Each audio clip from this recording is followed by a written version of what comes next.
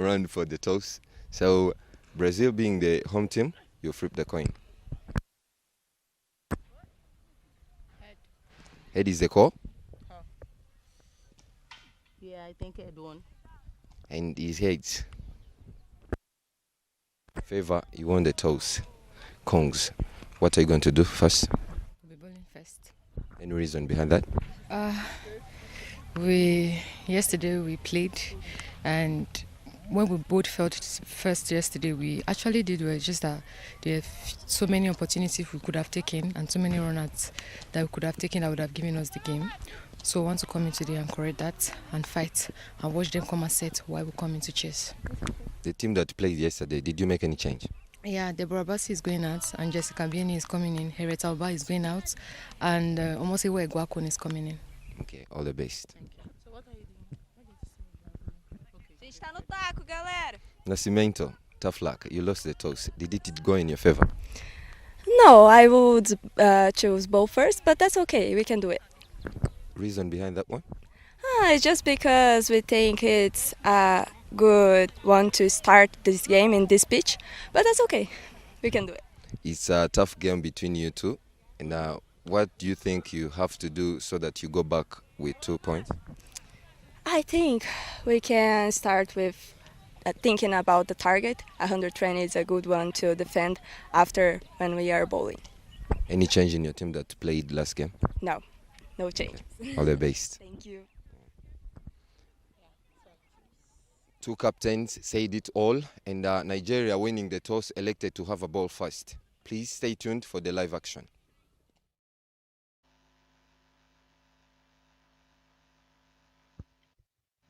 That's the news from the toss. Is Team Nigeria winning the toss and opting to field first. History slightly favors Nigeria, but Brazil have shown they can upset the African side, having claimed a memorable victory in their latest Kwibuka meeting, and those are team lists. SB favor the captain Christabel Shkwonye, Esther Sandy, Etim Sarah Ekwele.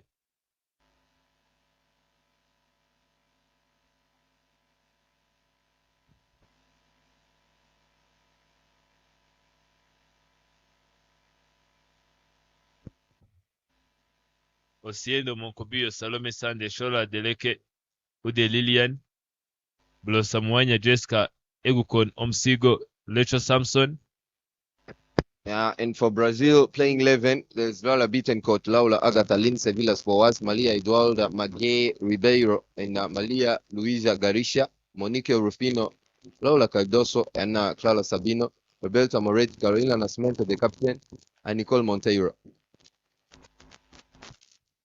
In their previous meeting, Eric, Nigeria played all out.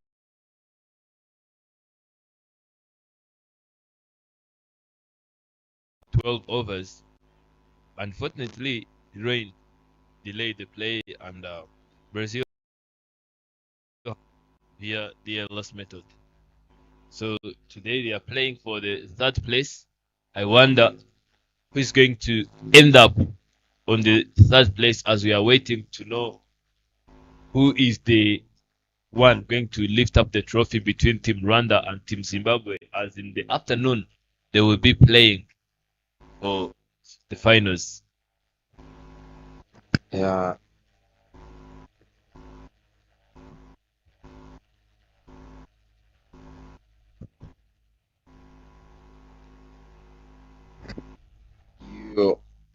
You said about this game, it's a really lovely game between these two, and one looking to win it.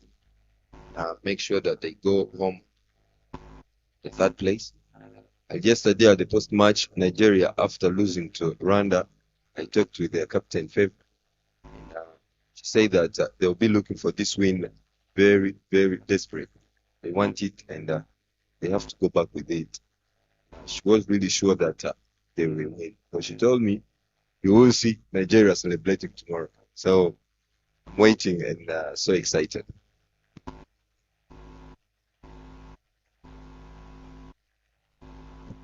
Much straighter. It was a full delivery from Ude Lilian. And Previously, Nigeria, they have finished with 5 wins and 3 losses, and Zimbabwe have finished with 4 wins and 4 losses, and he helped Team Nigeria to end above Brazil in the standings. But Nigeria may have finished higher in the standings in 2025, but when these two sides met head to head, it was Brazil who came away smiling. So today we are all waiting. Our eyes are firmly fixed to see who is going to end up on the third place. It's Ude Lilian, one who is always tightening the scores for the opponents who are always playing against Nigeria. 3 deliveries have been already played and 3 more to come. It's Lindsay Villas-Boas.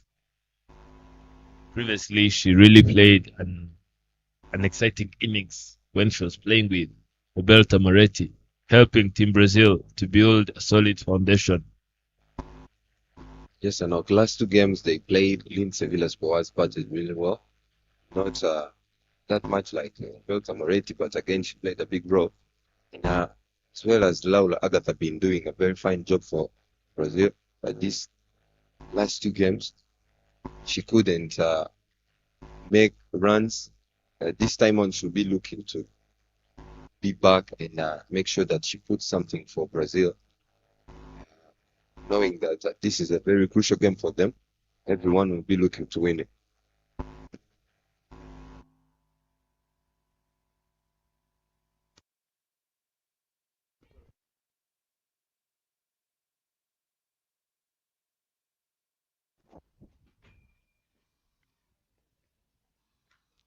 Playing that one, but straight to the fielder in covers. And Eric, like if you can see the field that Lilian Ude was using, third man and long on. That's Team Brazil for you.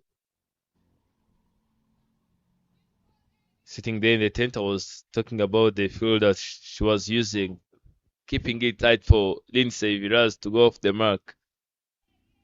And that marks the end of the first over. 3 runs on the board is Laura Agata, a very big threat to her opponent, along with Lindsay Viras-Boas. They are just moving by 3 runs per over, and we have seen the discipline from Brazil. They can start like this and end up setting 150 if they catch you sleeping. Yeah, very tight game between these two. This time, Osendo Monkobio now bowling from Bujesera end, where the wind is blowing from.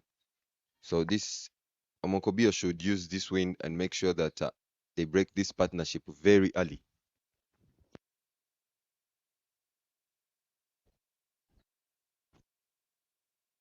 Yeah, that's well played.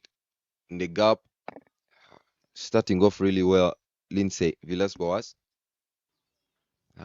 Monkobio starting with a short ball. In Lindsay Villas-Boas leaning on the back foot and making sure that she hits that one in the gap. They would have pushed for a second run, but again, it's the start. Maybe they're still with they're not yet there. Oh, they still have that feeling that it's still early. Hitting that one, cutting it straight into the hands of the fielder at point. But unfortunately, Christabel Chkwoye couldn't hold on to that, and it really ran straight away to the rope. And it's the first boundary of the innings. Yeah, Christabel Chukwonya chipping in a dive, but she couldn't get to the ball. And that's a boundary. Laura Agatha having width and making sure that she gets the use of it. Opportunity getting in the use. Laura Agatha starting off really well, getting off the mark with that boundary. Laura Agatha have been doing it. Loud appeal. Umpire is convinced and the finger goes up. Team Brazil loses their first and it's a big threat. Laura Agata will have to go back without troubling the scorers. Yeah, Monkobio doing the damage for Nigeria, making sure that Laura Agatha goes back into the seat. And bowling that one fuller And Laula Agatha going back like she played the previous ball and getting stuck. That ball drifted in a little bit and found her stuck, hits her pads, and that's the end of Laula Agatha walking off for 5 of 3 balls.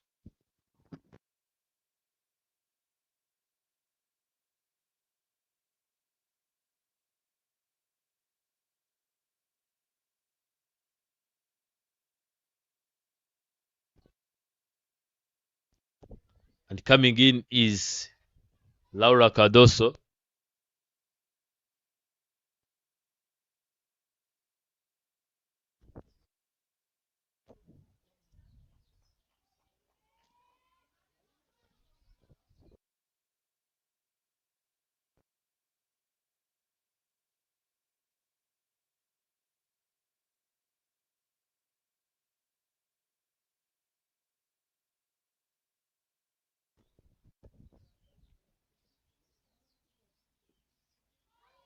Well, a great pitch of delivery from Osiendo Monkobio after picking up that wicket.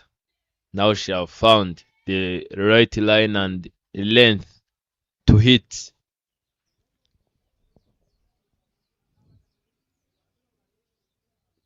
Better.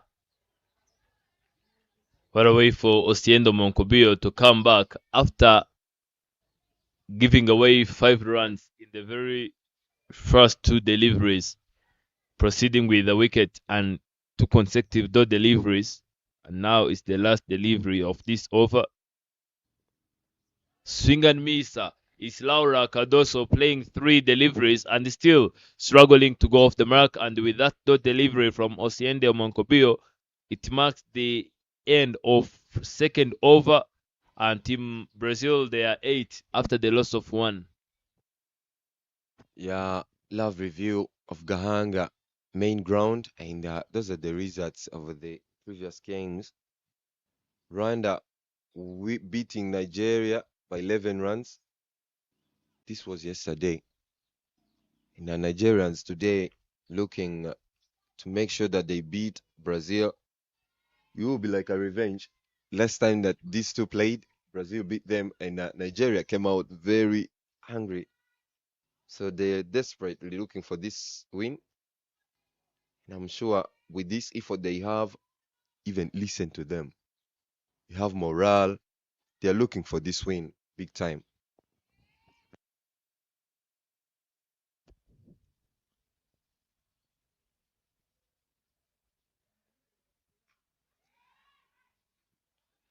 Laura Cardoso giving some start, see if they can sneak in a single. But Lilian Ude, who is not here to make them earn those, who is here to make them earn those runs.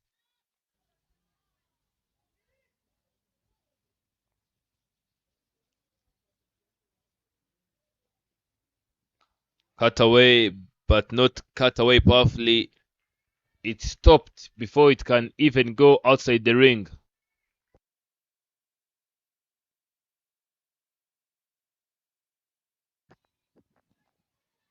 Lilian Ude starting her second over really well with a dot ball and a single. Laula Cardoso yet to get off the mark. Note for 3 balls. Lindsay Villas-Boas having scored 4 runs from 8 balls that she faced. Now projected score showing 77, but it's at the start of the game. A little bit wider in width, but this ball kept low this time, and Laula Cardoso was looking for a big heave and hit that one straight between point field and the cover field, but no connection. That's another dot ball from Ude Lilian. Very loud Nigerians in the middle, making sure that they keep Laula Cardoso and Lindsay under pressure. Uh, that's well balled again by Ude Lilian, asking questions, and Laula Cardoso yet to find an answer. Going well is Ude Lilian, helping Omonkobio, who bowled the second one from airport end, building a very good bowling partnership. These two, Ude Lilian and Osayendo Mokobio. Shorter, this time on, it's an invitation to Laula Caldoso, who doesn't wait for inciters. Going big and bigger, hitting that one straight in the gap.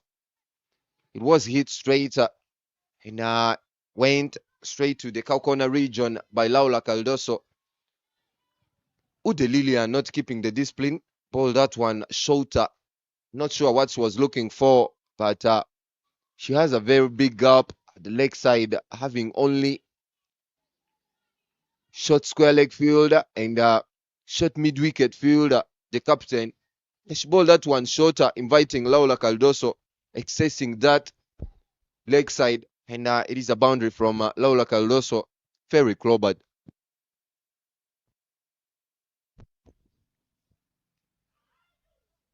Chipped and chipped straight down the ground, straight to third man. After that strong shot, straight into the gap, Laura Cardoso found her way to go off the mark with that single, and it will be the end of this third over. Still got 17 more overs to play. A lot of expectations, a lot of outcomes to come.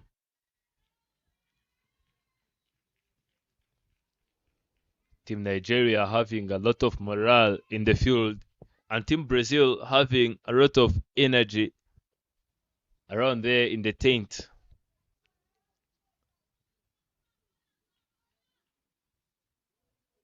Team Brazil, they do still have a long batting lineup. Monica Rufino is yet to come in. Roberta Moretti, Maria Luisa Garcia, Ana Clara Sabino. Those are the batters who are yet to come and who can come with a lot of damage. Yeah, in Nigeria did only one change. Deborah going out and he brought in Igukun.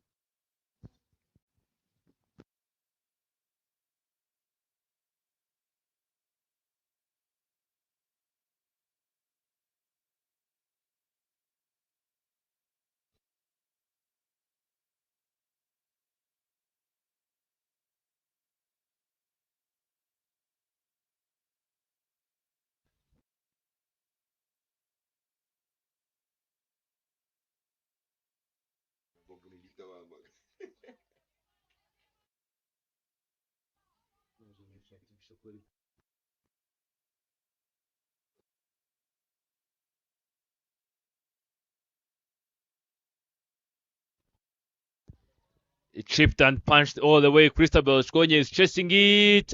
And yes, she does very well. She saved it before it can reach to the boundary. Previously, she dropped her. She missed a chance when it was Laura Agata was batting. And this time around, she saved 2 runs for Team Nigeria. Top work from Lady Christabel, doing a very good job for Nigerians, stopping that one from going to the boundary, saving 1 run for her team. That was a lovely connection from Laula Caldoso, connecting that one between the point fielder and the extra cover fielder. Christabel Chukwuonye, very quick, and she managed to stop that one from going to the boundary. Now Brazil scoring 17 runs after losing the wicket of Laula Agatha very early in the first over. Going well and smoothly at the Nigerians so far.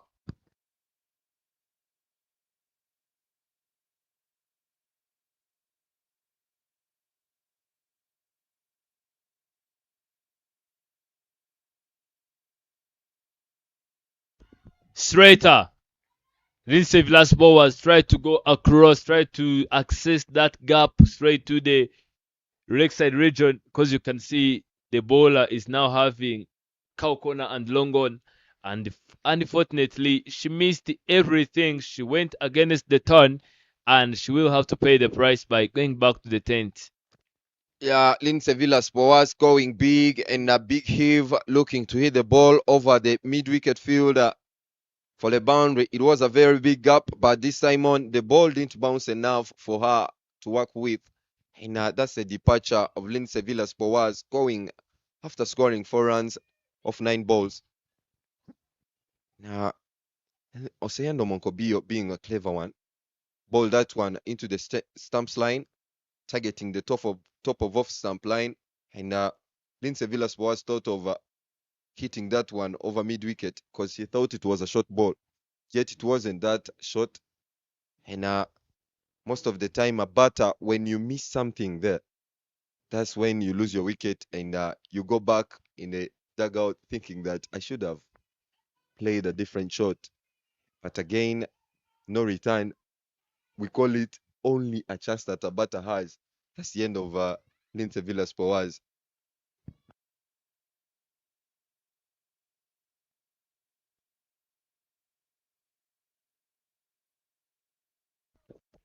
Eric Neo talking about the way of selecting a shot, the smart way of shot selection. Yeah, it's all about to know whether you are going to go for this shot or if you are not going to go for it. Because sometimes the delivery that you can cut, sometimes you can even go backward and push it. So it's all about knowing what's going to be the proper shot on this small occasion. Those are the flags of Team Brazil, and that's Laura Agata standing in the tent, not believing that she is back in the tent this earlier. And into the attack is the lady who was too close to pick up a hat trick, and she didn't. It's Christabel Chukwonye. Now, Team Nigeria, they should be expecting wickets, because that's what Christabel Chukwonye have been doing. But not the wicket of Laura Cardoso, and even not the wicket of Roberta Moretti, because these two, whenever it comes to protecting their timbers, they are the best, I'm telling you. Yeah. Now,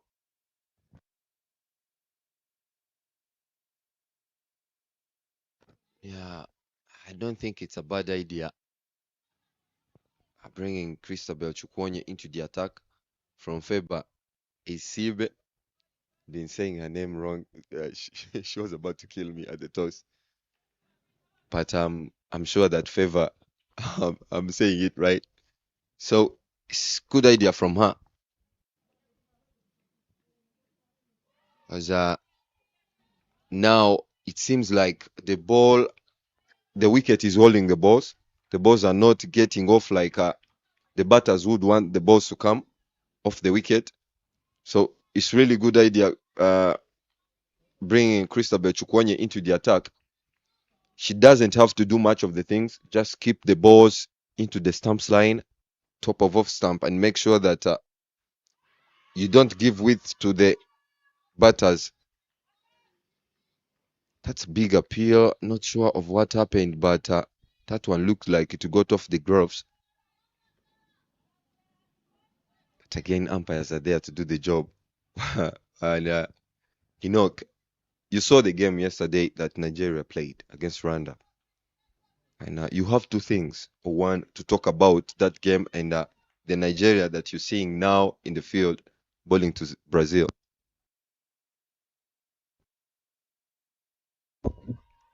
Leaning on back foot and playing it straight to the fielder.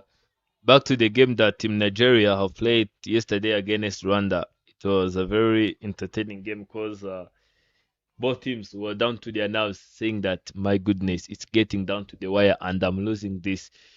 Till to the last delivery, Team Rwanda was not sure that they are winning.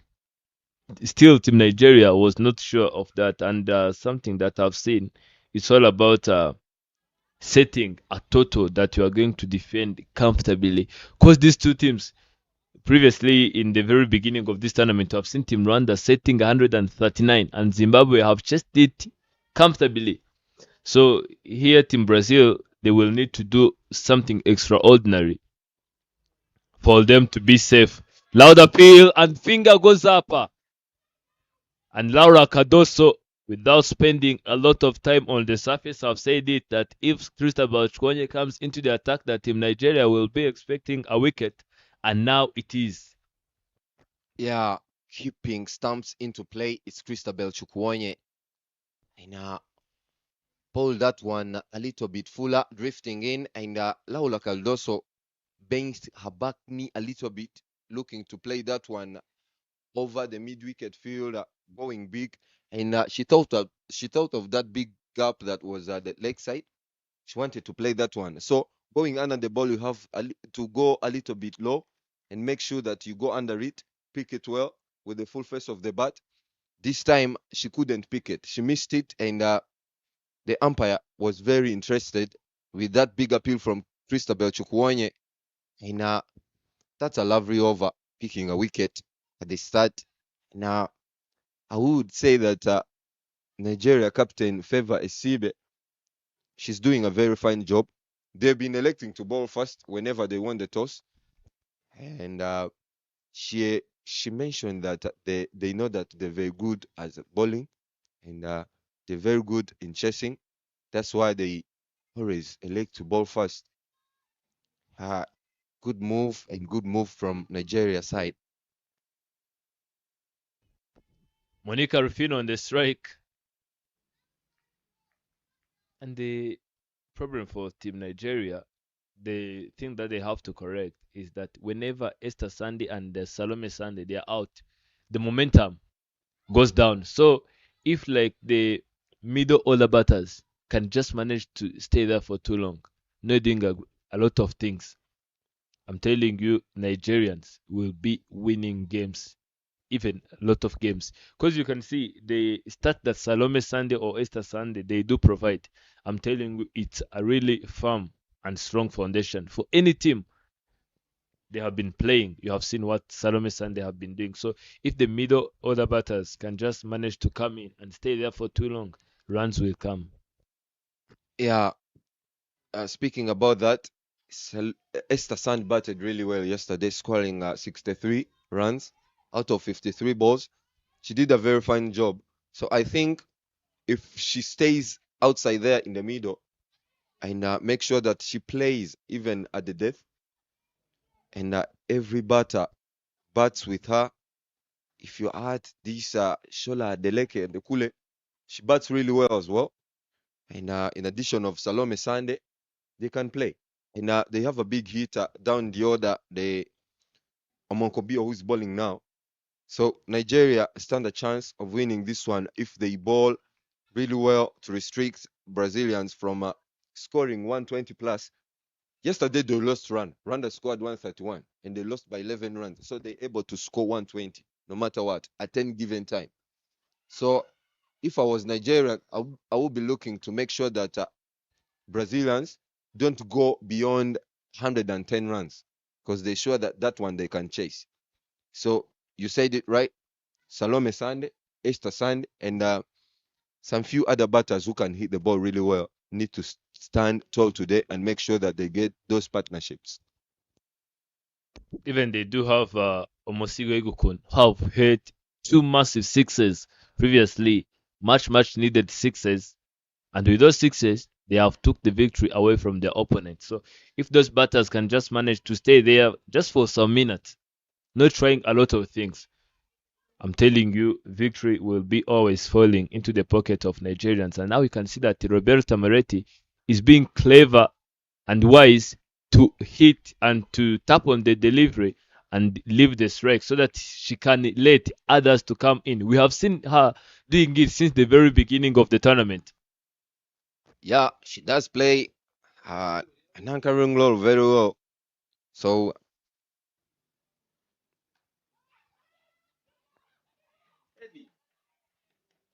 I was saying that she plays an anchoring role very well. And if you say the way her and Rufino bats together, it is really interesting to watch these two batting on the wicket down there in the middle. And Nigerians now they need to find a way to break this partnership. This is the very big partnership for Brazil, and I'm sure they're looking forward on what they are going to do because Roberto Moretti been there doing the fine job, That's how she plays. She does target the gaps and make sure that she runs the first one quick so that she creates a chance for a second run. And it is a spot of Rufino Monikel been doing a very, very fine job helping her in favor of Brazil. That's how she does it. Playing into the gap, targeting those two runs. You see, she was in between the wicket looking for a double. Yeah, I really like the way Roberta Moretti bats, and looking forward to see what her and Rufino has in the pocket for Brazilians. Previously, Roberto Moretti have won the game against Rwanda. I'm telling you, it was not Brazil. It was Roberto Moretti. She went in and everyone was like, it's not happening. And yet it happened. Yeah, she came out to the post-match presentation and she said, it's always not done until it's done. As long as I'm still there, everything is possible. And that's what many team needs. A team player, a person, a player who can just come and stand tall for the team. Yeah, I've seen her taking responsibilities a lot of times in the game that they played against Rwanda, and that's the fans coming around, joining to make sure that they support teams here. Not only Rwanda, but it's a game, and everyone loves the game. So it's the end of the power play. Brazil managing only 20 runs, and we'll see the change in Combs box as Ivan Sajabi comes in, and I'll be taking a short break. Thank you so much, Neo. Happy to be here. Good morning, Enoch. Morning, Sajabi. We have been watching a very interesting game here. Osiendo Moncobio picking up 2 wickets.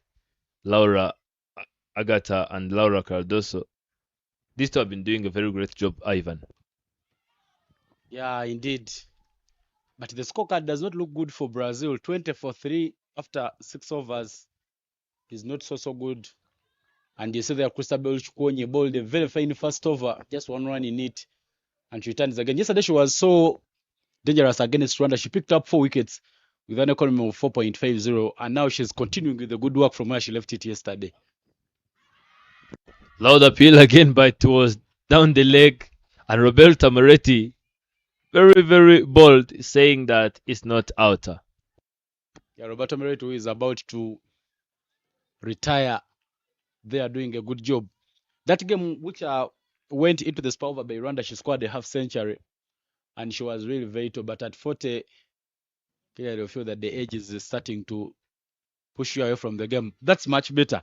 She wanted to use the wrist, just that the ball was a little straight. And now this time around, she leans back a little into the shot and manages to pick up that gap. And this is what Brazil needs to be doing at the moment. Keep protecting strikers, you keep finding the runs. Because they have already lost wickets. They don't want to lose another wicket. So don't try playing those shots that might put your batters into danger. So Monica Rufino should be also knowing that since Roberto Moretti is rotating the other end, she should be doing the same thing at her end. Roberto Moretti have been helping her colleagues to get runs. Laura Agata got a half century when they were playing together. Lindsay Villas-Boas was in 40s when they were playing together, same as Monica Rufino. But you see that the difference is that Monica Rufino, that she was trying to overhit the ball, which is not needed now for Brazil.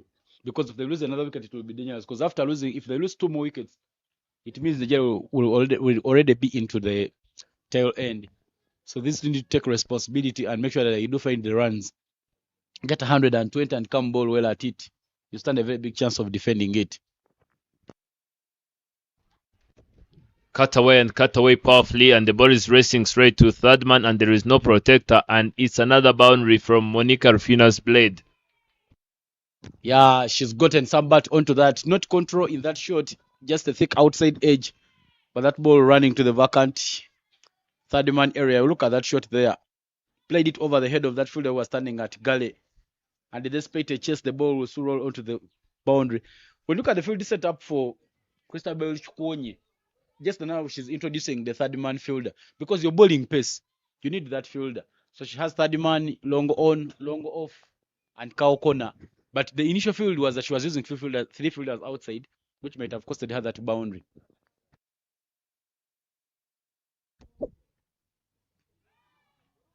And wider. Monica Rufino, if it was somehow close to, I'm telling you, it was going to be the same result because you have seen the approach. Christabel Chikonya has a professional attitude and way of behaving on pitch. When she bowls away, she doesn't hold her head or think about it. She just gets her run up right away. Then she comes, one of the few swimmers who bowl with shades on. And she puts that one into the block hole. Not a bad over for her. 5 runs in it. After 7 over, 26 for 3 is what Brazil has on board. With the projected score still reading 74, it needs more. It means that they will need to do more work. And look at this Brazilian team; they are so good when chasing, and that's one of the characteristics of emerging teams. Because when you see the game that they won against Rwanda, they were chasing. The game they won against Nigeria in their second meeting during the group stages, they were also chasing. So it was a good decision for Favor SCAB winning the toss and sending them to bat first. But when you're so critical, look at the wicket. The pitch they are using now was the wicket where the first games were played before they changed and went to the middle one. And there were runs coming onto this pitch because this is the pitch where we saw Nyasha Gwanzula scoring 115, the highest individual score for the tournament. So there will be some more runs to be picked up by Brazil onto this surface. This surface, you need 130, and you're a little safe if you bowl well.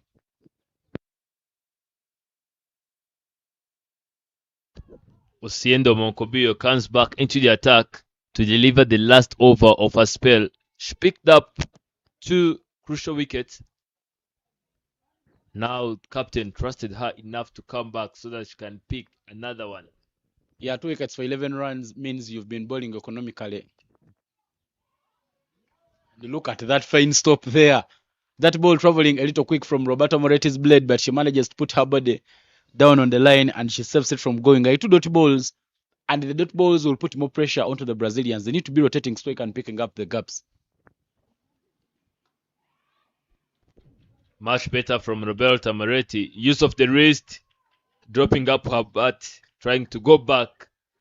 What Roberta Moretti have been doing, Ivan, is trying to help the batters. They're playing together to get more runs so that she is always trying to get that first run first so that she can create an opportunity for going back. But with this tight fielding of Nigeria, it's not happening. And now Rufino needs also to rotate strike and pick up the gaps. You see, that's what they need to be doing now. That is well placed into the gap, and they will push quickly for the second run because the ball was wide of Lilian Ude and right into the gap, giving them a chance. This is much better compared to what she was doing in the previous over, because the previous over she was trying to go hard at every ball, but you just find the gap and the runs you'll get. Now they already have 3 in the over. If they can still pick up 2 singles, they will have 5 in the over. And if you're moving at 5, that is close to 100. You wait for the bad balls and you can get to 120, 130, then you come out and defend. Very well said. Tapping on that one by finding Christabel Chkonye with her good shades. He won't create an opportunity for you to get those runs easily. I tell you, if Christabel Chkonye had not chipped in that dive, that ball would have run away. But when she keeps in the timely dive, she manages to cut that one off. There is extra cover long on, standing at the boundary, but long off at 45 years standard is a cow corner fielder for Oseyende. She's been the busy girl, Christabel Chkonye. And this is a good over for the Nigerians. The 3 runs in it. And as Oseyende Omonkobiho completes her spell, she's conceded 14 runs and picked up 3 wickets in half 4 overs. And as we come to the end of over number 8, 29 for a loss of 3 is what the scoreboard reads for the Brazilians. And that big wicket conference between those two, Moncel Rufino and Roberto Moretti, should be looking for a way of finding the runs, because clearly they're not finding the runs. 29 and a projected score of 73, that cannot be defended against the Nigerian batters. Christabel Chkonye comes into the attack from the pavilion end. They have both faced 10 deliveries, and Roberto Moretti 4 runs of 10, and Monica Rufino 7 of 10. Flicking that one straight to fielder square leg. It's Jessica Bieni, And now Roberta Moretti is off the mark once again, allowing Monica Rufino to come on the attack. And if they can be wise enough to keep up the strike rotation, it's going to be a different story. But if they put the pressure on themselves, trying to get a boundary every single delivery, it's going to be wicket falling after wicket. Yeah, it is a strike rotation game for Monica Rufino and Roberto Moretti. Trying to play that one leg side, but it crunches into the pads. One thing I like about Roberto Moretti, she's finding the gaps compared to Monica Rufino. So if Monica, because that ball was there for the on drive, given her stance, just wait for the ball and get on top of it, bounce. But she tried to close in her hands as though she wanted to play a flick instead of opening up and playing the on drive.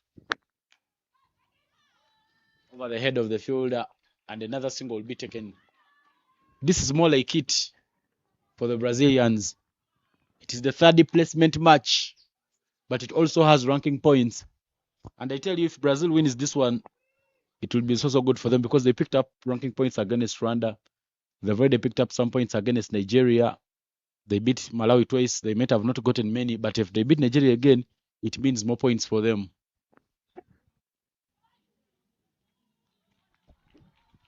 Trying to cut that one. But the fielders of Team Nigeria have been busy lately, not allowing Brazilians to get those runs. So if you see that the fielders are way too busy like this, Mr. Ivan, there is nothing else you can do apart from picking up those singles, because that's the only thing that they are offering. Yeah, Chukonya using a third man, Kao Corner, long on and long off. But now Kao Corner moving closer for Monica Rufino. She moves closer to long on. Trying to give it a flick, but fortunately it was way away from the bat and it was a wide.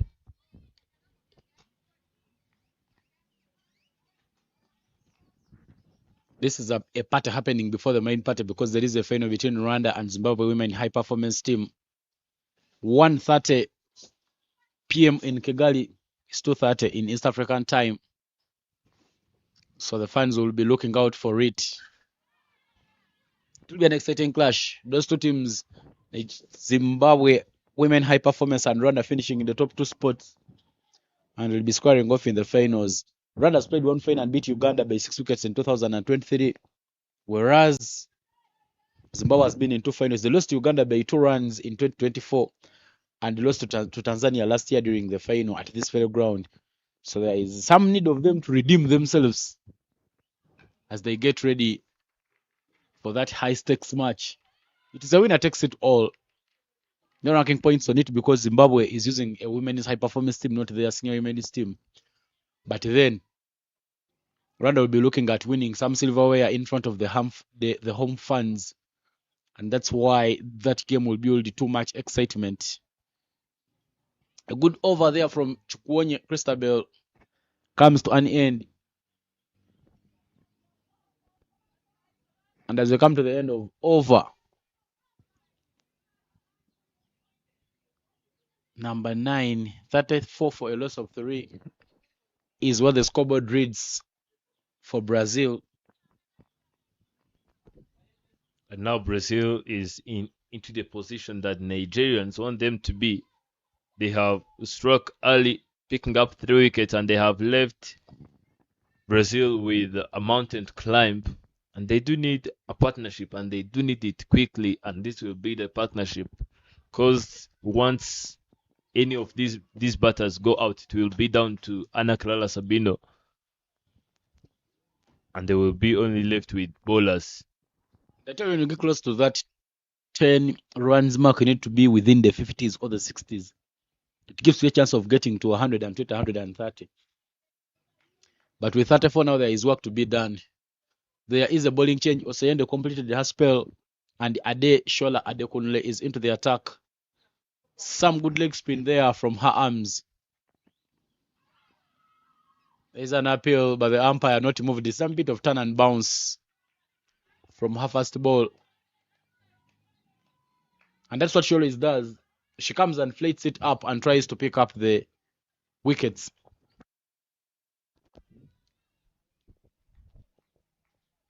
The Queen Lady trying to fool the batter so that she can be fooled by the way she tosses up that delivery. Played into the gap, but there is Christabel in the deep, giving it a chance, and yes, she will do it as she does it. Very, very great work by Christabel Shkonye. You can't hide her, you can't keep her out from doing what she does normally.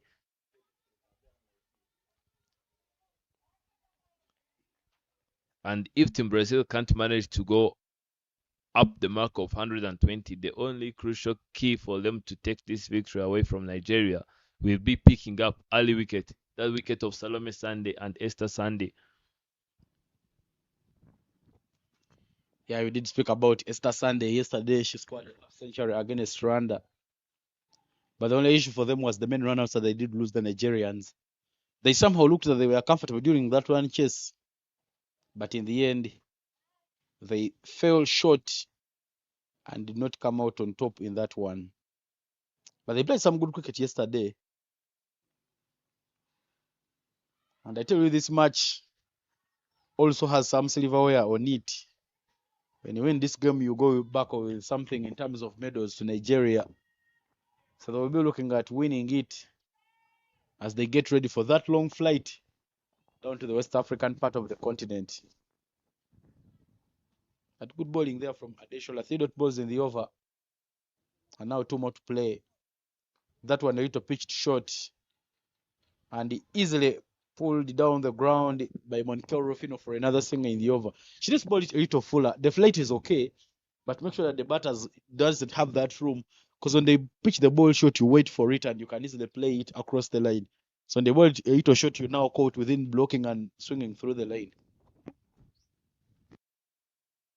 Last delivery of this over.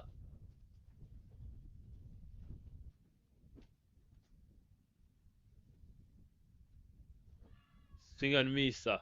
Roberta Moretti, as you have said, Ivan, now she does it well, not offering enough room for Roberta Moretti to pull it all the way. And with that delivery, it marks the end of over number 10. 37 runs on the board after the loss of 3. Yeah, it was a good start there from Adeshola Adekunle. Wicketless so far in her first over, but she conceded only 3 runs. And now this is the plan for Favour Esiebe. She makes the change and brings Shola to replace Oseyande. But then it means that, she brings Shola to replace Oseyande. But now it means that Shola has to continue the good work that Oseyande was doing, not leaking runs. Because they need to make sure that they get Brazil to a very manageable total. Then they can come out and give it a chance. But that's the message for this tournament. The 12th edition of the Kwibuka Women's T20 International Tournament here at Gahanga International Stadium. Remember, Unite Renew is the message as we do remember the lives that were lost during the 1994 genocide against the Tutsis. It's exactly 32 years ago. And we do pray, hope, and pitch against what happened to make sure that it doesn't happen again. And at the 10 overs break, the teams take a break, a drinks break, and it also gives a chance to the coaches to come and speak to their players. I see already John Lee Booth, the captain for the coach for Brazil, is out in the middle speaking to Moretti and Monker. Then I also see from the other side, Theophilus Ebodeme, the coach for the female Yellow Greens, also giving them some bit of fresh instructions. But another credit goes to Rwanda Cricket Association in hosting, in making sure that they organize this tournament. Because this tournament does not only give an opportunity to the female players of Rwanda to play, but it also helps in spreading the message against the genocide.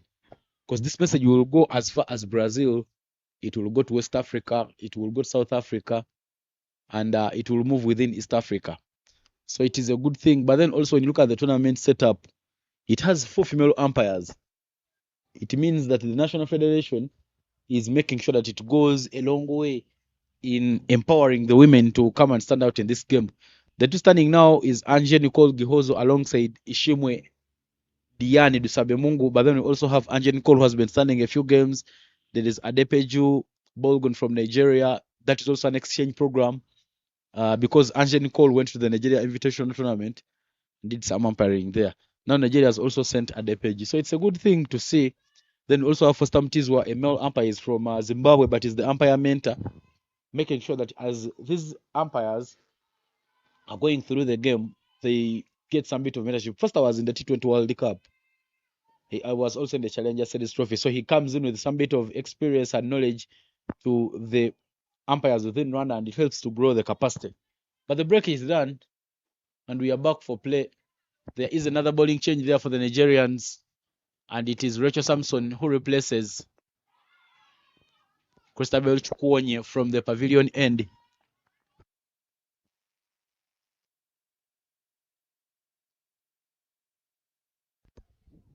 Yeah, as Ivan was saying, this is more than a tournament. This is more than runs and wicket. It's all about empowering women's cricket. And Monica Rufino, after that break, after talking to the coach both, now she is coming with a different approach. Played up in there. Is it going to be taken down in the deep? And the other wicket, it's Esther Sandy, is now going down. Monica Rufino trying a lot of things, and now she's gone. Yeah, the tactic there from Monica Rufino, because they were into the last 10 overs of the innings. A time where you come and maybe step on the gears a bit, because they've lost 3 wickets inside the first 10 overs, so it means you can try and attack. But the attacking not working out for her. That ball angling into her. If she had played maybe across the lane, it would have been much better. At long off there is a pickings for Esther Sunday, and it is the 4th wicket that falls for the Brazilians. Rachel Samson with her first, but that current run rate of 3.64, Brazil must look for a way of trying to accelerate it. About 2 wickets from here on for the Nigerians, will see them into the tile, and it will help them to wrap up things very, very quickly here.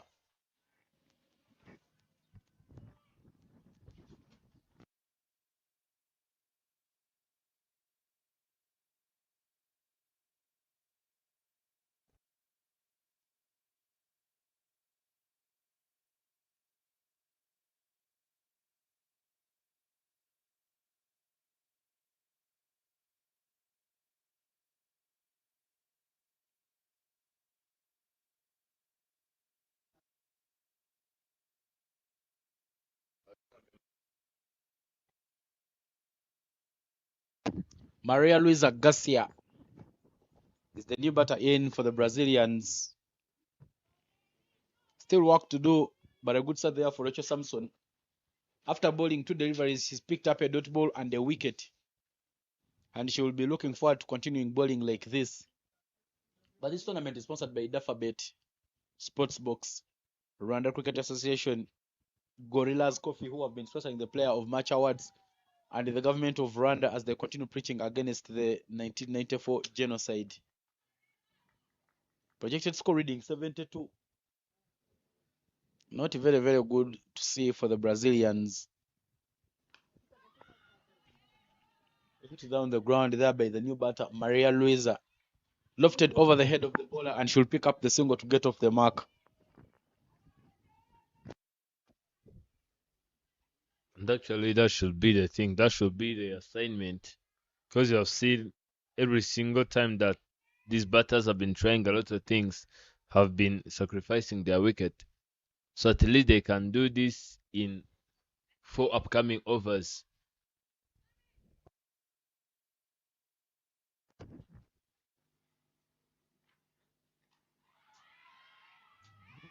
They're trying to find the gap, but she doesn't find it. This year might be a very good year for Rwanda in terms of tournaments. They hosted the Challenger Series. They are now having the 12th edition of Kwibuka. After this, in August, there is the ICC Men's Under 19 Division 2 qualifiers, which will be happening here. Then the IL Continental Cup will be returning to Kigali. So it's times to be in Rwanda. So for the fans around the globe, this should be your go-to destination. It was a good shot there. Some good use of the arms by Roberta Moretti playing that cut shot, but it picks up the fielder in the deep. Christabel Chukwuonye, and she just takes a single. But this is a good over for Rachel Samson. Dot ball, two dot balls in it, 1 wicket and 2 singles, and good work there for her to continue making sure that they keep the pressure on the Nigerians.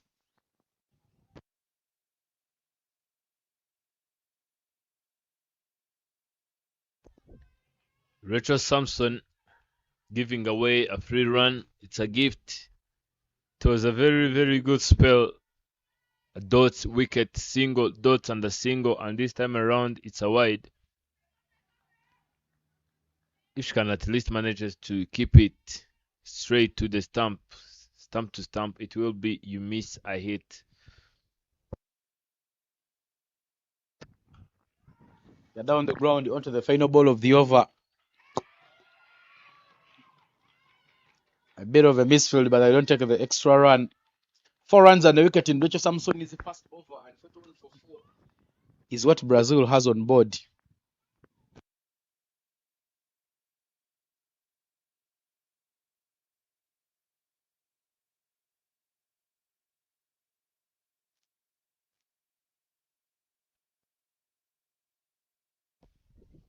Ivan, I've heard that you really like to travel, but have you ever been in the northern part of Rwanda?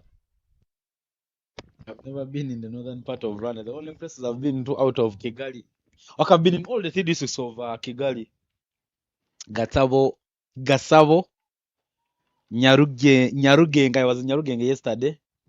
Then Kichichiro, where we are right now. But the only districts I've been in out of here, I've been in Obujesera only. I also went to Ndera. Then there is a time I came to Rwanda through, should have been the northern part. And I saw places like Kayonza, Nyagatare, Ruamagana, but I was there just on bus. So I've not really had a very big trip out of Rwanda. Because when you come to Rwanda for the tournaments, it's always busy times. Fine, you get some bit of a rest there, but also you're thinking of going to the hotel to cool off a bit because you've been speaking nearly for the previous days. Yeah, but I need to visit places like Chinihira. I think when we return in Rwanda for the 19 tournament, I'll be looking forward to going there because there are some cricketers who have come from that place, decent ones. But speaking about the decent ones, there is a decent shot there that comes in from Maria Luisa. That ball pitched to full by Shola Adekunle hit down the ground. There was no longer off in a place, and that one goes all the way to the boundary.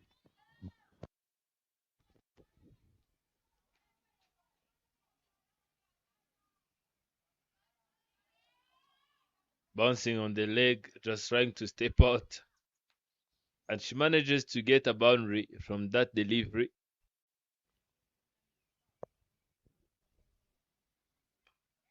Tossed up and is placed straight on the ground without enough power, but they will pick up that single. And the biggest issue now for sure is that she's not keeping the wickets in check. You need to make sure that every time you're bowling, the wickets are being asked questions. It doesn't give the batters freedom. When you bowl it wider. It means the batters can throw their hands onto those balls. So she needs to adjust the lanes and bring it a little closer if she's pick up good rewards. And that one is also pitched too full, and they will take the single. But speaking about the cricketers who come from Chinihira, you see players like Brazil Herrera, there is Ali Sikuzwe. There are some boys who are from Chinihira on the under 19 team which visited Uganda a few weeks ago, but I'm not recalling their names. So the first person I visited was Ndera. Unfortunately, I didn't see the academy because the person who invited me to go to Ndera wasn't there by the time I reached there. But it has also produced some decent players. And you look at the players who were in that team which qualified for Rwanda during that 19 team. Players like Mari Jose Tumukunde, Gisele Shimwe, Henrietta Shimwe. Not sure if Zulfat Shimwe is also from Mondera. Oh, she's from Kichichiro. But it was a very good group because those girls were welcomed back in Rwanda as heroines after representing the team well and holding the flag. There was some chance of a catch, but the ball didn't carry to the field as Samson, and the single will be taken. A little expensive there from Ade Shola. She's gone for 7 runs in this over. And after 12, 48 for a loss of 4 is what the scoreboard reads for the Brazilians.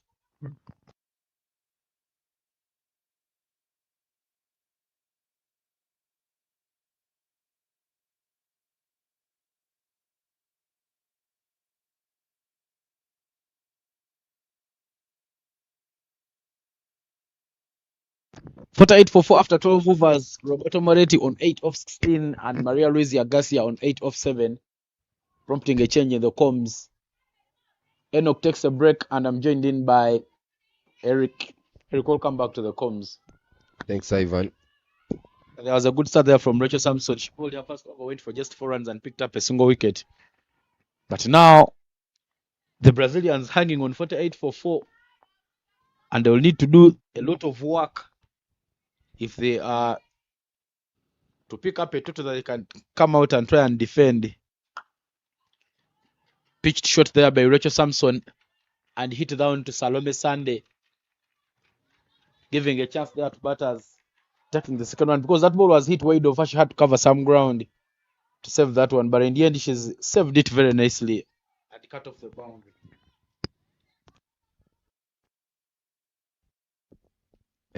Salome Sande been doing a very good job for Nigerians in terms of fielding. She's been here and there, making sure that she covers a very big gaps for Nigerians. Oh, that's much better bowling, much better from Rachel Samson, bowling it outside and wide of the bat, and she picks up that dot ball. You need to keep bowling there so that you can evade them to play the cut shots. But every time you bowl it short, it means you can easily be hit to the leg side, and they will pick up runs. And you see there is no mid-wicket fielder. So meaning, the captain going to mid-wicket. She was standing at mid-off. Now she's gone close to mid-wicket, closing in on that gap. I was saying that big gap can give you a chance. Even when you saw where mid-wicket is standing and square leg, you can still pick some runs if you drop and run. So bowling outside off stump can work for her because she has a backward point fielder and a point fielder, Rachel Samson. See? And now that Maria Luisa is not moving her feet, you can easily pick up those dirty balls. Yeah, she's not moving her feet, and Rachel Samson is bowling that one a little bit slower, cutting off the pace and make sure that she keeps the ball on the offside, so that even if Luisa hits that one, she hits it at the offside.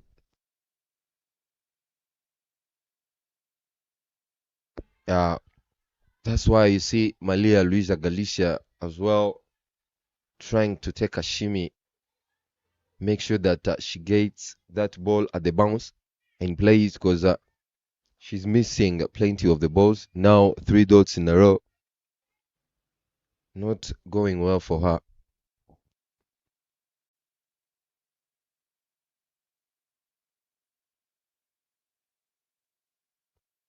They are now trying to touch and run, but Rachel Samson not giving them that freedom. And that is some good work there being done by her. But the double of the first ball of the over has brought up the 50 runs for the team. Now 1 more ball remaining in this over. It will be hit down the ground and they'll pick up the single. Bring us to the end of over number 13. 51 for 4 is what the scoreboard reads for Brazil. And if you're just joining us, Nigeria won the toss and opted to bowl fast, but they have put up a very good display, giving away just 51 runs and picking up 4 wickets in the first 13 overs of this innings. Yesterday at the post-match, Nigeria, after losing, Favor, the captain, mentioned that today will be the last game. I saw they will be coming with every effort they have, power, and make sure that they leave nothing on the plate, finishing everything and make sure that they win this one perfect. So I'm sure this courage they have, the morale, is regarding to that win that they are looking for.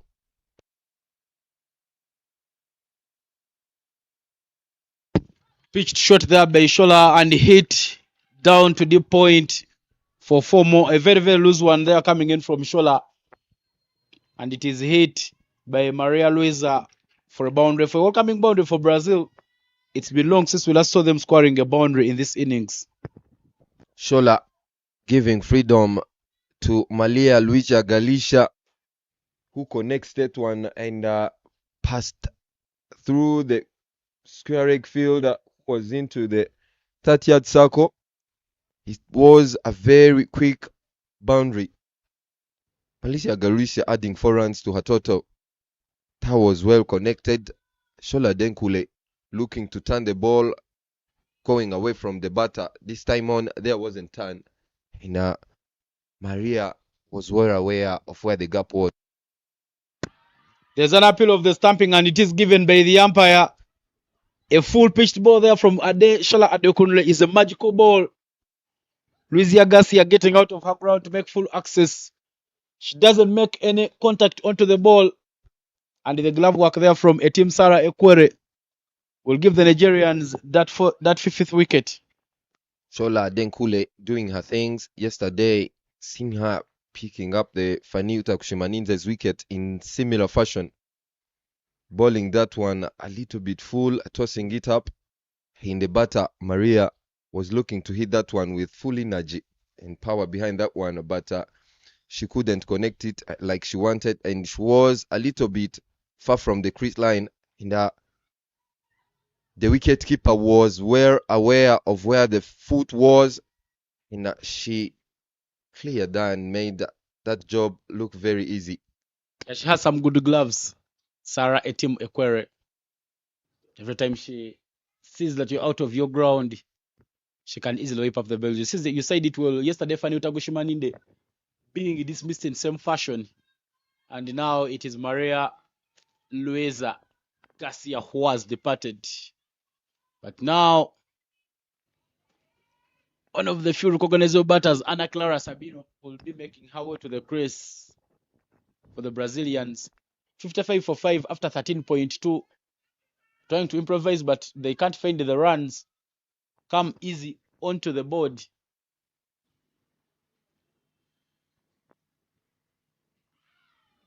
Dot ball there from Shola. But you look at the hit there from Sabino. She may not be going for the powerful hits. She wants to try and use her wrist to pick up the gaps. So ball it with a lot of flight and so slot. Make sure that you don't invite her to play any shots. Beating the outside edge again, and it is another dot ball in the over. Now this is turning out to be a very good over. Sheila started it with a short ball that was hit down the ground by Luisa Maria Garcia for 4 runs. But since then, she's made sure that she adjusts the lanes and she bowls very, very well.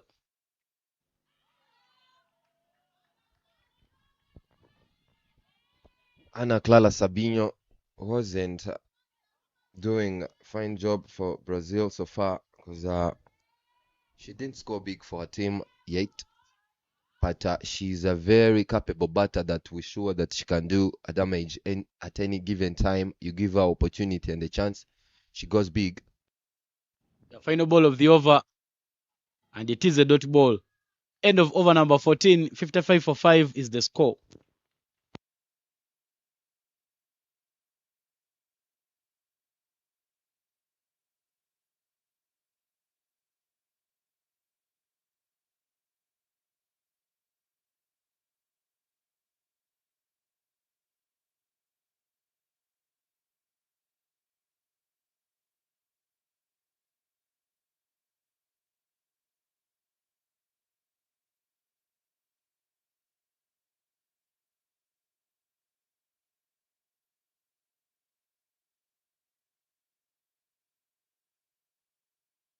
Samson Rachel has bowled 2 overs and conceded 7 runs and picked up 1 wicket. Now she will be returning into the attack there for Nigeria from the pavilion end into the gap and work for Salome Sande to do misfields that one, and it is a boundary for the Brazilians. Yeah, it's Resto Shamson missing that one. Salome Sande missing that one at a cow corner region, and it passes through her legs. She was there, and she was really able to stop that one, but the ball passed her against the grass, made the ball bouncing a little bit, and like Salome Sande showing with the signs, The ball bounced and she couldn't stop that one. Now we've seen that one from Lilian Ude yesterday, and it was one of the passes that made Nigeria lose the game. Turning very much into that shot, Roberto Moreta, and picking up the gap.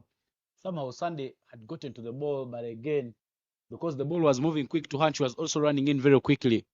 She didn't manage to stop the boundary.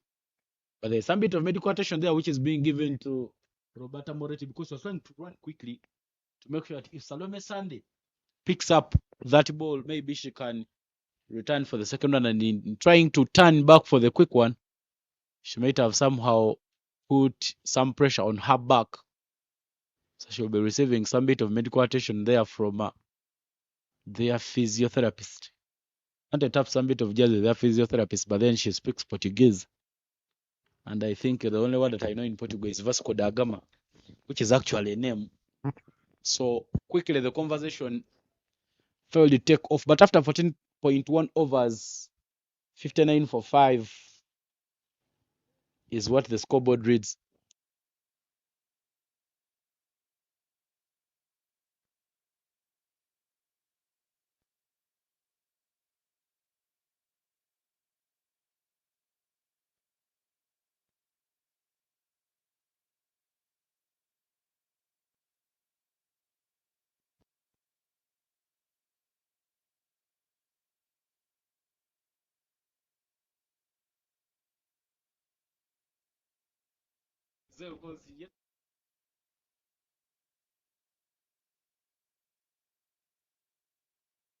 Great Milson there for Ishimwe Giselle. Rwandese international, 2,000 runs from 117 innings. She made this milestone yesterday, and clearly she has been in the runs for Rwanda. And that says more about the good work she has done for the team. The good news is that Roberta Moretti is back. She has 12 of 17, meaning she has scored most of the runs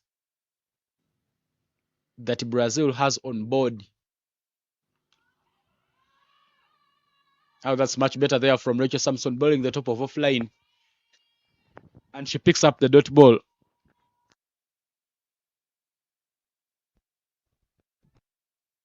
Yeah, Rachel Samson doing a fine job so far. Picked up a wicket and having gone for 11 runs only in her 2.2 over spell.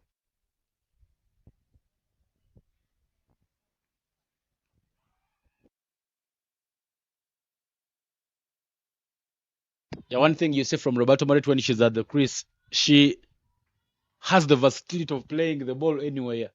Because remember at that game against Rwanda, which went to the super over, she was playing the orthodox sweep shot, the slog sweep, and the reverse sweep.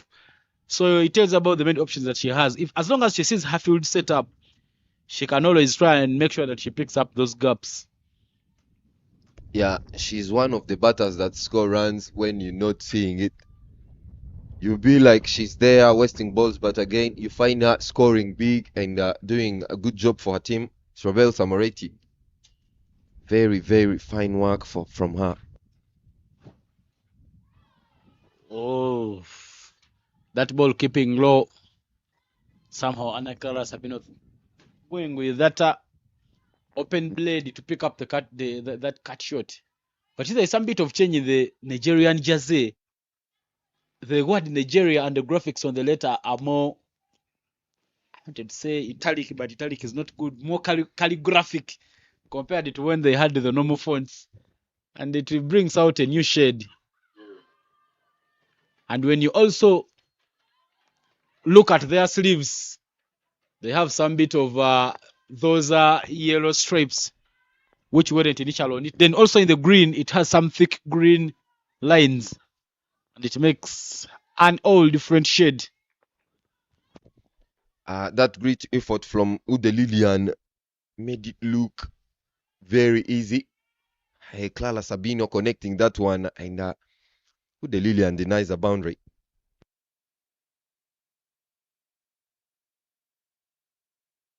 Anna Clara Sabino plays that one down the ground. She's now starting to find the confidence. We look at the previous shot that she played to long on. Before that effort from Esther Sunday, she picked up a double. Now she plays one down the ground and she picks up a single. Bring us to the end of over number 15 with the scoreboard reading 63 for a loss of 5. Yeah, Brazilians going well, but again, Nigerians will feel like they're doing a fine job as well. Because whenever they restrict Brazil going beyond 100 runs, they'll feel like they're doing a fine job. So Roberto Moretti will look to keep doing that job, stay on the wicket, make sure that every other batter comes and bat with you. With the way that we know Ana Clara Sabino, if she stays long on the wicket, she will do the damage, I'm sure. And now, with that support of Roberto Moretti, who really plays nice in the mid overs, it will be easy for Clara Sabino going big and do the required work.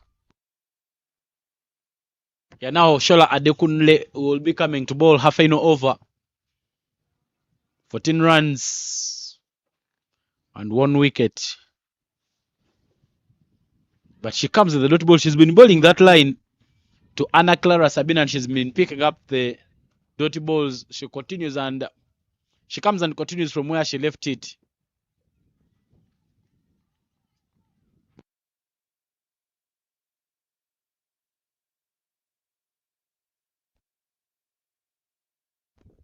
Yeah, very freezing Gahanga. Totally different from how this whole week been. It's a very cold morning here.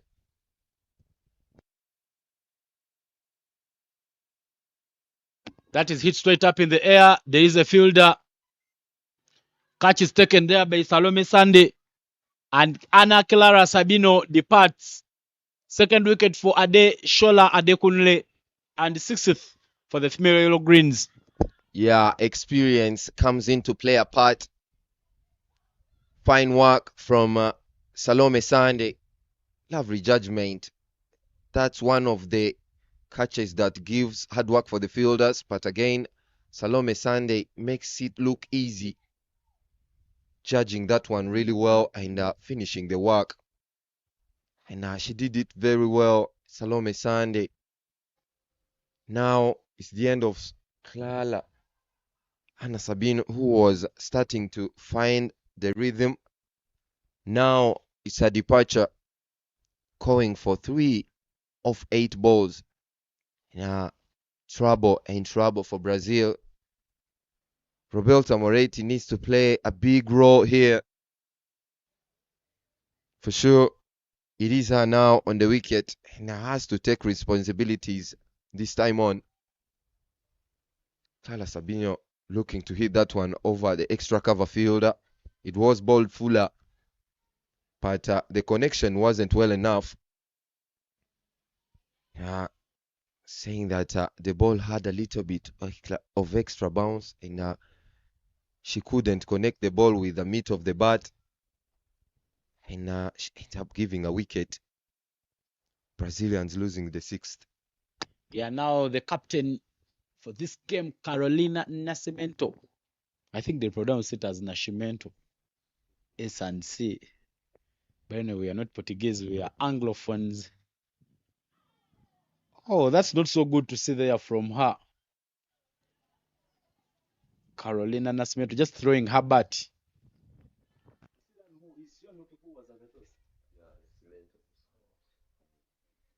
It is a dot ball there. Dot, wicket, dot. Good bowling there from Ade Shola Adekunle. There is an appeal, but Anje Nicole Gihozo not moved. Spoke about the many cricketers who come from Mondera and we forgot to give her flowers. He is also from Mondera. One of the hubs that has made sure that there is good progress. And most of the credit goes to Eric Hira Dosabemungu, the one that many call Eric Toll, alongside Ghislaine Umbiei.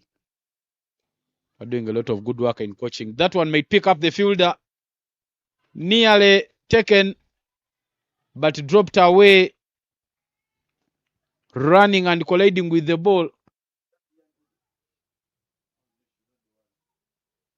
And the fielder is in some sorts of pain. Sunday Esther colliding with the ball, and that might have hit one of her fingers as she went to attempt taking that catch. It's an opportunity created by Shola that is not taken. And Nashmento Carolina will live to die another day, but that is it from the replay. Tossed the fall there and hit down at Longo on. But as she went to take that one, she's hurt her finger. And now the physio is on to give her the medical attention that she really needs.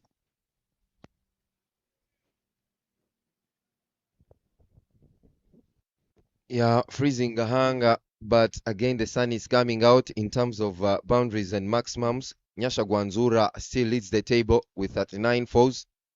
And Ishimwe Zizel, the second, Sunjeni Kananji, the Malawian, being the third one with the 25 boundaries. In the maximums, Nyasha Gwanzura, she's the first one as well, hitting 13 sixes. Mrekatete Belize coming the second one, having hit only 5. Shimwe Giselle as well on 5. In terms of bowling, Henriette Shimwe picking 15 wickets and leading the table. Christabel Chukwonye, the Nigerian, picking 14. And Ezibe Favor picking 14 as well. The difference between her and Christabel Chukwonye is the economy.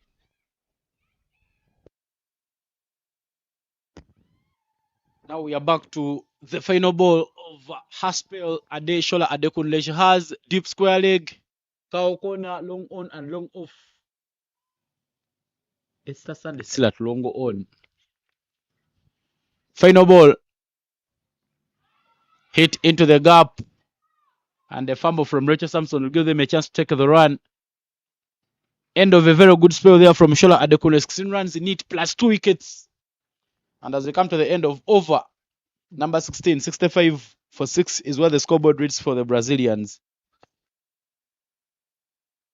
Yeah, that's the dugout of Brazil. They will be looking to Carolina Nascimento, the captain, and Roberto Moretti doing the job for them, knowing that 100 and below 100 won't be much, won't be enough for them to defend. And to bowl the 16th over, 17th over, it will be Christabel Chukwonye bowling from pavilion end, and that will bring the change into Combs box as Ivan Sajabi takes off, going for a short break. Enoch joins. Welcome back, Enoch. Thank you, Eric. Team Brazil struggling to cross that line of 3 digits as they are on 65. Played and played, not in the gap, but Carolina Nascimento being there in time. Another single is picked. Now I wonder who's going to stand up for Team Brazil so that they can reach in 100.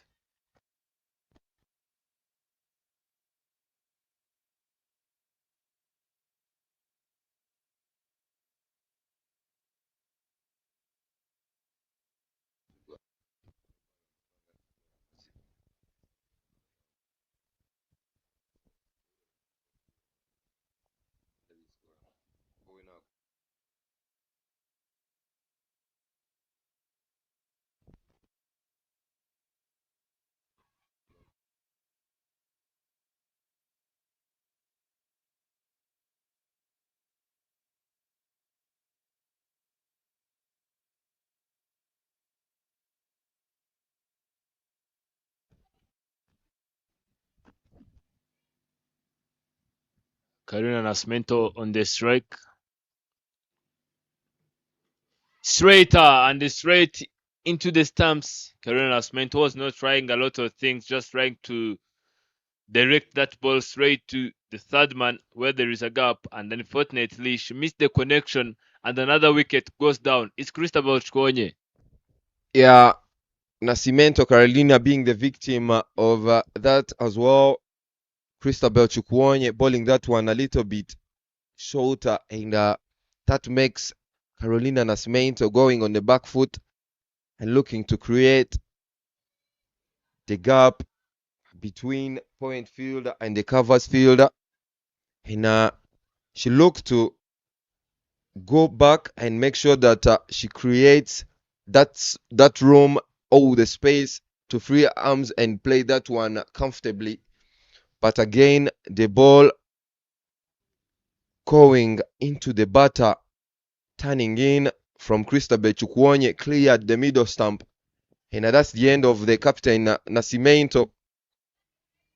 And that brings Nicole Monteiro in the middle, joining Roberta Moretti, who is already on 15 of 21 balls.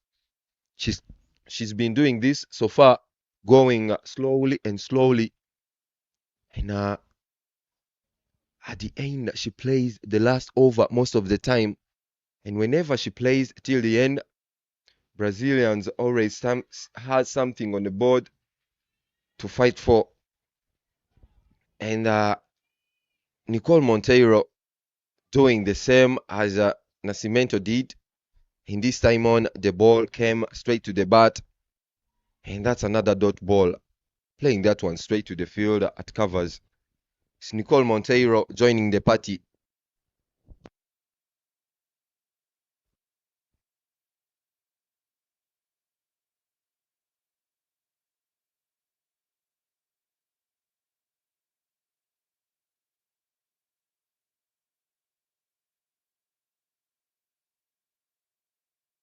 And straight once again, it's Cristobal Chkonye without taking too long. After that dot delivery, now it's another wicket. It's Nicole Monteiro who is off back to the tent. Yeah, Fuller this time on from Cristobal Chukwuonye balls that one going into the leg stump. And that space from Nicole Monteiro leaning back. And I wanted to create that space as well, looking to play that one straight into the covers, missing it completely. And that ball hit the pad, and the pad helped it coming back and hits the stumps. That's the end of the newly batter who just joined Roberta Moretti on the wicket. Nicole Monteiro walks off for note. And Cristobal Chukwuonye keeps in the good work for Nigerians. Bowled really well yesterday. She picked 4 and for only 18 runs. This time on, she comes back and she's doing the work. Now, already picked 3 wickets on her name with one more delivery to go.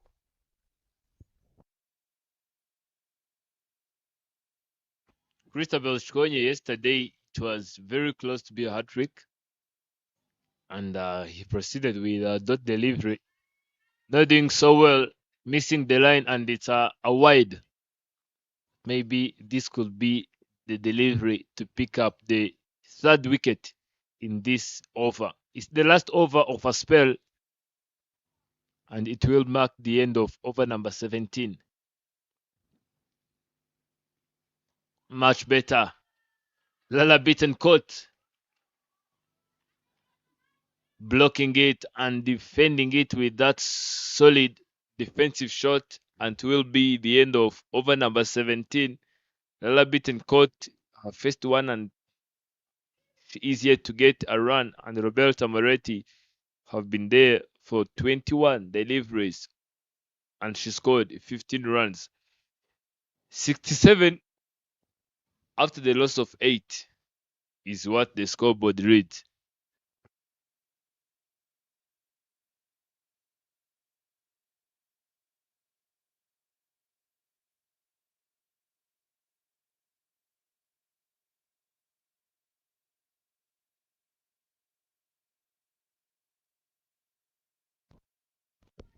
Yeah, that's a love review of Gahanga Cricket Stadium in the main oval. Fans yet to come, few of them, kids playing around in the upper ground, as there is no game up there. That brings Ude Lilian back into the attack. She'll be bowling from airport end. She did a fine job as well.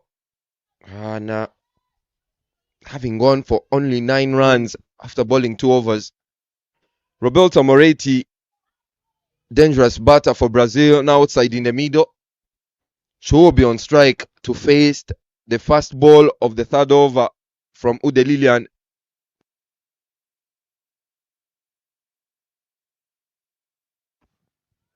It's a wide delivery, and after missing that lane and that length, that delivery beating the wicket keeper, and it ran all the way to the boundary.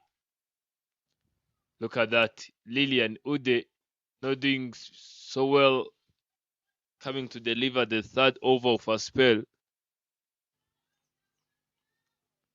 Lilian Ude have been doing so far very great.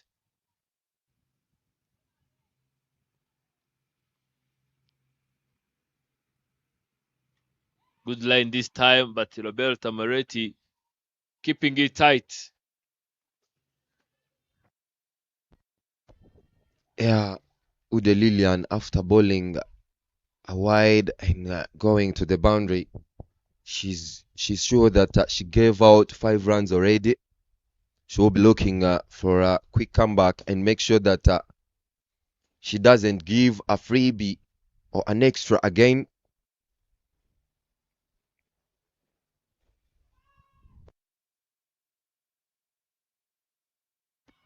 That's thick outside edge. Lilian Ude, who is not being very effective as the captain should be expecting. Whenever Nigeria needs a breakthrough, that's when Lilian Ude is brought in. And there are still more 4 deliveries to go. A lot can happen. Roberto Moretti is already on the strike, and with that poor throw, Lala Bittencourt will reach. Lala Bittencourt reaches safely after that poor throw from Christabel Chkonye. She was just doing it. She was in a rush, and that's why she ended up missing everything, targeting the wrong area. Yeah, so far so good for Nigerians. We into 18th over, and now Nigerians are having Brazil having 74 on the board. Nigerians will be not bothered at all because they was looking to restrict them under 120 score. So now, for Brazil to get to 120, they'll be required to do a lot, in a lot for sure. Because even if they go to 15 runs every over, they'll not get to 120. Yeah, and I'm not sure that Ude Lilian and the partners, the bowlers, will allow Roberto Moretti to keep going and do what she did against Rwanda. She did a very, very destroying innings, and she finished Rwanda alone. Lala Bittencourt getting her bat on that delivery, and it's racing all the way to the boundary. But Rachel Sampson reaching there in the right time and saving 2 runs for Team Nigeria. Yes, that was a fine touch from Lala Bittencourt using the pace of the bowler Ude Lilian, bowling that one down the leg. And that little fine touch from Lala Bittencourt guided the ball straight to. It wasn't a touch, leg buys. Sorry, that leg buys. The pad helped the ball going faster. Mhm. Hitting that one powerfully and powerfully enough to cross the rope And the boundary comes in from Lala Bittencourt's blade. Yeah, pure connection from Lala Bittencourt helps that one going straight to the boundary. The square leg field was inside the 30-yard circle, and Lala Bittencourt didn't have to do much. She just had to time the ball, and she wasn't looking to hit it with much power. She just looked for timing, and that connection took the ball down to the ground and to the boundary. 4 runs added to the total. Brazilians going well. This is expensive over from Ude Lilian. So far, she bowled 3, and this was the expensive one.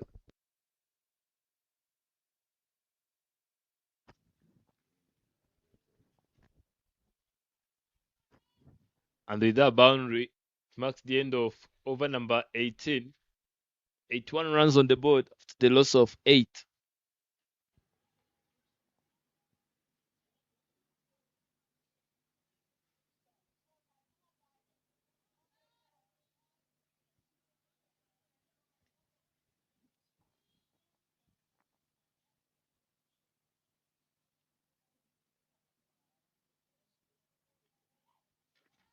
What a great shot. That's a fine touch. And they will be coming back and they will pick up a double. What a way for Roberta Moretti to pick up a double. This is what they will be doing. This is what they will be looking forward to do in these 2 overs to be played.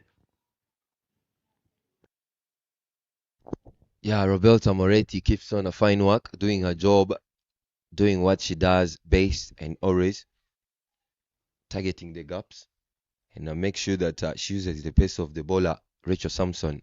And now they deploy the fielder there. Much better. It's up in there. And taken. It's always Christabel Chkwanye for Team Nigeria. You can't keep her out of doing that. Athletic fitness and that awareness from Christabel Chukwuonye gets there in time. It was bowled fuller and Roberta Moretti going under that one and connects it very well. But Christabel Chukwuonye says, I'm sorry, I'm here and I'm here to do the job. She collects that one comfortably with ease. Fine work from Christabel Chukwuonye. Now the dangerous batter Roberta Moretti, who was starting going big, gets away back into the dugout. Rachel Sampson doing the damage with the help of Christabel Chukwuonye. Very, very lovely from her. Christabel Chkwanye making it look so effortless and easy. Can see on your screen. She have this way of making things look very easy, and I'm telling you, it's the hardest part of the game. And the Rachel Sampson picks up her second.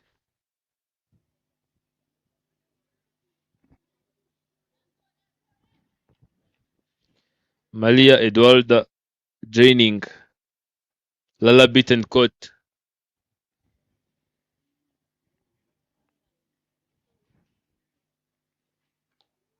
Into the block hole. Malia Eduardo starting off with a solid defensive shot.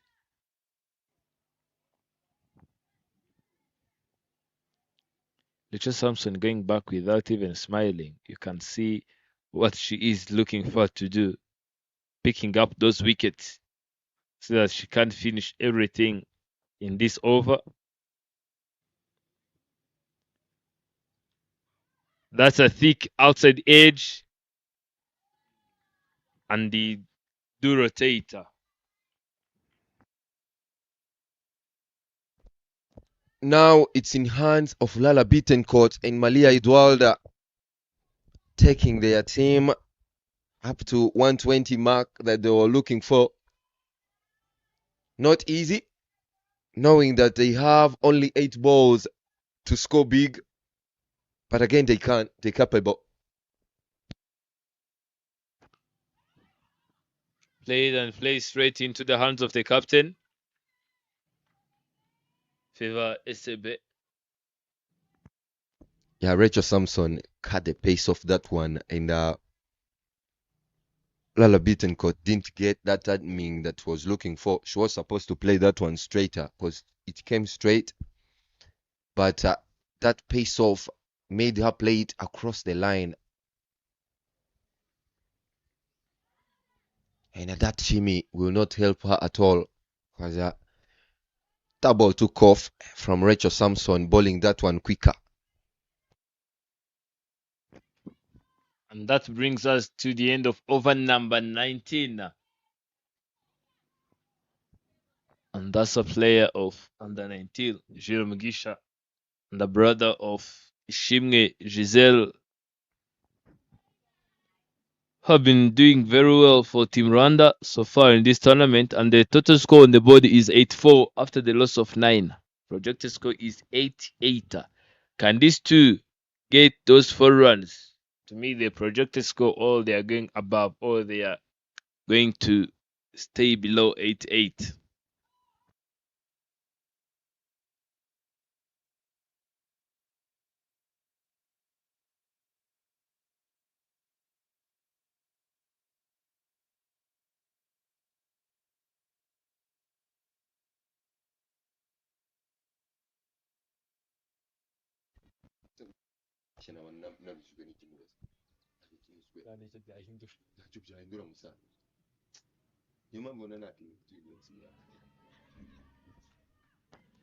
Vivai Sebe coming into the attack to deliver the last delivery.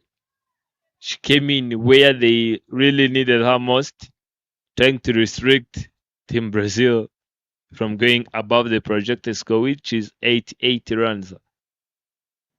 Bowling and doing follow through at the same time, saying, if you ever provide a chance, I'm going to take it. Yeah, Favor been picking up wickets like that one, and most of them they were returns. So she's looking for more.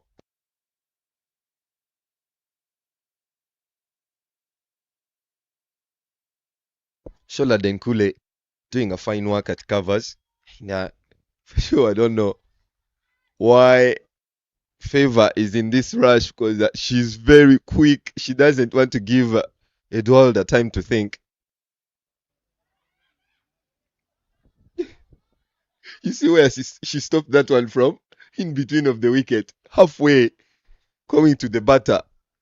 She be Favor very, very fast this time on.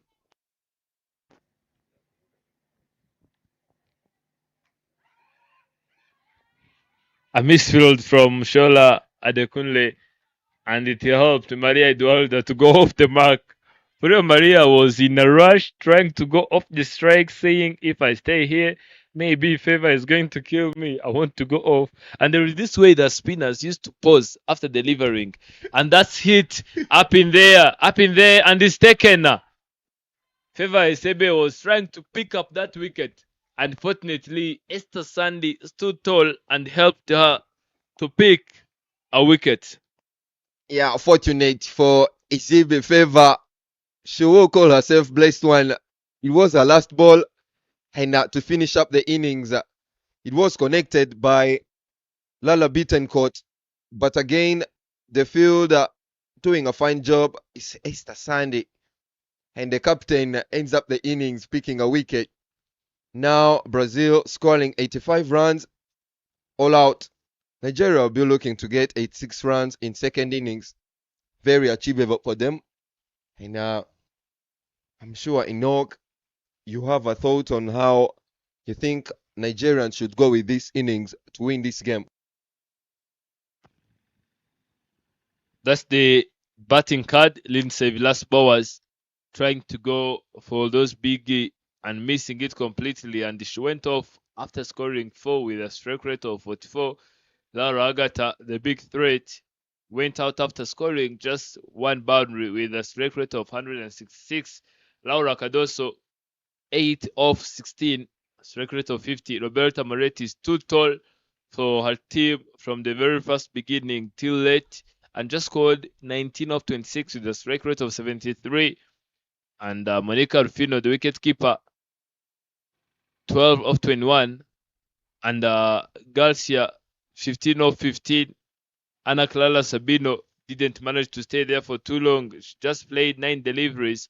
The strike rate was 33 and scored 3 runs. Carolina Nascimento captain, 1 of 5. Nicole Monteiro, who tried to go for a biggie and still she sacrificed and she exposed her timbers. And without a single station, Rachel Sampson uprooted it. And that's the partnerships. The one is for Monica Rufino and Roberto Moretti.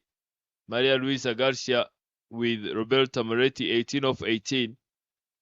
Those were the biggest of the very first innings. Ude Lilian, economy of 7. And Osiendo Moncobio picking up 2 wickets of openers. And Christabel Chkonye picked 3, and yesterday she picked 4. She must be cruising into the. She must be cruising, going at the top of the competition. And Shola Adekunle picking up 2 wickets, much needed wickets. And Lecho Sampson picking up 2 wickets, and Esebe Favor picked up the last wicket of Maria Eduarda, who tried to go for a maximum and found Esther Sandy in the deep. Nigerians are bowled 11 extras in total of 20 overs, restricting Team Brazil below the projected score, which was 88, and now they'll be looking forward to post 86 to take this victory away from Team Brazil. Stay tuned, we'll be back for the run chase.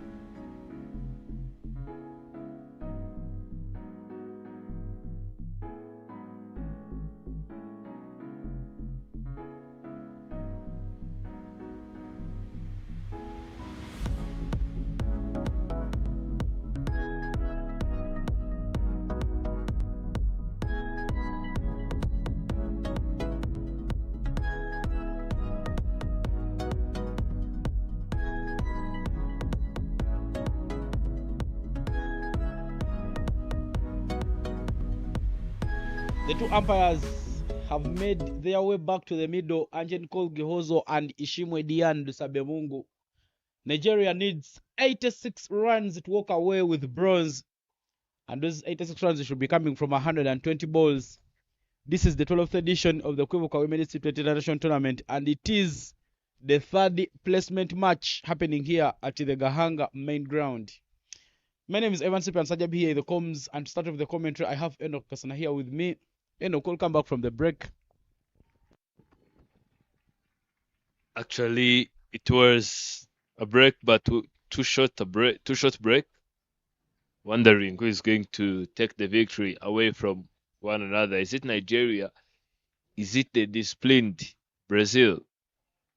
It's been a quite tough equation. Previously, Brazil have won in the last edition, Ivan. They have won due to DLS. There was a rain, and due to what happened, they decided that it's Team Brazil. Now Nigerians, they have said that they are going to do whatever it will take to take this victory away from Team Brazil. And yes, they have done well by restricting Brazil below 86 runs. Now they are needing 86. So it's for Team Brazil to take this game, it will be taking up early wickets. Very well said there, Enoch. Early wickets will keep Brazil in this game. But first, the first ball of this run chase is Esther Sunday. Yesterday, she scored 63 of 53 against Rwanda with a strike rate of 118.87. And she's opening the batting alongside Christabel Chukwuonye. Open the bowling for Brazil will be Maria Eduarda Garcia. Oh, sorry, it's Maria Eduarda Maggi Ribeiro. And she's coming in for the first ball of this run chase. She'll start off with the dot ball. The Brazilians very loud out there with too much belief that if they pick up the wickets and dot balls, they stand a chance of picking up a result in this one.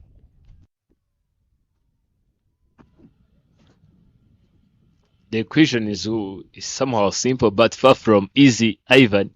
Because those wickets are Christabel Chukwuonye, Esther Sunday, Salome Sunday, and the tailender Omsigo Egukono have hit 2 massive sixes previously. But I'm telling you, those are not the easiest batters to target in Team Nigeria. Yeah, now the positives are already there for Brazil, picking up the dot balls and putting some bit of pressure. Straight to the hands of the fielder and swallowed. It is the first wicket. Really a start that they did want. And there goes the first wicket inside the first over. Esther Sunday will depart without putting any runs on board.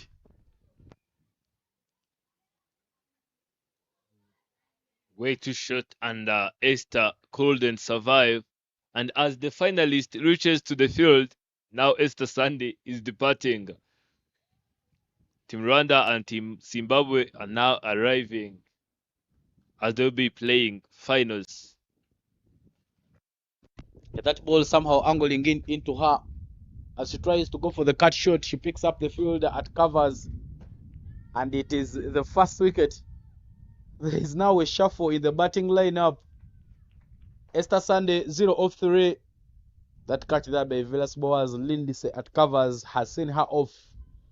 And now the new batter in is Egwakon Omosiho coming in to bat.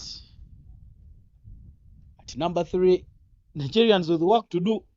That wicket keeps Brazil very much into the game. And they are still struggling to find the first runs on board. 0 for 1. Can this be a maiden wicket? Maria Eduarda have been doing a very great work for Team Brazil.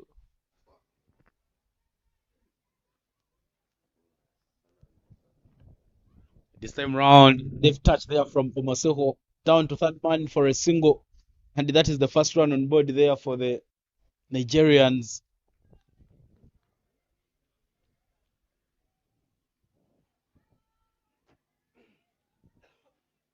Omsigo Egukono have been batting in the middle order. This time around should have been brought in one down. Three shows the plan for Team Nigeria.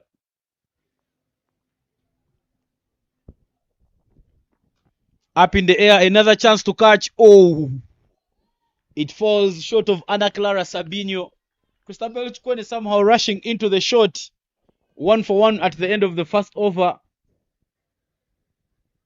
The Nigerians need to change their tactic at the moment, Enoch. Try and hit the ball down to the ground and keep rotating strike. Otherwise, them thinking that they can go for the skies will be very, very risky for them. This is a game, a total that you can chase by just picking up singles as you wait for the bad balls.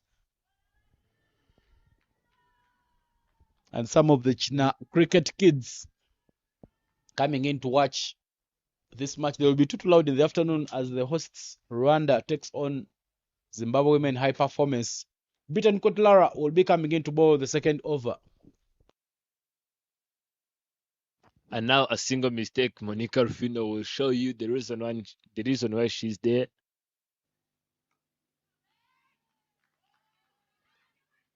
A misfield, Omosigo Egukun trying to pick that gap between Gali and Point. And Ana Clara Sabino not doing well. And due to that misfield, Egukun Omosigo is off the mark, allowing Christabel Chikwane to come on the strike.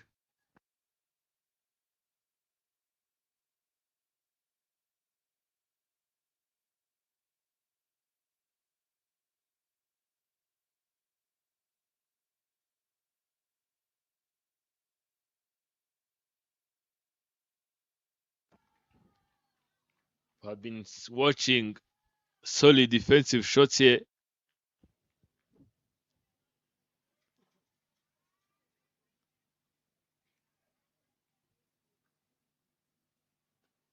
Anything coming straight to the stumps, asking questions. Christabel Chikwane have been struggling to get answers. And when you see the line that Lara Bittencourt is bowling, she's making sure that Christabel Chikwane is stuck in her crease, not giving her any room to hit. Now that one is full pitched, but again hit straight to the field, and it is another dot ball. The dot balls will keep some bit of pressure onto these two batters, Christabel Chikwane and Omosigo. So Christabel needs to make sure that she finds the gap and tries to rotate that strike. 2-for-1 after 1.4 is clearly the start that the Brazilians were hoping for, and those dot balls will keep more pressure onto these two batters.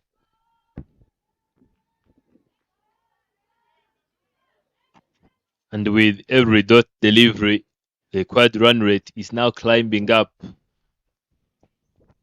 Your final ball of the over, cow corner and long on at the boundary. That is well cut, but straight to the fielder. Maria Edward, fine stop, but they will take the single. 2 runs from Lara Bittencourt is first. And after 2 overs, 3-for-1 is the score.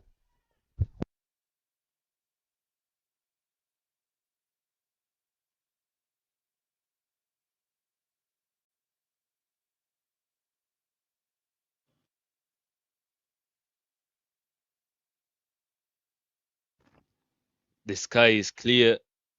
Atmosphere is way electric as Team Rwanda and Team Zimbabwe reaches the ground. And they are now sitting in the tent watching the game of the third placement as Team Brazil is taking on Team Nigeria. Yeah, Maria Edward is back into the attack. A fine over to start off things. She's picked up the wicket inside the first over, and it was a big wicket. Yesterday's half century on Easter Sunday, going without troubling the scorers, 0 off 3, and she returns with the dot ball. Just 1 run from her first over, Maria Edward. She has really understood the assignment, because this is what they need to do, the Brazilians. Pick up the dot balls and the wickets and keep the pressure on. Off the edge of the blade, but that ball keeping too low there for Monica Rufino, and it is a dot ball. I've told you, Ivan, a single mistake from these batters, Monica Rufino, will show you the reason why she's there. She have been very great with those grabs. Very sharp and energetic behind the stumps. And Maria Eduardo is charging in. trying to cut it, and with that misconnection, it's driven straight to the fielder who have got the very first catch of Easter Sunday is Lindsay Villas-Boas, and shall be a very great asset to Team Brazil with batting and fielding. Yeah, she is a very good fielder. She is a no-flying zone. Everything hit out over her head can easily be taken up. Another dot ball there for Maria Eduarda. She's bowling that top of offline and picking up the dot balls. Nothing in the hitting arc of the batters. And this is really the start that they did hope for, the Brazilians. Good bowling this way there from Maria Eduarda. 1.4 overs she has bowled. Picked up a single wicket and only conceded 1 run.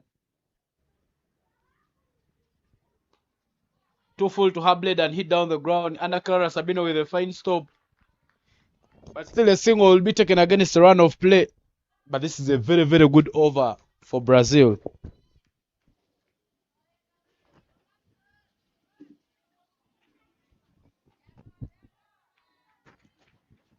And after losing that wicket of Easter Sunday, they are now trying to go straight on the ground. Final ball of the over, and it is a wicket. That ball rolling on and rattling the furniture. Almost going thinking it would have gone away. In the end, she doesn't protect her gets 4 for 2, and at the end of the third over, Nigeria loses the second wicket. Omosigo Eguko not watching it carefully, and it ends up troubling her timbers. Until Nigeria loses their second, it's always Maria Eduarda. And Shola Adekunle will step in as Omosigo Eguko departs after scoring 2 runs all 4 deliveries with a strike rate of 50. 2 wickets for Nigeria falling for just 4 runs. Clearly now they are starting to put themselves on some bit of pressure. 4 for 2. Volunteers and fans right in your frame. Current run is just 1 every over, needed is 4. Nigeria not finding the runs. Shola Adekunle is the new batter in for Nigeria. Tell you runs on board, runs on board.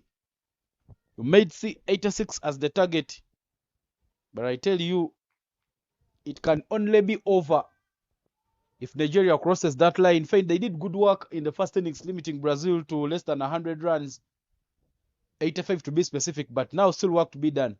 Beaten Lara back into the attack, 2 runs in her first, and now she returns. She's been forcing Christabel to play on the back foot, and that has been working out very good for her. Because if Christabel Shkonye steps out and misses the connection, there will be no second life, as Monica Rufino is back there behind the stumps with those gloves. Monica Rufino very close, and always chipping somewhat to the batters. You cannot think of jumping out of your crease when she's close, because he has those quick hands.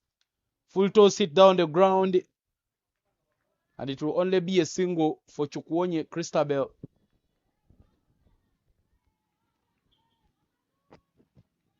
For Team Nigeria, there is no need of putting themselves on a pressure if the opponent have set a total score that they can chase just by rotating the strike.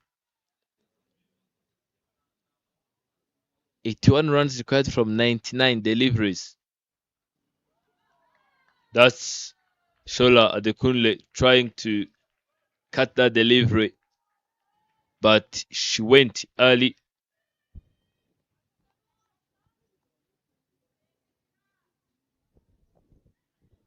Good bowling is between these 2 opening bowlers for Brazil. Lara Bittencourt bowling very well in tandem with Maria Eduarda. They're not giving away any runs, and the scoreboard looks very unbelievable for Nigeria. 5 for 2. And this will be the final ball to end over number 4. Full toss and hit down the ground. There is a fielder. Yes, good hands there from the fielder in the deep. And the Shola will pick up that double. Bring us to the end of over number 4. 3 runs in it. And after 4 overs, unbelievably, 7 for 2 is the score for Nigeria. Very close to the end of power play. And that's Team Rwanda for you. That's Batista, Kisman, the analyst, and Gislene. And the captain of Team Rwanda. Don't have bowled the last over of that innings, providing a room for Fanny to grab a great catch in sleep. Was it in sleep? I think it was a short third man.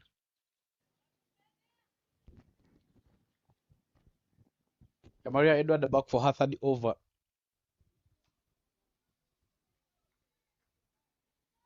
That one too wide from the batter, and the misfield in the deep will give them a chance to run 2. Edward has been bowling it well and keeping it close to the 2 batters, going for just 2 runs in her first 2 overs. But he's put some bit of width onto that one, giving Christabel Chukwu a chance of throwing her arms onto it. Chukwu is playing with a calm head, despite wickets falling on the other end. She's not shown that she's bothered anyway, because she knows it is not yet over. But that's much better there from Maria Edward.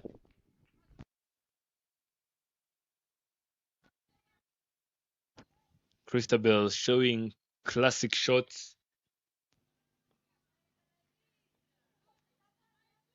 Those are masterclass shots from Christabel Chukwu.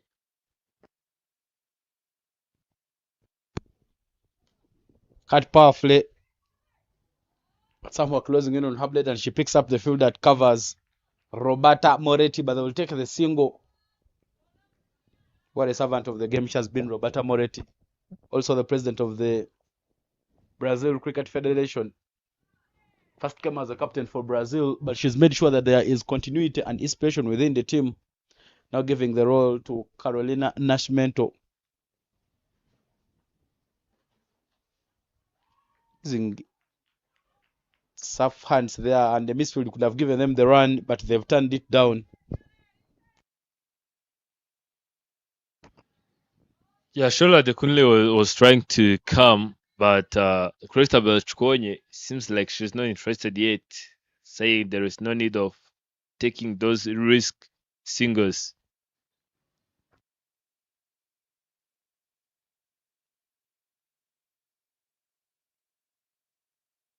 Swing and miss. It's Malia Edward who is keeping it tight for Team Nigeria.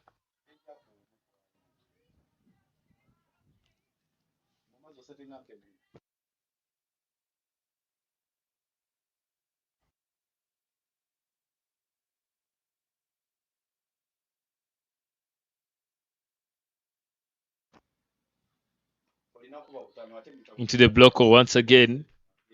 Shola Dekunle is struggling to go off the mark, and with that dot delivery from Malia Edward, it will bring us to the end of over number 5. 10 runs after the loss of 2, and that's Team Zimbabwe for you. Say Stephen Mangongo and Toby Mbowe will be hoping that today, at least after playing 2 finals and not winning the trophy, maybe today might be their day. But also the hosts who have played 1 final and won it against Uganda in 2023, they are also looking forward to it. So this is just a curtain raiser of the interesting match which will be happening between Zimbabwe Women High Performance and Rwanda. But this is the final over to end the power play. 10 for 2. And Lara Bittencourt is into the attack. Bittencourt has been bowling that juicy ball. As a batter, you don't know whether to go or to wait. So it gets you stuck in the middle. And every time she bowls there, she picks up the dot balls. And this is what they need to be doing. She hasn't picked up any wickets. But from her first 2 overs, she's conceded only 5 runs. Straight to the hands of the fielder, Ana Clara Sabino, and taken. Christabel Chukwu trying to play with the turn and bounce, but she picks up the fielder. near Gale, and Nigeria loses another wicket. Anna Clara Sabino without single hesitation. That was a sitter. It came straight into her hands, and she can't drop such wicket.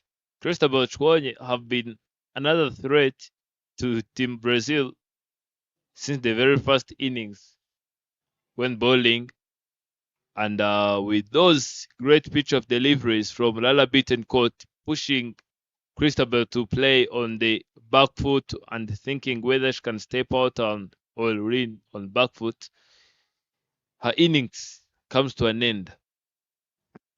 She somehow stuck in, but again she's fallen for that trap. Nigeria losing another wicket. Now 3 wickets have fallen for just 10 runs.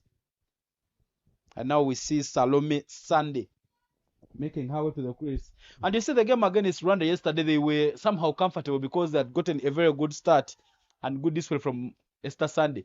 But somewhere at the one moment of the game, they reached and they were throwing away wickets due to run-outs. And now today you see that they are putting themselves under pressure, losing 3 wickets inside the power play. Beaten by the turn, and it is a dot ball from Lara Bittencourt. She's picked up her first wicket, but good figures there. She's been looking so unplayable.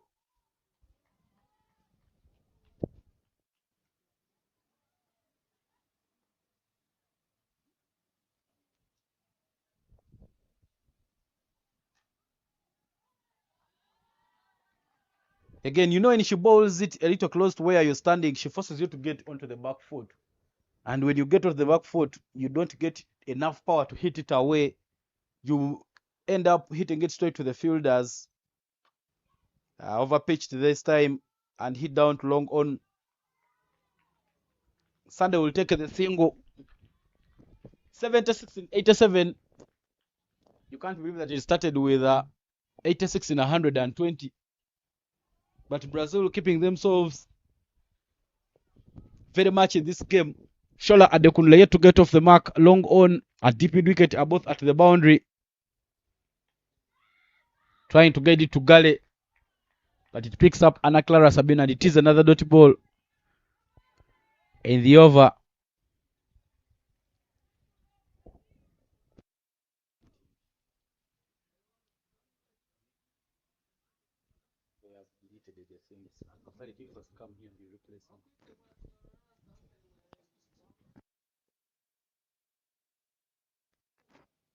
Those are the kids who have came all the way to support women's.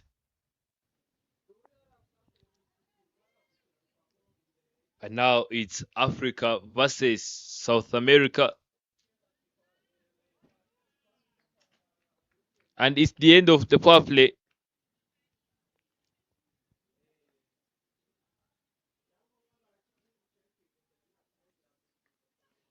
With a nick, and the ball race all the way to the boundary. Monica Rufino was not aware of that, and she will be disappointed in herself. Look at that. Maria Dualda creating a chance, and Monica Rufino misses it completely. And as we welcome that boundary from Salome Sunday's blade, will be welcoming Eric Neo as Ivan takes a short break. That's cut away powerfully into the gap, but we'll find a fielder at deep extra covers, and it will be a single. Eric, how are you doing? All is well, Enoch. Joy for Brazil, and doing a very good job. Now, that talk from Nigerian captain should be in work here. Should be telling the batters to look for those partnerships.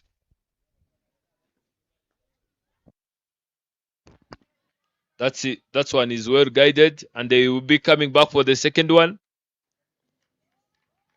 and it will be a double.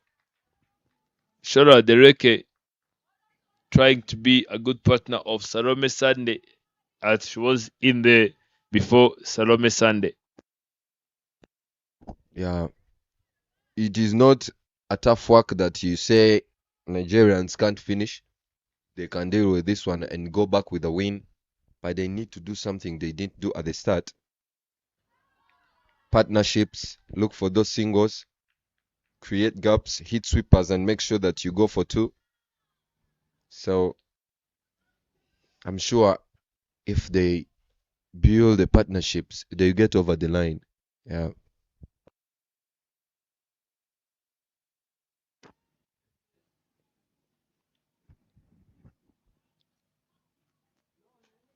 And that's hit up straight on the ground, straight to Roberto Moretti. Lady, you have been doing a very, very fine work to Team Brazil, saving runs, hitting runs, and previously she have won a game against Rwanda.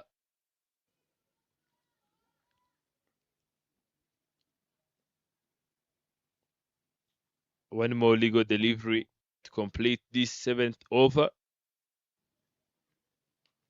Much better. Straight on the ground, straight to the captain, Carolina Nascimento, who is there at mid-off.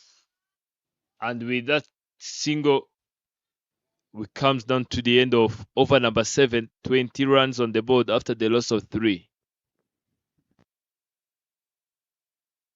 Salome Sane doing a good job. Now she's on 7 off 6 balls. This is what they all need to do. Keep rotating the strike. And don't waste too many balls. And now I'm sure Brazilians are looking to bowl too many dots, not allowing Shola Adeleke and Dekule and Salome Sande going big and getting those boundaries. They'll make sure that they keep them under pressure as they bring back Lala Bittencourt in the attack.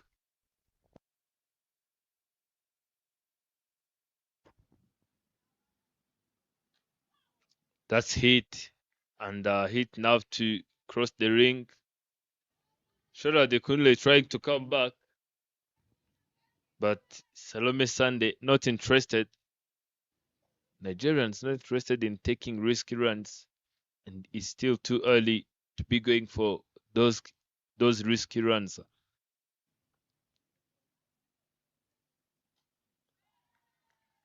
Eric, you have been watching very, very solid defensive shots here since the very first innings. Yeah, that's what I've been talking about. Adenkule and Salome Sande don't have to be in rush. Wait for They should wait for a bad ball and make a use of it. That ball was bowled with much width on it, so Adenkule should have used it and used that opportunity to get it to the boundary. But again, she missed it.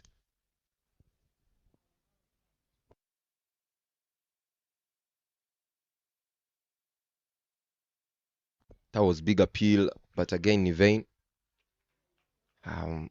Nicole, the umpire, indicating leg bias. Nigerians are not. You can't say that they can't chase this score. It's really possible, but again, the process now should be the issue.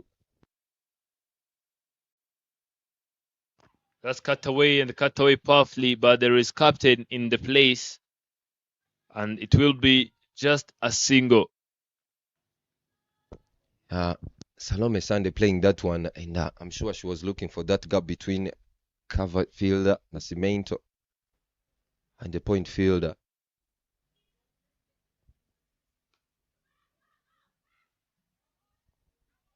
A similar shot from Adenkule, but this time on the result is different because it's a dot ball from Lala Bittencourt, who finishes a spell of 4 overs for only 8 runs and registered a wicket in her name today.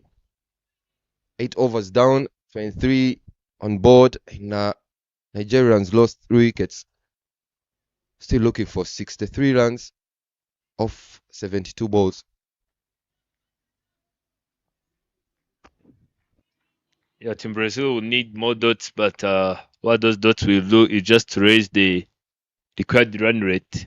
But the crucial key here for Team Brazil to take away this victory from Nigeria, I think, is taking those wickets, because they do still have this Lilian Ude, Osiendo Monkobio, and Sarah team. So making sure that those wickets are all taken is the main thing, because those deliveries after these two become too comfortable, I'm telling you anything can happen regardless the dots they have faced. Thick edge and is taken. Monica Rufino doing a very great work behind the stumps, and Salome Sunday will have to depart. Yeah, that took off quicker from Laura Cardoso, bowling that one shorter, and Salome Sunday with that width. She was hoping to dispatch that one away, passing that one between point field and the covers, but the connection wasn't enough. Outside edge helps that one going straight to the wicket keeper.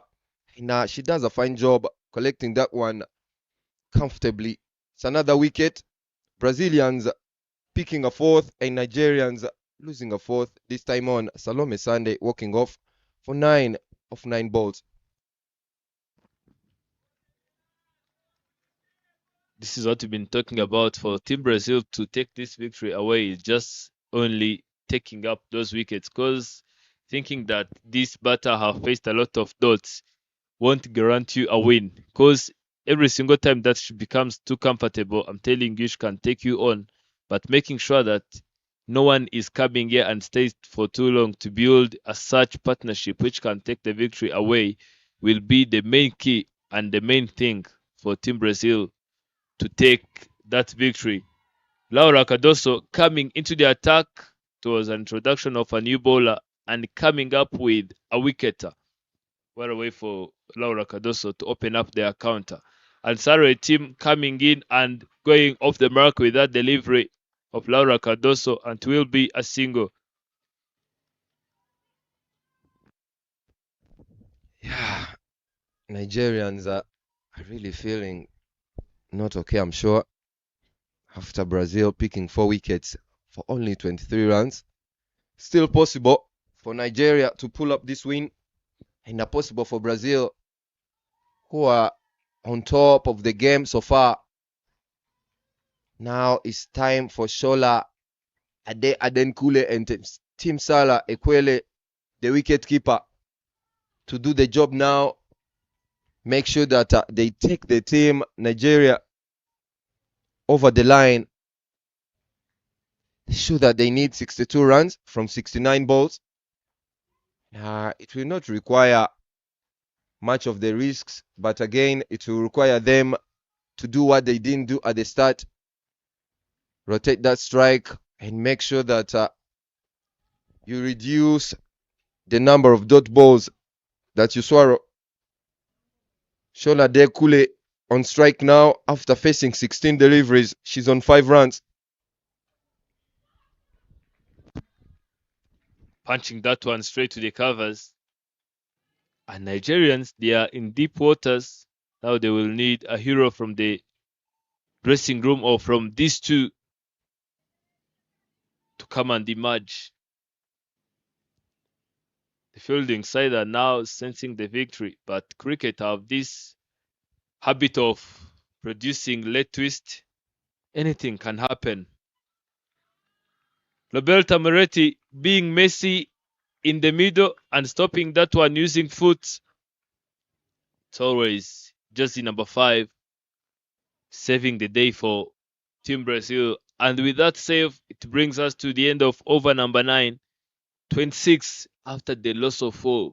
That's a great view of Gahanga Cricket International Stadium here in Kigali, Rwanda. Yeah, much of breeze here. Not too sunny like it was yesterday, which I can call good weather for the fielders. In terms of the procedure of how teams got the runs,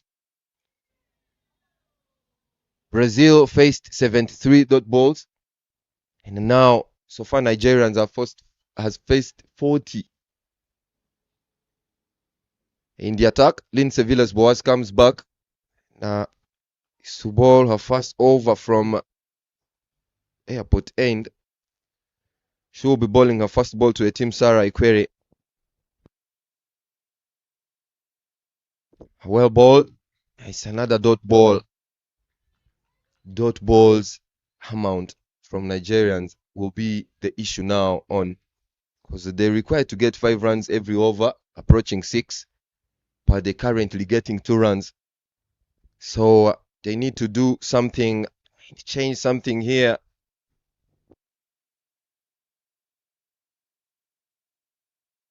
That one is cut away and cut away powerfully and powerful enough to cross the rope.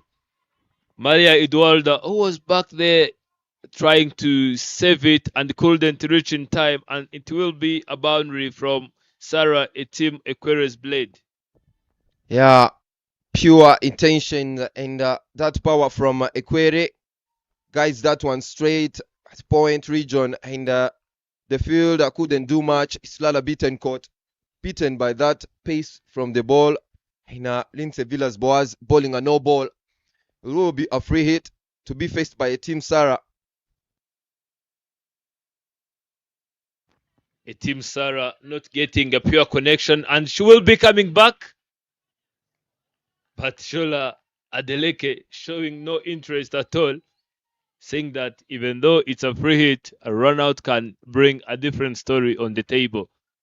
Yeah, pure intentions from the wicket keeper Ekwere, looking to come back, and Adeleke said no. And I feel like Lindsay Villas Boas, she's here to find the rhythm, because now the length and the line she's bowling into, not enough for Brazilians to pick another wicket. Bowling that one down the leg and adding an extra run to the total of Nigerians. Now moving to the current run rate of 3, approaching 4. Missing the length once again. Missing the length and the line at the same time, and it's a wide delivery. And if there is ever a time that Team Nigeria need to be composed, it's now, because they just need to be calm in there, because a single mistake, wickets will keep falling in a quick succession, and that's where they will be losing against Brazil.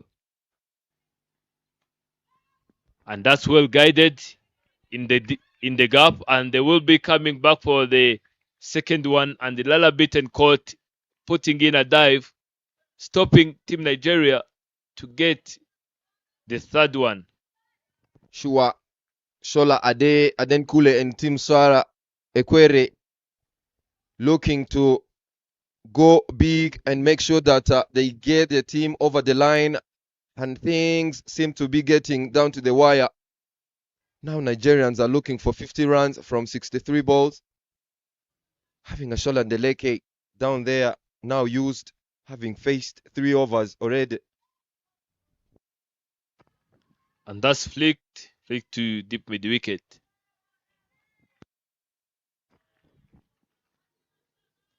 Now Nigerians, they are not only fighting with the opposition, but with also the scoreboard. 36 after the loss of 4. And with that single, it makes to 37. Yeah, this over looking to be an expensive one from Lindsay. She bowled no balls to start off the things. A single, 2 wides, and a double, and another single, making it 11 runs from 5 balls. And now she has another delivery to bowl, which might go any other way.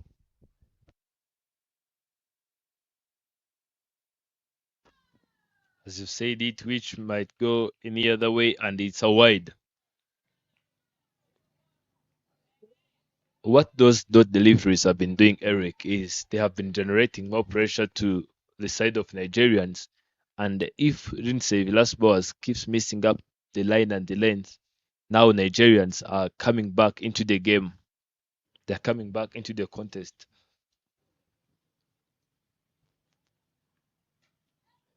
And that's well hit. It will find Maria Eduarda in the deep, but Sarah team is quick enough to come back, and she will reach in time. Yeah, that sharp turn from a team Equere and Shola Delenke made them sneak in a double there. And it is 14 runs from Lindsay Villas-Bo over. Now they're on 40, required to get 46 Nigerians.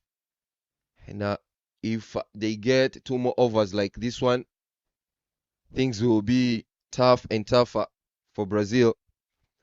It's a hydration break. And as we keep passing the message of this time, Kwibuka, 32nd. Remember, unite and renew.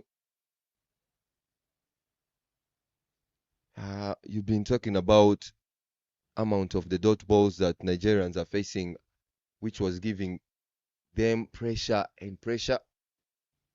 If the bowlers of Brazil don't come up with a plan to keep bowling dot balls, it will be not easy for them going back home with this win. Because yesterday, the captain of Nigeria mentioning it, they don't look like they're here to joke. If you see the way Adenkule and Ekwere are going now, the intentions are showing that they want to go back with this win and they're working for it. And if the Brazilians keep giving the opportunity of them to score boundaries, I'm sure they will get over the line. So far, so good. Both sides still have a chance to win this one. And things are getting closer and closer to the end. Now, currently, they're getting 4 runs. Yet they require to get 4 runs as well. So 50-50 for both teams. And hopefully, we'll see a good finish here. The hydration break will bring the change into comms box as Bob Bashilsonga joins and Enoch takes a short break. Welcome, Bob. Thank you, Erica, and thank you, of course, to our lovely viewers wherever you're catching us live here at the Gahanga International Cricket Ground. It is the 3rd and 4th place happening. Team Nigeria, you would say, they did a very tremendous job at the toss winning it and deciding to have a ball fast, restricting Team Brazil to 85 runs in their allotted 20 overs. Now the big task ahead and assignment to the Nigerians is to try and see if they can get to that 4.5 runs and over to see if they can pick up this massive win. They've lost 2 games against Team Brazil in the group stage, where, of course, Team Brazil were chasing, where they won by 7 wickets on the both occasions. Now they have a very big task to see if they can chase down 45 runs in the next 59 balls, as we see Laura Cardoso, who picked up a wicket on the very first ball of her spell. She went for only 4 runs in her 1.1. It's going to be an interesting passage of play here, Erica. With offered on that occasion. So easy there, you'd say, from the wicketkeeper batter, Sarah Etim Ekwere. She is playing a very handy knock alongside Shola Adenkule, who's been watching a lot of action from the other end, losing 4 wickets in the process. She's already on 10, having faced 20 deliveries. This should be the partnership if they are to get over the line, the female Yellow Greens. Sure, Bob. This should be the partnership to get them over the line. That's bowled Yorkish in Rala Caldoso, knowing that she doesn't have to give width to Shola Adeleke and Team Sarah Ekwere. Now bowling fuller in attacking those stumps. This will make sure that Shola Adeleke and Team Sarah Ekwere play a right shot at the right time. With offered on the occasion, easy boundary there for Shola Adekunle. Much needed here for the female Yellow Greens. And interestingly, when you look at the field, they're giving Shola Adekunle, making it very easy for her to pick up boundaries. With offered on the occasion, she has a wagon wheel where she scored most of her runs, 40% of her runs on the offside. And boy, oh boy, is Rora Cardoso doing it very easy for the female Yellow Greens at the moment. 46, only a boundary away to get to that 50 mark. Yeah, this one as well turning to be a good over for Nigeria. 6 runs so far and 2 more balls to bowl. And I've been saying it.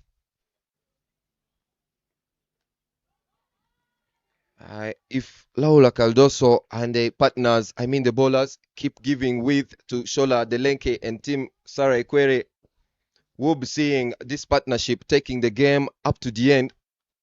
So it's now a matter of thinking from Laura Caldoso, Nascimento, the captain, what to do now.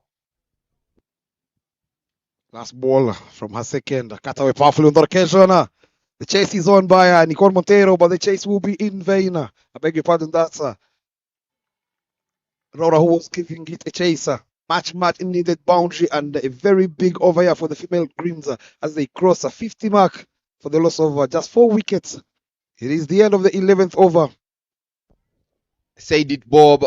Width and width will keep creating chances for Shola Deleke and the Team Sarah Equere, creating boundaries. Now, Laura Caldoso bowls that one shorter in going away from the batter on the offside. Now that gap helped Shola Delenke sneaking in another boundary. That's the dugout of Zimbabwe HPC now waiting for this game to end and they take on Rwanda into the finals. Interesting move here for the Brazilians. Bring Nicole Monteiro, shot number 11, who's not bowled much in this tournament, up against these two who are looking to build a very firm partnership. Is Sarah Equere, who's already into double digits, having faced only 8 deliveries for her 10 runs, alongside Shola at the Kule, who's already on 18 of 24. I'll tell you, Eric, interesting fact about this Shola. The first time I saw her, she was just a leg break who used to come into bat at number 11. And she's turning out to be a very big asset here for the female Yellow Greens, turning into a very genuine all-rounder. To keep the scoreboard ticking are these two. Team Sarah Equere and Shola Adekunle. It should be the partnership to get them over the line as we spoke earlier. They just need 35 runs to get in 53 deliveries. Should be surely the Nigerians' game to lose. Wides on offer, working in the favor of the Nigerians. Spoke about how she's not bowled many overs in this tournament. You can see straight away from her second delivery, she is struggling. Let's have a look at the field set. She has a long gun, deep extra cover, long offer, and a deep square leg. Those are the 4 boundary riders for Nicole Monteiro. Match comeback there on the occasion, bringing, of course, the LB into play. I would love to see her sticking to that line and length targeting that top of off.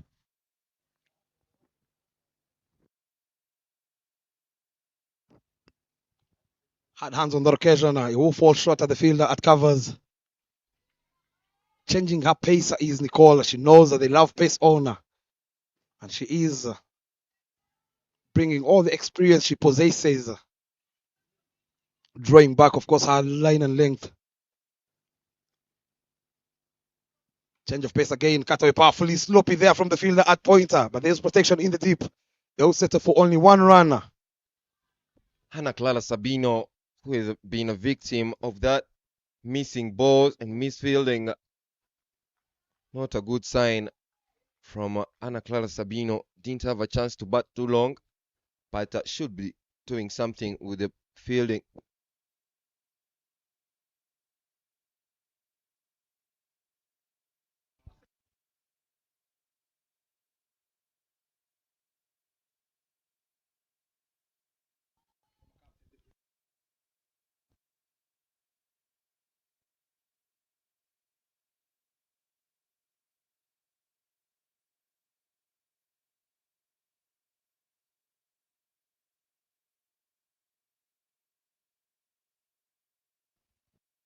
That was a game to talk about, will be talked about for too long.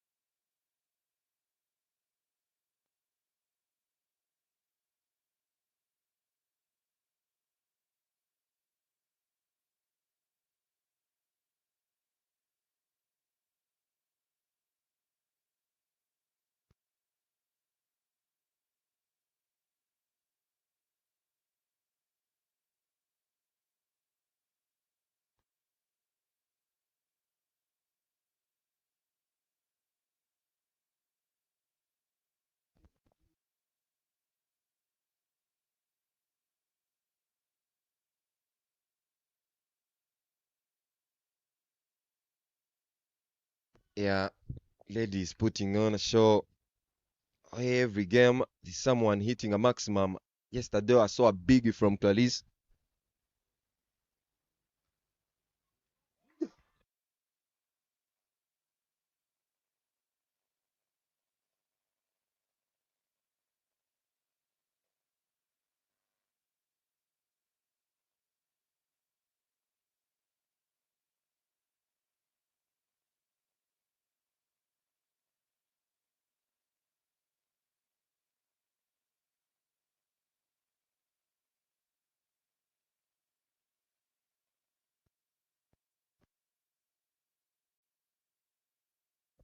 Yeah, joy, enjoy for Brazilians, happiness all over the face of Karina Nascimento, picking up a team Sarah Equere's wicket. She's walking off, scoring 12 runs off 12 balls. Bob, we've been talking about this. This was the partnership to take the game through. But who knows? Maybe the batter, that's a favor, the captain of Nigeria, joining Shola Delenke Adenkule in the wicket, looking for 31 runs. Who will be a target? It's a captain now. It's going to be the battle between the two captains, Bawari Jemo Ebola, and the captain. She's been for her side. She's picked up a four in the tournament, and she picks up a wicket from the very first ball of her spell. 55 for 5 after 12.1. Still need 3.96. Yes, they've broken the partnership, but again, you look at that equation, 31 or 47. It is a Nigerian's game to lose. Had hands on that occasion from Viva ACP. The assignment should be very, very easy for the captain. Try and see if she can keep the scoreboard ticking, rotate the striker, and make sure Shola faces more deliveries.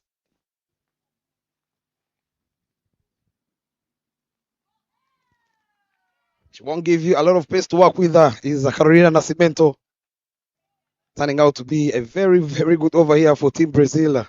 She is yet to concede a single run in her first over. No deep extra cover. Interestingly, they have a long on, long off, a deep mid wicket, and a deep square leg.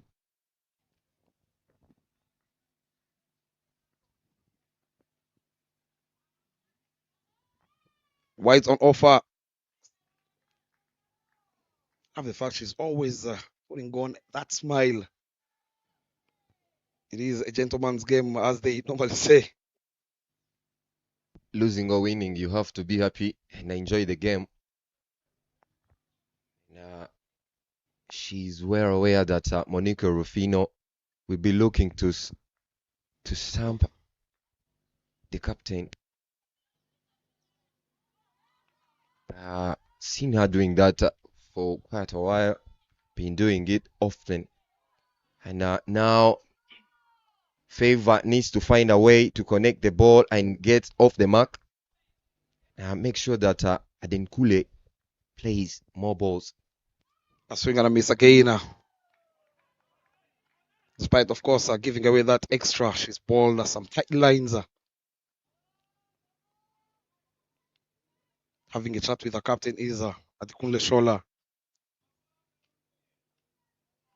Making sure she understands the assignment. Try and make sure I face more deliveries, says Adekunle Shola, who is already in 219 off 27. The message was clear as she picks up a single, but interestingly, she will be facing the over from the other end. As we come to the end of the 13th over, is 57 for the loss of 5. Yes, Bob, I'm not sure that Shola, that's what she told her. Not sure she wasn't looking for that single, and Favor facing the first ball of the next over, the 14th one. But again, that keeps the scoreboard move. Adding 1 run won't kill them. Now they need 29 runs from 42 balls at the Nigerians. Not sure if Brazilians are looking to give anything on offer. Even, of course, when you look at Favor Esebi, the captain, she's not one of the hard hitters for the female yellow greens. The Brazilians would love to target her, make sure they ball a lot of deliveries to her. She cuts this one straight to the fielder in the deep extra cover, allowing Shola Adekunle, who's been watching a lot of action from the other end, to take strike.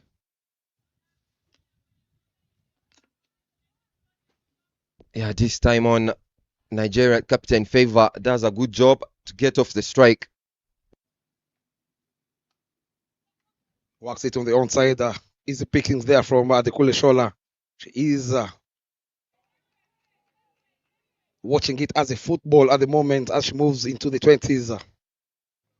She needs to get her team over the line and convert that 20 into the 40s. They need only 27 runs. Lovely shot there on the occasion from the captain. They keep the scoreboard ticking, interestingly, are the female yellow greens.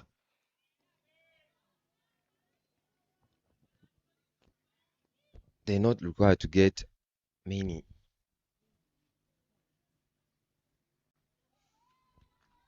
Just required to get 4 runs every over. Now moving slowly and slowly towards the target. Now Nicole Monteiro as well, not giving freebies or short balls to work with, as we know that Shola loves it with width. Plays it again, a very, very late is Adekule Shola. Very good skill, you would say she has. She plays the ball very, very late. But again, when you look at the way Nicole has been bowling, every time she's targeted that top of offer, she's not been very, very easy to get off the square. But again, she's been offering width on offer, making it very, very easy for these two to keep milking it through that cover region.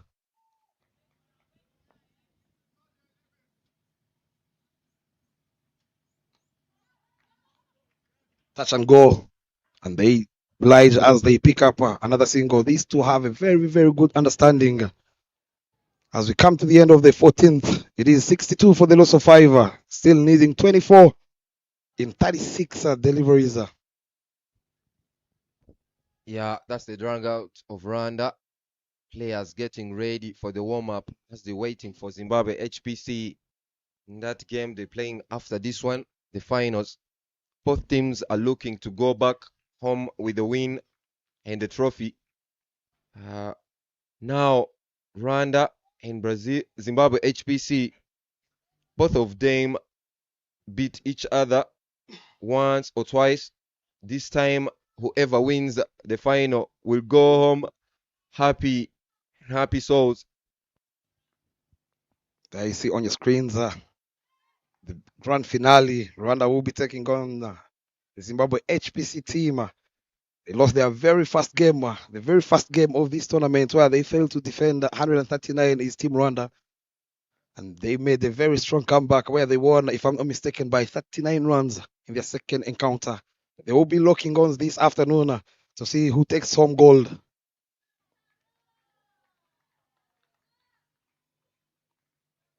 Tidy lines again from the captain, Carolina Nascimento. Half 4 overs are going to be very, very crucial in this particular game. Third place and fourth place. She's bowled some tight lines, going for only 2 runs, and those 2 runs, one came as a wide, as an extra.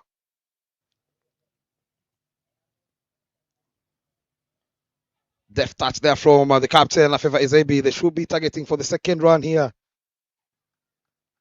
Easy pickings for Feva Ezebi and Adekule Shola. Yeah, opening the face of the bat. It's the captain Favor guiding that one straight in the galley region and picking a double, adding to the total. Now required to get 22 runs, approaching the target. Runner opportunity on the occasion, direct hit goes baking. She had only one stamp to aim at. Adekule Shola, who wasn't even in the frame. I'm not sure why she didn't chip an easy throw to the bowler herself, Carolina Nascimento. That would have been an easy run out. Unnecessarily again from Adekule Shola. I'm not sure why she's in a hurry. Cut away again, but this time around straight to backward pointer. And they stick in yet another single. Very good running between the wickets from Feva Ezebi and Adekule Shola. It's now becoming hit and run from the two, making sure that everything they touch, they go for a run.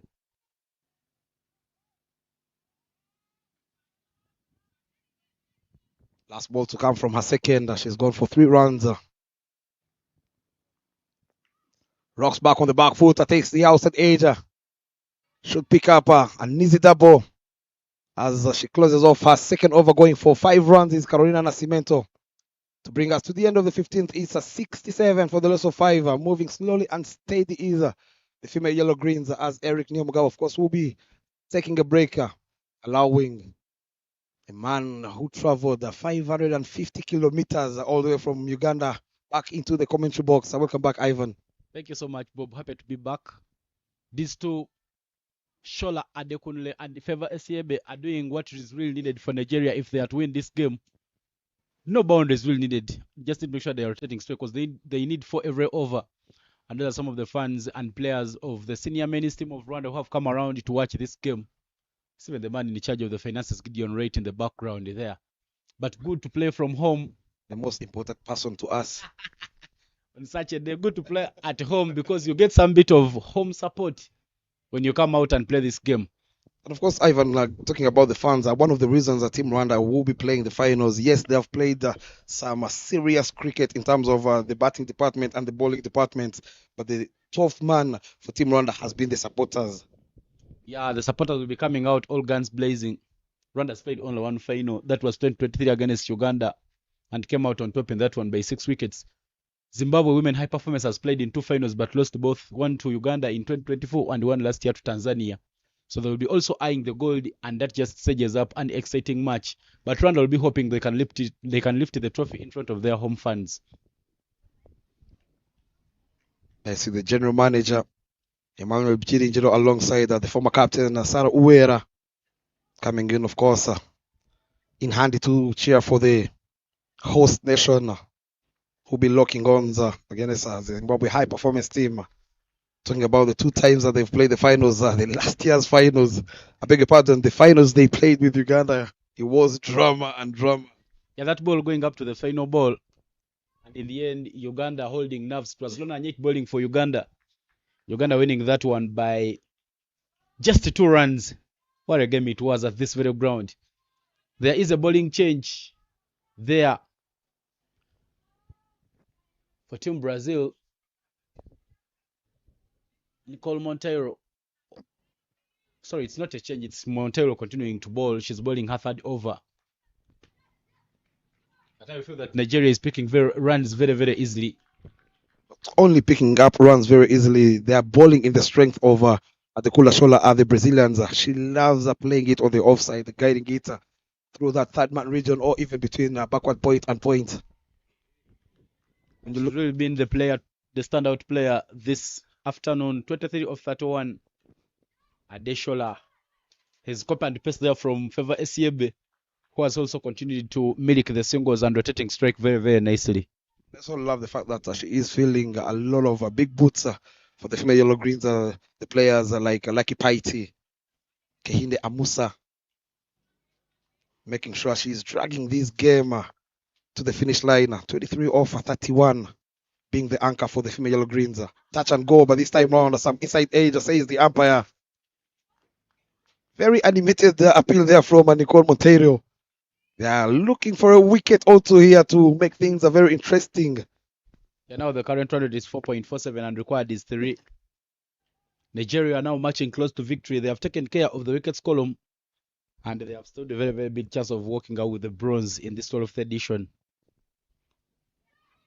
In the eye of the equation, and she's been put down by another beaten court. She lives to die another day is Adekule Shola. That would have been very, very interesting in this particular game. Yeah, from the first frame, you saw that Lara Bittencourt had held onto that one. But again, she didn't get it on the second chance and she puts it down. If Brazil had gotten this wicket, it would have been too much motivation for them.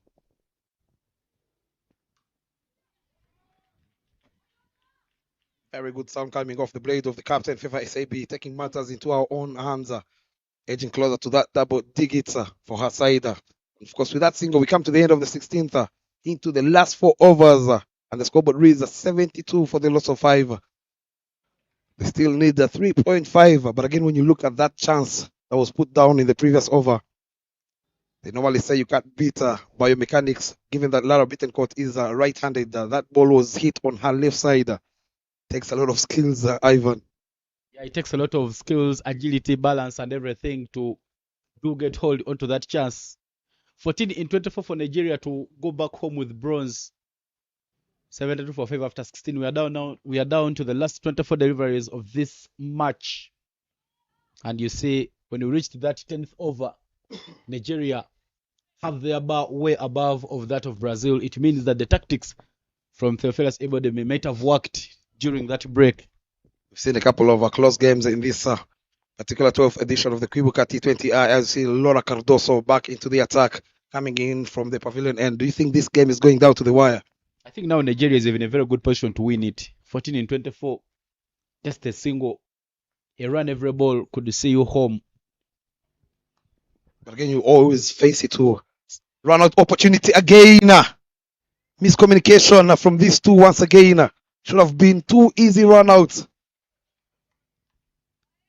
You can't afford to give an easy wicket at this particular stage of this chase. You can't afford to chase that 14 runs and allow your team to chase it in the last over. We all know what pressure does. They should target to get it in the next 2 overs. Upish over the fielder at covers. Roberta, they are looking for the second runner opportunity. But this time round, she is well in. When you look at Brazil in terms of fielding, Bob, you see that their direct throws don't always hit wickets. So that is some work to be done by John Lee Booth.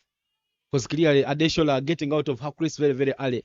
But on the second occasion, she still stands to lose her wicket. Because the direct hit has missed. But those are some good placement there from Favour Esiebe. As she continues finding the runs for the female yellow greens. I tell you, everyone in their dugout is now on their toes, making sure that they wait for that moment where they do clinch the bronze, and it will be a good moment for them, the Nigerians, as they do get back to home with some silverware, but it also saves them from losing ranking points, because the second loss to Brazil would mean a great loss to Nigeria. Easy pickings again, turning out to be a very, very good over here for the female yellow greens, as they are getting these boundaries with ease. Not only 2 losses at the female yellow greens this year. They haven't lost at the Brazilians to the female yellow greens in a span of 1 year, given that they lost in the 11th edition by 5 wickets due to the DL method. Had hands again. Sloppy there from the former captain Roberta at covers. 5 runs already coming off. Third over is Laura Cardoso. I'm not sure why she is bowling with a lot of pace, given that Favour Ezebi doesn't have that much power. And again, when you look at the field they're setting for Favour Ezebi, it is the same field they're setting for Shola. I don't mind seeing that long on and long off coming into the 30-yard circle for Favour Ezebi. Try and see if you can force her to play a wrong shot. Yeah, now the current passage of play is very good for the Nigerians. What they need is a single digit, 9 from 18. As we come to the end of over number 17 with the scoreboard reading 77 for a loss of 5 wickets. It's a time for the Nigerians, for the Brazilians to try and bring in all the fielders inside the sack and put some bit of pressure, because Nigeria has picked up so many singles within the infield. I'm sure Ivan, even you who's been playing recently some cricket back in Uganda, you can get that equation, 9 of 18 with, of course, a couple of wickets in hand. It is indeed a good passage of play here for the Nigerians. They've lost early wickets. You saw the first wicket falling in the first over, and that was Esther Sunday at the back of a half century yesterday, but today going for 0 of 3. But again, Adeshola Adekunle could be a player of match, because she's really made sure that she anchors the innings, 26 of 36, and she is still in making sure that her team crosses the line. Nicole Monteiro coming for her final over. I love the fact that Adekunle Shola has come to party where it matters most for the female yellow greens. They might have lost the battle, losing 2 games in the group stage, but they might end up winning this war. Brazil has always been picking up wins chasing, and as soon as Carolina Nascimento lost the toss, she cleared that it was running out of hands. She also wished she could have bowled, but in the end, Favour Esibe sending them to set a target. It's one of those days, I will tell you, Ivan, where the toss goes in your favour. Even that the captain is called Favour Esibe. She's out there at the crease already, into double digits. 16 over 21, and her partner Shola Adekule 26 over 36. I don't mind the strike rate as long as they get their team over the line. It's what matters most. Works it on the onside again. Easy pickings for these two.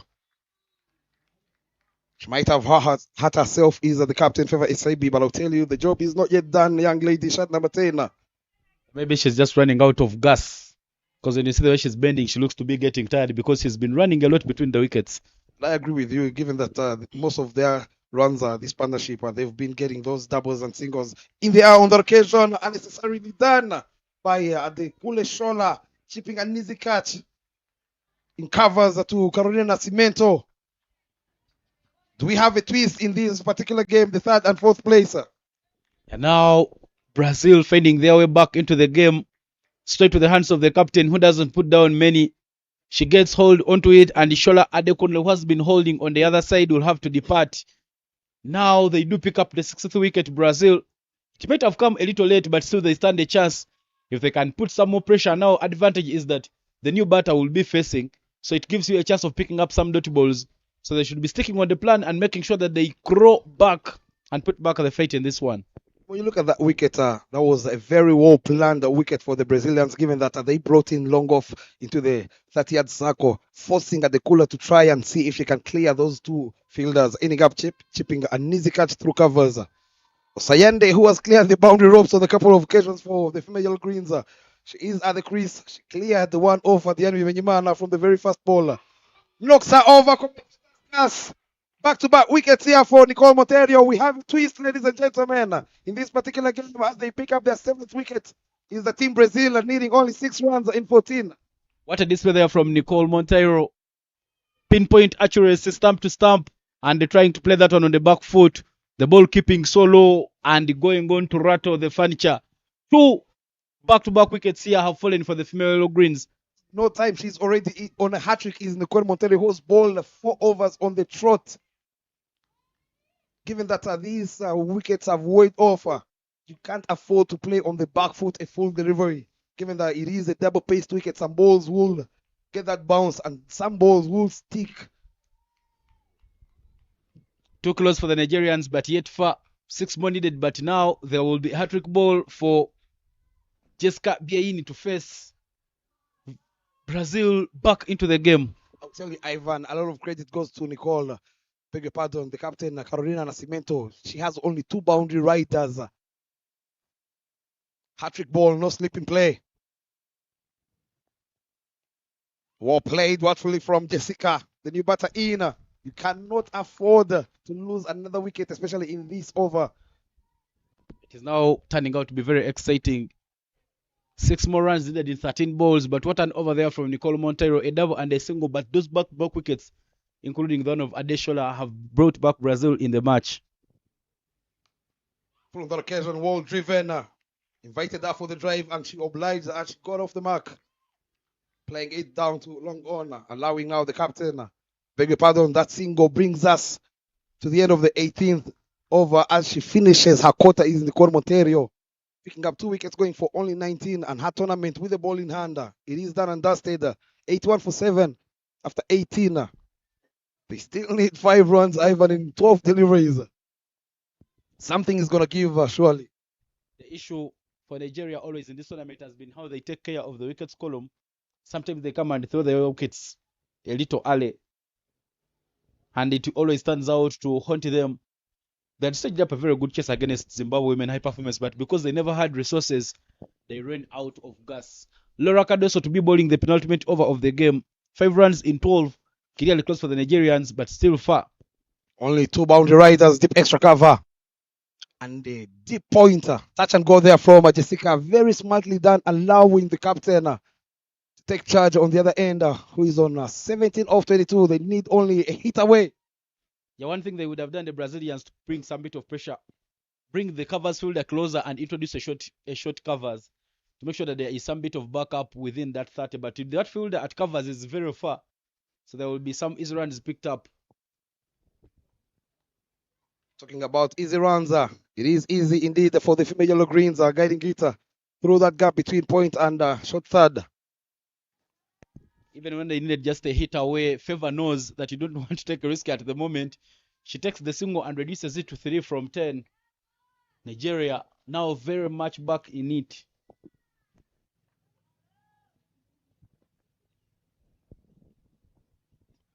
Three runs to get in, 10 deliveries. A wicket would make things interesting here.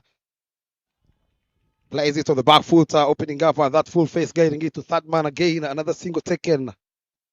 Yeah, and since she's bowling that ball swinging away from the batters, maybe you put a gully in place, a short third, plus maybe a backward point could help you to save some runs.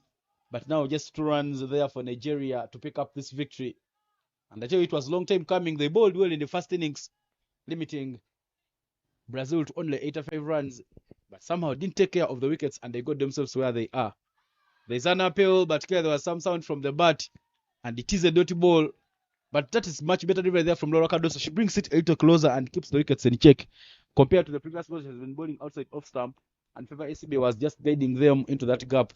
And again, given that they just need only 2 runs, it's one of those days where you miss a trick, you snooze, you lose. They bowled out their best bowlers earlier. Is Maria Eduardo and Lara Bittencourt, who went for only 8 runs in 4 overs, picking up a wicket, and Maria picked up 2 wickets, went for only 14. This would have been the moment for Lara and Maria Eduardo to be bowling. Scores are level, ladies and gentlemen. Third place and fourth place. Team Nigeria needing only 1 run for victory. Nigeria now holding firmly onto this bronze. 19 of 25. What an innings from Favor ACB. No boundaries in those 19 runs. Tells you how much has been running between the wickets. 85 for 7 with just a run to pick up the victory.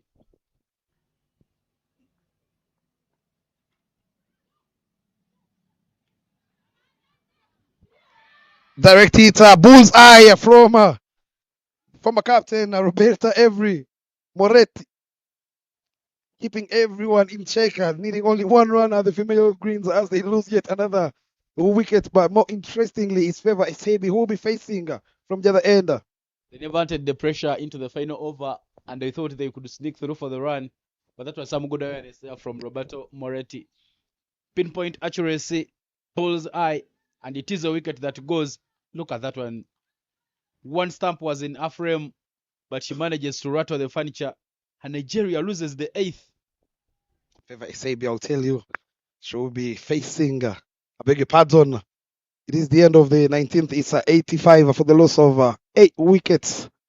Last wicket being Jessica run out by Roberta Moretti. It's going to be the new man in, the new batter in to face the last over this particular game, 3rd and 4th place. Every fielder is inside the ring. But Kylian Lilian is capable of getting that 1 run. Let's hope you don't jinx her, Ivan. It's not a jinx, Bob. It's a fact. Lilian Wood has even batted in the top order, sometimes for the female greens. And now she'll be just hunting for 1 run from Carolina Nascimento's bowling. Only her batting up the order. I've seen her clear the ropes. Swing and a miss, allowed appeal on that occasion, but not given. It's going to be an interesting last 5 balls here, ladies and gentlemen. I tell you now, 1 from 5. Nascimento starting off very nicely. Rocks back on the back foot. This should be it for the female yellow greens. She picks up that much needed single is Ude Lillian to get her team over the line. But again, I'll tell you a lot of credit to Favor ACB alongside Adekule Shola, who made sure they dragged this chase into the last over. And boy, oh boy, have they won by 2 wickets. I tell you, Bob, I don't write off the good bowling display there from the Brazilians, but somehow Nigerians have something to address in the way they have been batting even the upcoming tournaments. They have lost so many wickets, chasing 85 runs. Yes, they crossed the line with the 3 wickets at hand, but then still more work to be done. Nigeria will smile bear hugs as they walk back home with bronze. What a match we've had. And that's the batting card there for the Nigerians. Look at the start, didn't really mature. Esther Sunday, 9 of 3. Christabel Chukwonye, 6 of 19. Omosugo, 2 of 14. And Shola Adekunle there anchoring the innings with 26 of 37. plus a solid contribution there from the captain, unbeaten on 19 of 25. And the bowling card there for the Brazilians, 2 wickets for Maria Eduarda as well as Nicole Monteiro, but Maria Eduarda being the most economical with an economy of 3.50.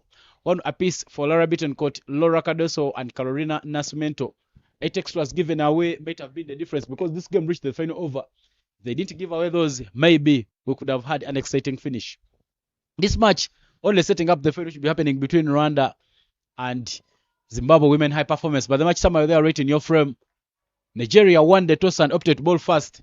Roberto Moretti 19 of 26, Maria Luisa Garcia 15 of 15, Monica Rufino 12 of 21, but Christabel Chukwonyo with a good bowling display. She bowled 4 overs, conceded 13 runs and picked up 3 wickets, whereas Oseyende Omonkobiho bowled 4 overs, picked up 2 wickets for only 14 runs, and Chola Adekunle, my player of match in this match, bowled 4 overs, conceded 16 and picked up 2 wickets. In response, Shola again coming and shining with the bat, 26 of 37, Favor SAB 19 of 25, Sarah Etim 12 of 12, and in the bowling cuts there for the Brazilians, 2 wickets apiece for Nicolo Montero and Maria Eduarda.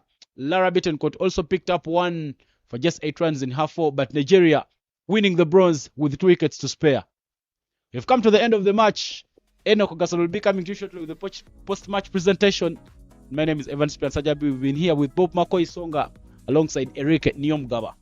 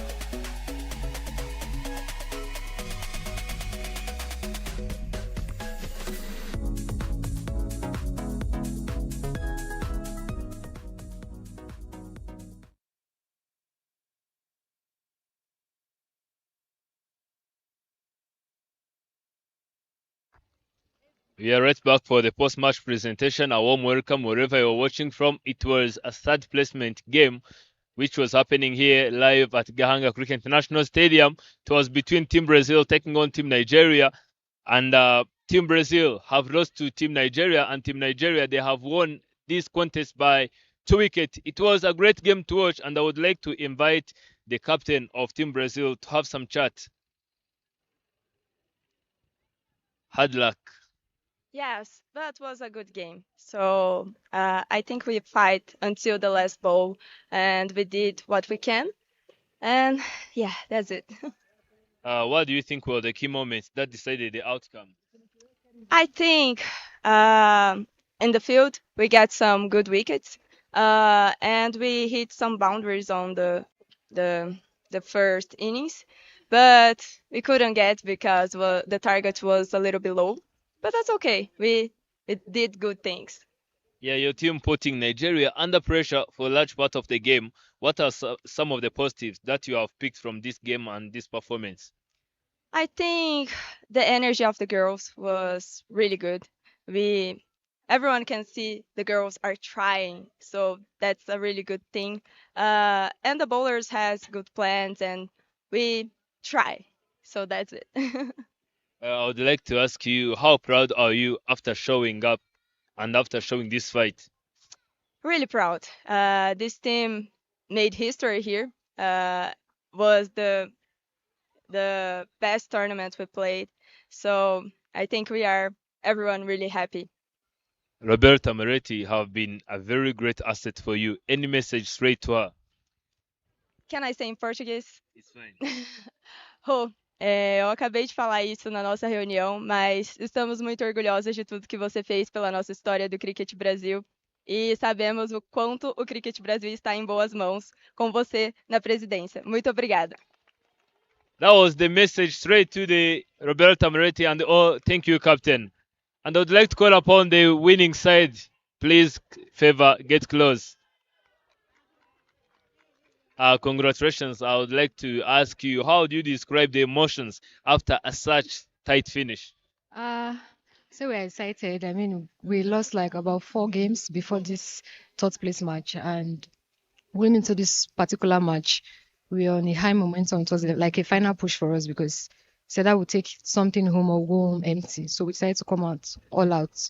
And I must commend the girls for their efforts. So we are very excited that our efforts paid off, and we'll go and build on it from here. Which partnership or performance do you think made the difference today? I said today everybody worked. Yesterday, a few people didn't come to the party, but today everybody was involved. Everybody was encouraging. So yes, it was a team effort. It was not an individual performance, but I must give it up for Krista Bechukwuonye, who took 3 wickets and bowled a maiden, which actually helped us. I must give it up for her because she has been doing it from the very first match to this very match, and yeah, that's commendable. Yeah, I've seen Nigerians and even some Rwandans supporting you. Any message to your supporters? Yeah, we see them. We appreciate your support. Even on the days that we should have won our matches, you didn't give up on us and you kept on supporting. Want to say we appreciate you. Thank you for your constant and continuous support. God bless you all. Thank you, Captain. Thank you. That was it from two captains, and the player of the match is none other than the lady who have bowled 4 overs, 1 maiden, and picked up 3 wickets, and with a bat she scored 13 runs, and she is none other than Christabel Chukwuonye, and to hand over the trophy is PJ.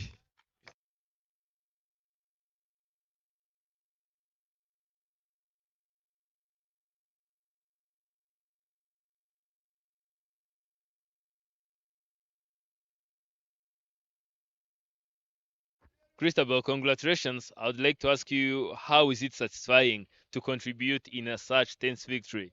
It's very satisfying because I could get the encouragement from my team members.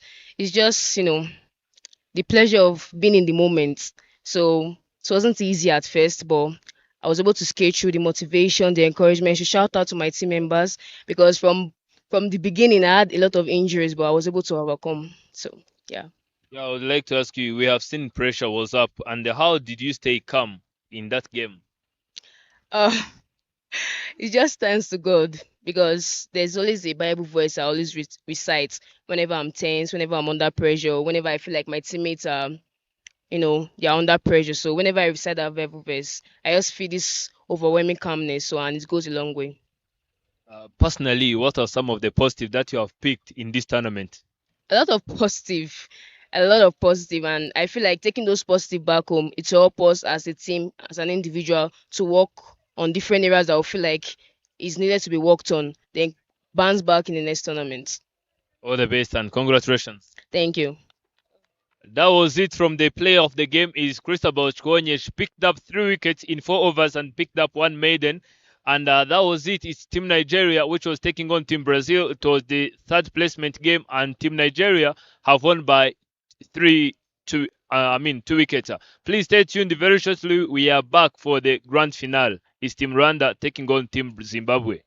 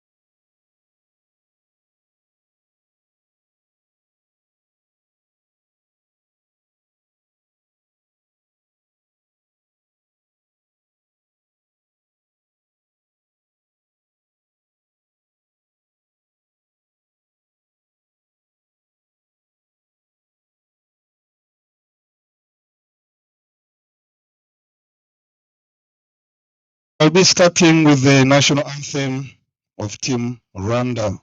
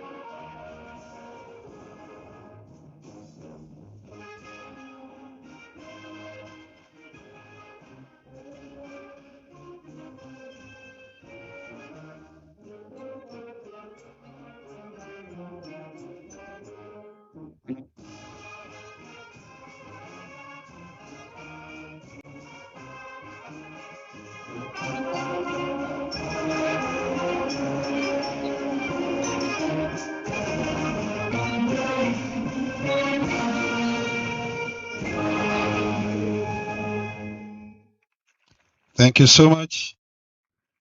Followed by Team Zimbabwe.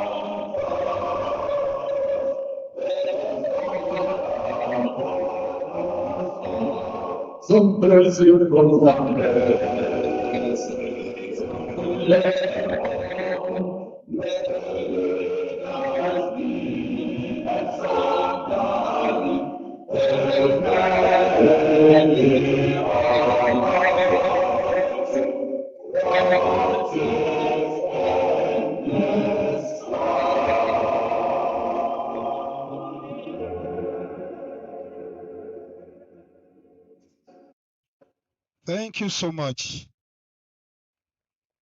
Let us observe a minute of silence as we honor and remember the lives lost during the genocide against the Tutsi.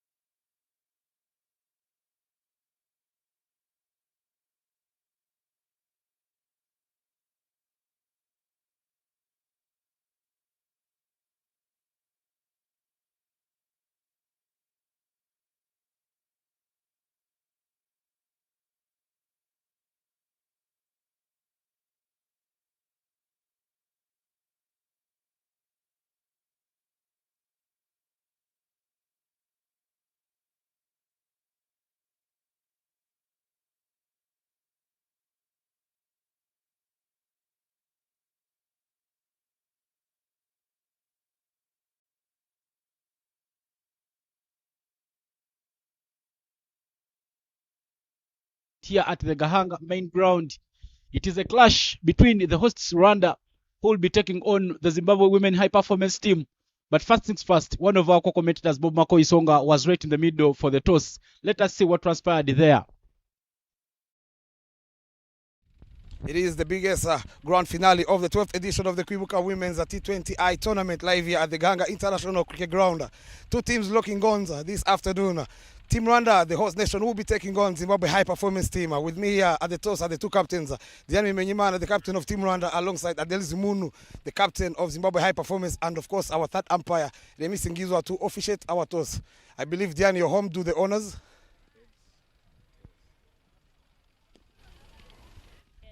Heads is the call. And heads it is. Adela, it is the big final. You've won the toss. What are you going to do and why? We're going to bed first, we're going to bed first. Why? Because we want to set a tone for our bowlers to defend a decent score. Talking about it, what total are you looking at here? Actually, we'll be looking to score about 160. Yeah. Any changes? No, it's just the same team. Enjoy. Thank you. Diane, you lost the toss. Did you go in your favor as well? No, we wanted to bat first, but we'll take it as it is. What total are you looking to restrict them? Anything not above 120 will be a good score to chase here. Did you make any changes? Yeah, Javanis is out and Mavo is in. To enjoy the game? Thank you. You had it from the two captains. Adel Zimunu, the captain of Zimbabwe high performance team, won the toss and she has decided to have a bat first. And that is the news that came from the center. Zimbabwe women high performance team has won the toss and opted to bat first. My name is Evan Cyprian Sajab here in the comms, and I'm with the man who was right at the center for the toss, Bob Mako Isonga. Bob, good afternoon and welcome to the comms. Thank you, Ivan. As also welcome our lovely viewers wherever you're catching us live here at the Gahanga International Cricket Ground. Two teams, of course, that finished at the top. Zimbabwe high performance team will be taking on the host nation, Team Rwanda. Del Zimuno, who won the toss and decided to have a bat first on this clash at the big grand finale this afternoon here at the Gahanga International Cricket Ground. With no surprise, let's have a look at the two sides. Diane Menyimana, the captain, Alice Ikuzwe, Ira Rosini, Shima Giselle, Shima Riete, Ruth Wimana, Umton was Clarissa, Utagshimani, the Fanny, Murekatete Beliza, was a Merveille, the new entrant, replacing, of course, was a Giovannis and Georgette Ingabile. The lineup for Zimbabwe: Adel Zimunu, captain, Kelindi Raya, Kuzai Chigora, Nyasha Gwanzura, Rinyaroro Paspanodia, Vimbaye Mary Muntu Ngwendu, Lendo Kure Mabera, Michelle Mavunga, Salim Moseka, and Betty Mangachena, plus Lorraine Femiwa are right in there. Zimbabwe comes in this game at the back of a very big win. They defeated Malawi by 105 runs, and the opening two are already in the middle. The umpires standing in the final. Veronica Iroho will be standing alongside Gaston Niyibizi. Maridian Menyimana has the first ball and she'll be bowling it to Nyasha Gwanzura. Into the pass straight away. Lara Pira and the finger is up. She draws first blood. Is at the end. The captain leading from the front in the grand finale, picking up the big wicket of Nyasha Gwanzura as she has to depart with that, damaging the scorers. Not only it is a big wicket, Bob, but it is a very big wicket. Gwanzura coming into this game with 297 runs from 8 innings. Highest individual score, but that's the replay of that dismissal. Shuffling across the stumps, clearly the bat was very far from the ball. Dead plumb, and first wicket. Rwanda draws first blood and 0-1 Zimbabwe.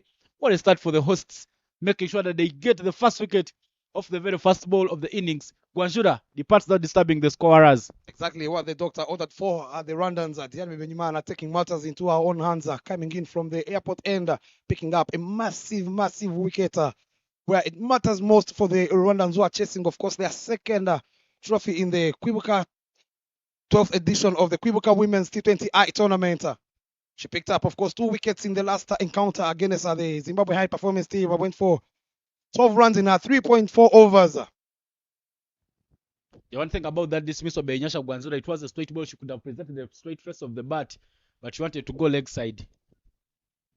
Soft hands are straight away. Right on the money again is Diane Menyimana. Again, when you look at that dismissal, Nyasha Gwanzura, given that she scored most of her runs on the onside, and Diana, the skill she possesses with the new cherry, she will get that lateral movement.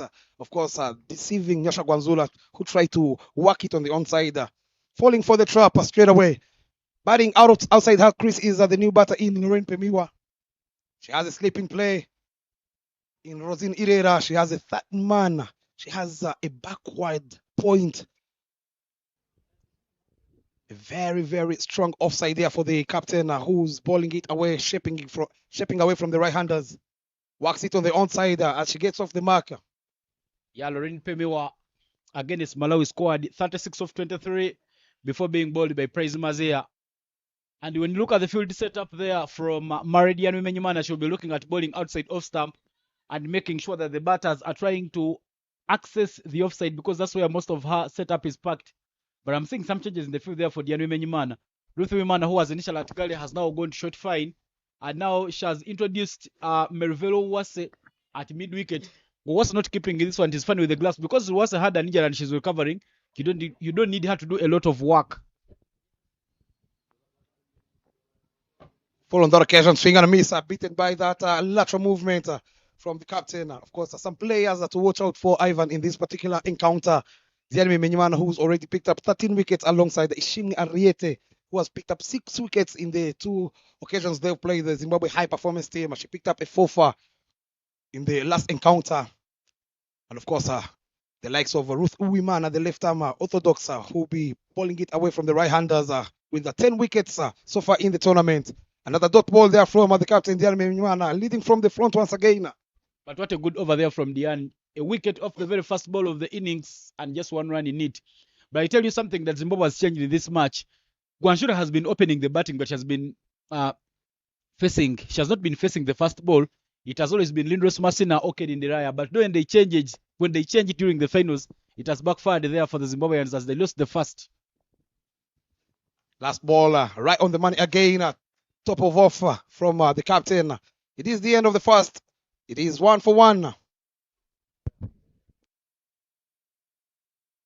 Coming back, complimenting your point there, Ivan. I think Nyasha Gwanzula has been very, very effective coming batting in the middle order phases when she scored that century there you see there on your screens, the pioneer of Rwanda cricket, Mr. Charles Harbour, alongside Katia Uwimana, another Guinness record holder, coming in handy to cheer for the host nation. They've played a very big part for Team Rwanda to get to this particular point at the grand finale.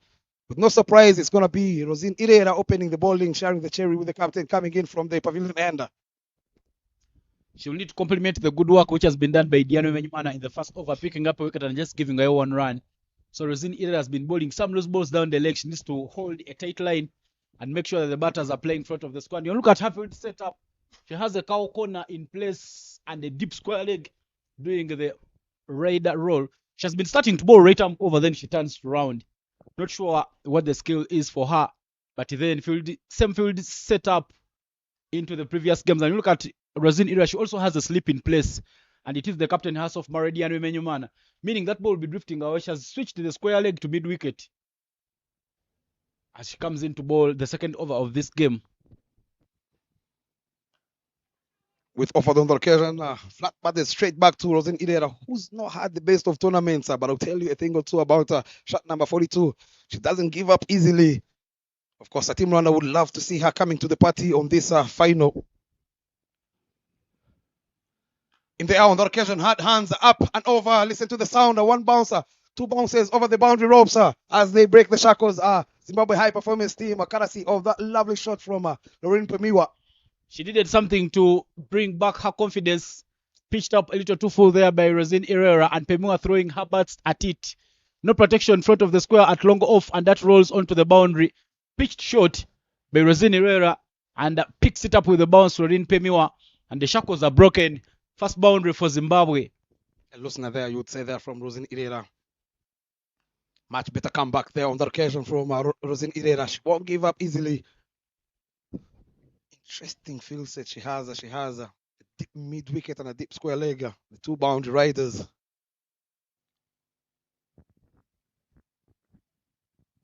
In the air again. This time round, he will fall short at the fielder in the deeper as they keep the scoreboard ticking at these 2.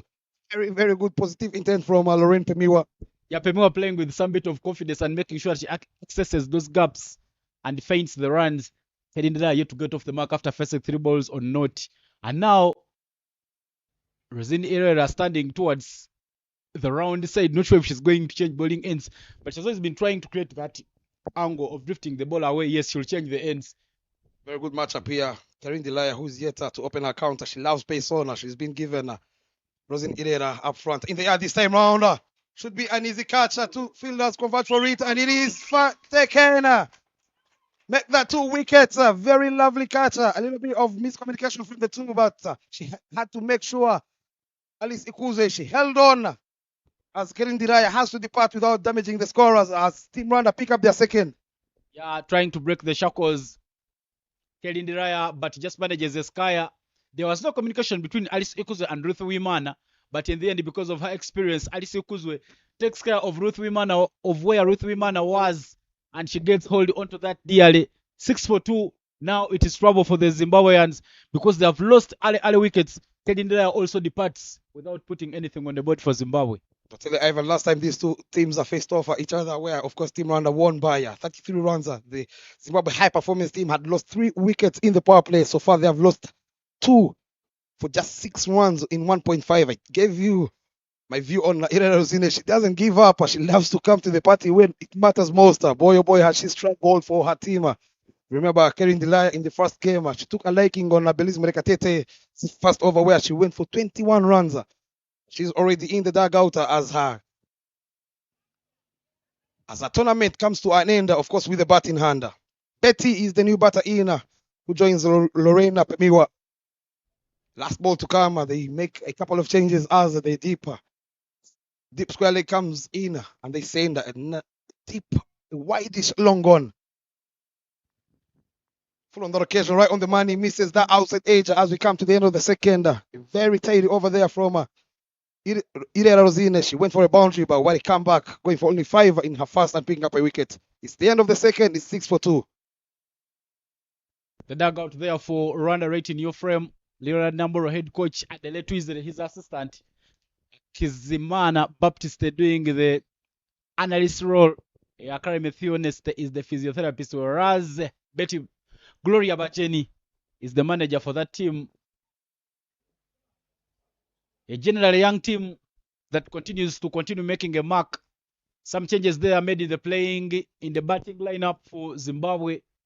Vimbaye Mary Muntu came in at this time of the game, but now they have shuffled a bit, and Betty Mangachena is the new batter in. Maridian Wimenyuman will be coming for her second over. She bowled a very, very faint first over, just 1 run in it and a wicket, and she returns. Kept along with the pace, of course. She keeps the scoreboard ticking. Is the young Lorraine Pemiwa. Half tracker on the occasion from the captain. I tell you something you will see from the batting of Lorraine Pemiwa is the confidence. Clear that ball into the surface, and she lanes into its lane and manages to get some bat onto it, and it rolls onto the boundary. It's fine, wickets are falling on the other end, but Pemiwa not giving up on her end. A little bit risky on that occasion from Lorraine Pemiwa, but they would love these runs coming in handy. They need to make sure they get anything close to that 35 without losing any other wicket in the power play. Then, right after the power play, when the field is spread, they can keep milking those singles and doubles in. She spoke about 160 at the toss. Is the captain, Adele Zimunu. Full on the occasion, punished. Listen to the sound. She doesn't need any sighters. Is Lorraine Pemiwa. Make that her third boundary, taking a liking of the captain's full toss to back boundaries here. Yeah, back boundaries to welcome the captain back into the attack. But what a shot there from Lorraine Pemiwa, playing it over the head of Mervelo Wasa at mid-wicket, and that rolls all the way to the boundary. It was a hit mid-ball, and yes, Lorraine Pemiwa obliges. DNA Pemiwa not bowling as per her pitch. She has extra cover and third man, meaning she should be bowling. She should be looking at bowling that top of offline, but she's going full and into the wickets. And Lorraine Pemiwa says, "Yes, you will not bog me down." She goes and brings up another boundary for Zimbabwe. Overcompensating there from the captain as she's licked 2 back-to-back boundaries. You could tell that from that previous boundary, she was trying to see if she can bowl it into the block hole. She has a sleeping play. You'd always fancy her to target that top of offer. Maybe if she gets that lateral movement, the sleep fielder will come into play. Much better line there from the captain. Very good comeback. You feel that Lorraine Pemiwa is not dropping her head down. Her judgment and anticipation has been good. Bad balls, she's gone away with them. When you bowl a good one, she'll give you the respect. The projected score there for Zimbabwe, 112. If they get to 120, maybe they can come out and defend. But you feel that Rwanda is on top of this one at the moment because they've picked up wickets already. And big wickets. Nyasha Gwanzora. Foolish on that occasion. A lovely shot straight as a die. Chase is on, but the chase will be in vain by Giselle Ishimwe. She is putting on a show of her own. Is Lorena Pemiwa. We are living in her world at the moment, 18 of 10. Your status would love to see it. Lorraine Pemiwa pitched to full, rating her eating arc. A bit of an on-rave of sorts, but she manages to pick up the boundary. What an over there for Zimbabwe. They have now picked up already 12 runs in it, and they needed some bit of recovery after losing 2 early wickets. Opens up her blade, but straight to the fielder at backward pointer. And I love the fact that when you look at the way she's batting and that previous boundary, she took a little shimmy, allowing her to get to the reach of the ball. Playing it through the line, of course, using the dimensions of the fielders. They know they have only 2 fielders outside the ring, deep extra cover and third man. Yeah, in some games, the hero was Nyasha Gwansura, but now Lorraine Pemiwa raising up her hand and saying, I can also be a heroine. What a shot. Shot on that occasion again. Can this be the 4th boundary in the over? Diani Mimana, boy, oh boy, the ball races away to the boundary. Big over here for Zimbabwe High Performance Team. Yes, they've lost 2 wickets in quick succession, but Lorraine Pemiwa, she cares less, taking a liking of the captain. Yeah, that one pitched a little too short to Lorraine Pemiwa. And since there was no fielder in the deep leg side, Lorraine Pemiwa sends it to the boundary. A very expensive over coming in from Maridian Memenyumana, 16 runs in it. And as we come to the end of over number 3, you feel that Zimbabwe started recovering. They have 22 for a loss of 2 wickets. Spoke about Ivan, how the Zimbabwe High Performance Team, they love pace on. I'm not sure why Diane at this stage, having licked a lot of runs in her second over, always face it to see if you can give Ruth at least 1 over in the power play, or even Ishimi Ariete, who has picked up 6 wickets against this same team of the Zimbabwe High Performance Team. She will stick to Rosine Irera coming in to bowl her second from the pavilion end. She has a long on and tip mid wicket, the 2 boundary riders.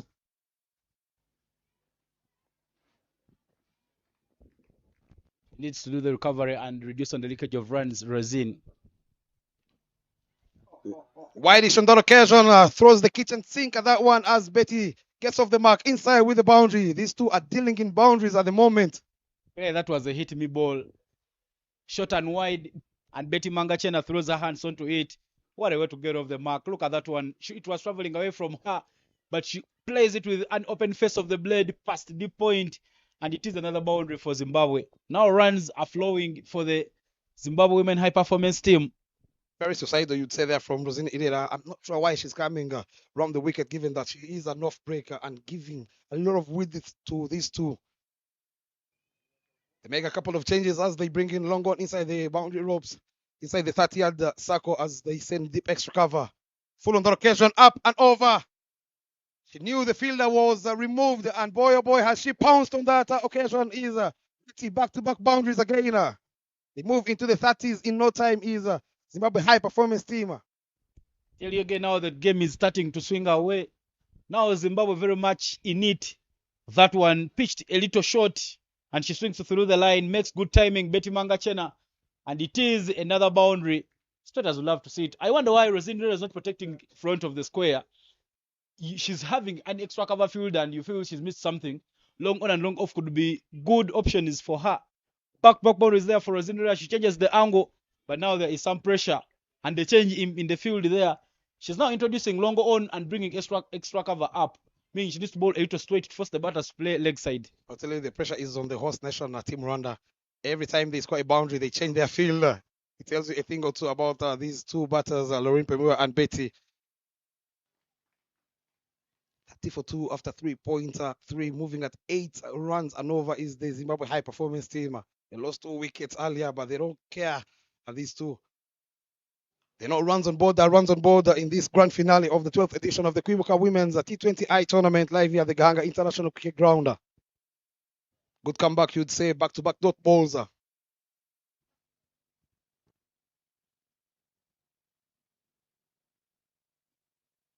Half track on that occasion, but straight to the fielder. At short leg. She lives to die another day is Rosine Ilera. That was a hit me ball. I would have gone to the boundary. She would have hit it to any part of the onside is Betty. You'd feel she's missed out on that golden opportunity. There was some good fielding there from Mervelo Wase at that square leg, but a very bad ball coming in from Rosine Irera.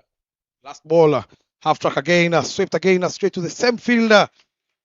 4 dot balls, having gone for 8 runs in the first 2 balls. We come to the end of the fourth. It's 30 for 2. Projected score is at 150. The captain at the top spoke about how they are targeting that 160 mark. Many fans coming out to watch this game. Some Nigerians from the 4 o'clock outfit. Rickson Tete leading that right at the upper pavilion. And you see there on your screens in the middle, parents, of course, of the captain, Jeremy Minyimana, alongside the development manager, Andrew Rurangwa. He's been always watching these youngsters.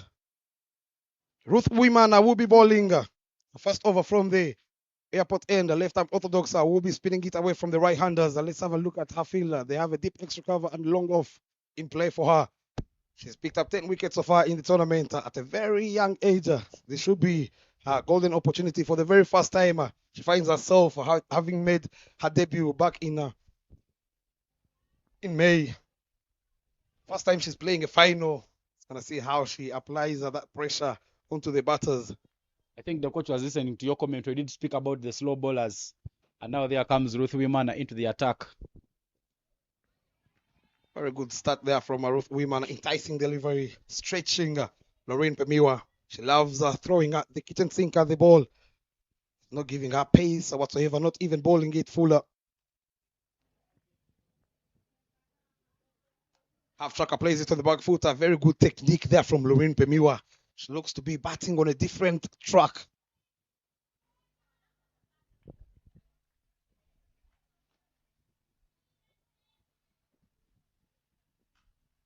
Throws the kitchen sink at that wideish delivery, but there's protection in the deep at long offer.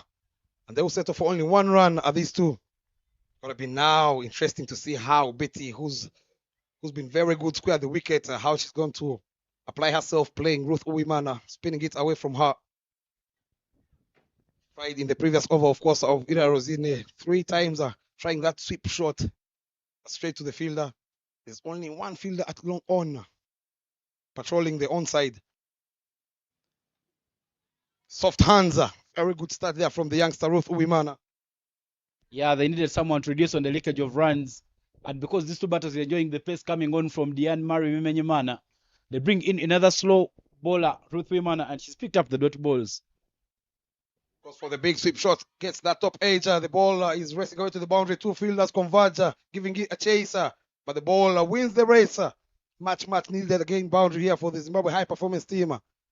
Yeah, but what a show there from Betty Mangachena. Leaning, getting into the bounce of the ball and working it leg side. Very, very beautiful to see. She's got close to its pitch, the ball, and just getting it with its stand because that one was drifting in from Ruth Wimana and is sent down to the boundary. When you look at over number 2 and over number 3, 4, and 5, Zimbabwe has been looking for a boundary in each of these overs, and they look to be getting close to that. Total, they did hope for 160. 1 more ball in this over by Ruth Wimana. Hands on the irrigation, takes the outside edge, but straight to the field. Ashotad Mana goes for only 5 runs. I would love to see the captain trying out Alice Ikuzwe to bowl the last over of the power play. They love pace owner, and boy oh boy has Ruth Uwimana, despite of course going for that boundary that took the top edge of the blade. They see a very cool, collective, calm dugout over the female yellow greens, having won of course the 3rd place, beating of course our team, Brazil. They lost the battle in the group stage, but they made sure they have won the war against our team Brazil. Something of course to cheer for as they get back home. The first wicket partnership is 29 of 19. It is the 4th wicket partnership between these two, Lorraine Pemiwa and Betty Mangachena. 29 of 19, Pemiwa contributing 23. Good display there for her. And I tell you, I would have said that if I'm Diane, I either throw it to Alice or Ishimu. Now Ishimu Henrietta will be bowling the final over to wrap up the power play. Not a bad option, you'd say, given that she's already picked up 6 wickets against the Zimbabwe high performance team in the 2 times they faced off each other in the group stage. Coming in from the pavilion end, up and straight to the fielder. The captain herself at covers. Butterfingers run opportunity, goes baking. She is leaving with herself there on your screens. She has dropped goal, you'd say. Dropping Lorraine Pemiwa on 23 of 16. How crucial is this drop chance going to cost the host nation team Rwanda. Was a big wicket indeed coming their way, but the captain squandering the opportunity away. Up and over, pace on. Nobody moves, says Lorraine Pemiwa as she pounces on that opportunity given by the captain. I tell you, when you put down, you get some bit of confidence. She's now waited for it and played that cut shot very, very well.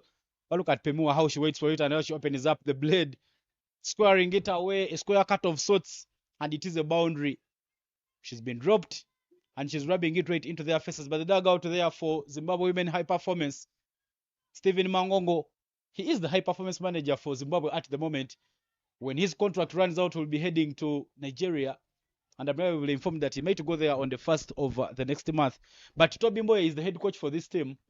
So he's doing his work right under the watch of Stephen Mangongo, making sure that they make a very, very good mark for Zimbabwe. Last over of the power play. The big question here is how many more runs can they add? Soft hands, a very good, quick hands she has is Lorraine Pemiwa. She takes her time. She'll make sure she pounces on those loose deliveries. Not the happiest of faces from the vice captain, Ishimi Ariete. She knows she had Lorraine Pemiwa from the very first ball. Catches win matches, they say, Ivan. Full on the occasion in the air this time round. I will drop in no man's land. She's already. The one thing about Pemiwa is that she has kept confident and she's kept on playing the shots. That's why she's found the runs. Well, she was dropped, but she has continued. And she's playing as though she's come from her own. She's come with her own wicket from Harare. Because the balls that are pitched in the good areas, she's respected. But those that are there to hit, she has gone away with them. Much better comeback there from Ishimi Ariete, allowing the LB and ball to come into play. 40 for 2 after 5.5. Last ball to come in the power play. Lorraine Pemiwa out there. Already she has added 5 runs from that drop chance from the captain, Danny Mimian, that covers. A dream start, you'd say, here for the Zimbabwe high performance team. Full on the occasion, well driven, very good technique. But good shot for nothing as we close off the power play with the scoreboard reading 40 for 2 to enjoy some of the highlights of the power play. What a start there for Zimbabwe Women High Performance. What a recovery they have made inside the power play, and these are the highlights. The first ball of the power play was a wicket, getting Michelle Mavunga, Nyasha Gwanzura hit down the ground. That was the first ball there scored by Lorraine Pemiwa. Up in the air, and that was taken by Alice Ukuzwe to see off Kedin Diraya. But I tell you, some balls there have been some hits coming in from Lorraine Pemiwa for her 29 off 19. That's the over she scored back boundaries. The full toss from Maridian Wimenyman was dispatched away, and runs have been flowing inside the power play. Another one played down the ground, straight as a ruler. The chase from Giselle Ishimo could not stop that one, and it also ran to the boundary. Diane Wimenyman also worked leg side in that over to bring up another boundary. But Ruth Wimana back into the attack.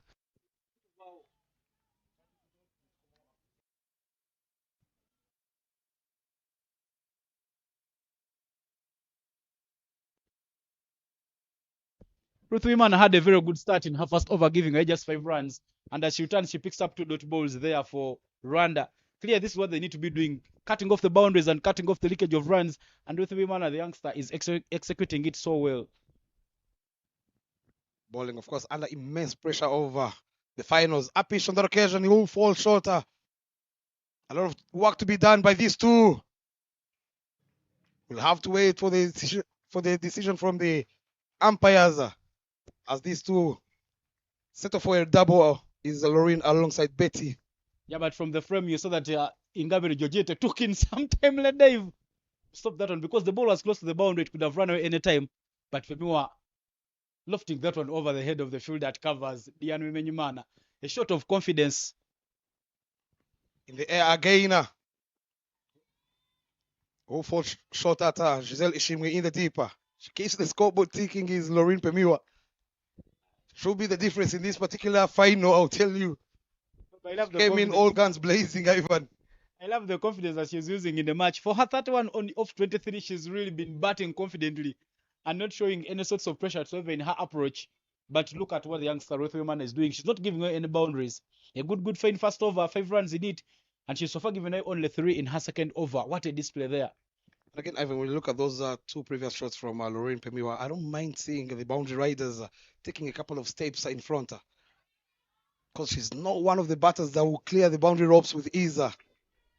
And what they have done for Betty Mangachena, they have brought in Jejete Ingabire at covers from extra covers, and now they only have long off and the offside, and the rest of the other fielders are leg side. Last ball to come. Base the outside edge. A very, very tidy over, goes for only 3 runs from her second is Ruth Uyimana. The score is 43 for 2 after 7. Projected score is 123 as me and Ivan will be taking a short break, allowing Enoch Gasana alongside Eric Nia Mugaba to take us through the next phase of this game.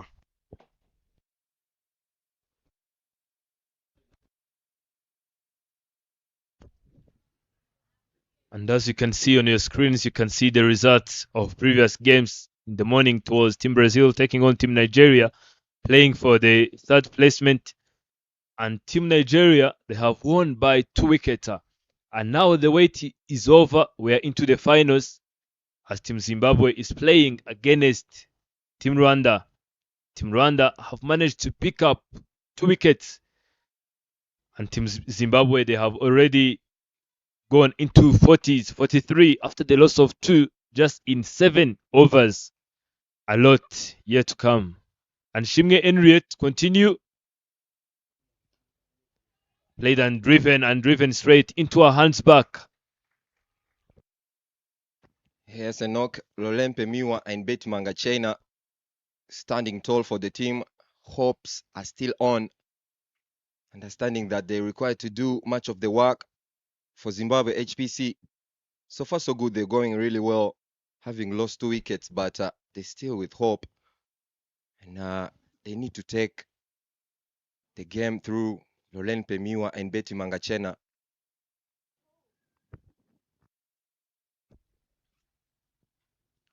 Into the block hole. And then the road to the final has tested skills, character, and resilience. Now only one question remains: who will raise the occasion when it matters the most? You do well, you go home happy. Now it's a matter of time. Oh my. Played up in there. Who's going for it? Henriette herself picks up the first wicket of her spell after delivering 1.2 overs. This time around, she manages to bring a breakthrough, and Lorraine Pemiwa, who was a very big threat to Team Rwanda, will have to depart back to the tent. 3rd wicket, and that was bowled short by Henriette Shimwe, and she bowls that one shorter. Lorraine Pemiwa going big, was looking to pull that one, but it was quick, and she didn't get enough time to work that one through mid-wicket region.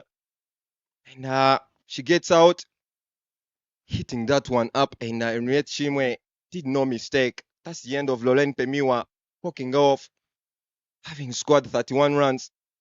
It's the 3rd Zimbabwe HPC. Now the captain takes on, it is Adele Zimunu, joining Betty Mangachena down in the middle.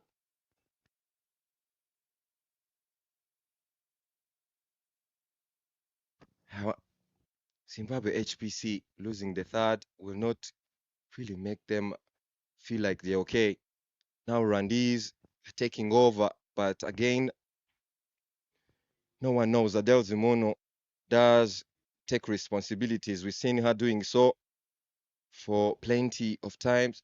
And Betty Mangachena been there for quite a while, having faced 2 overs plus.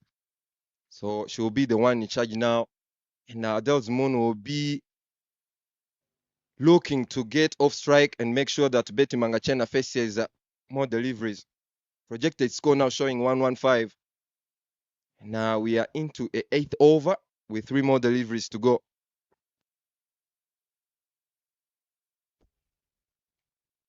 Straighter and straighter into the gap, and they will be picking up that quick single. We're away for Adele's Mono to go off the mark after facing 1 delivery. That's all she needs to do. Get off the mark and give strike to Betty Mangachena. She's doing fine so far. Now she will have to keep doing so that she can make Zimbabwe HPC get their desired target. Straight on the ground, and there is a protection there in the deep. It's just number 10, Belize Murekatete. The crowd is now finding its voice as Rwanda continue to tighten their grip on the game.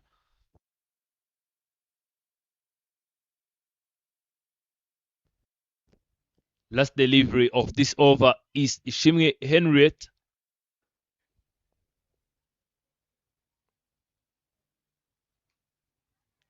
Up in there and over the top. And they will be looking for that single. Yeah, playing that one. She was looking to play it straight to the longer fielder. It is Betty Mangachena who was looking to hit the sweeper and at least get a double. But this time, connection wasn't enough. Edges the ball and the ball went straight to the extra cover fielder for just a single. The end of 8th over. Zimbabwe HPC on 46 for 3. Currently getting 5 runs every over. And I'm sure it's not enough for them. They're looking at least to get 7 runs every over so that they can get to desired target 140 or 130 plus. Now to bowl the 9th over, it is Ruth Wimana comes back into the attack.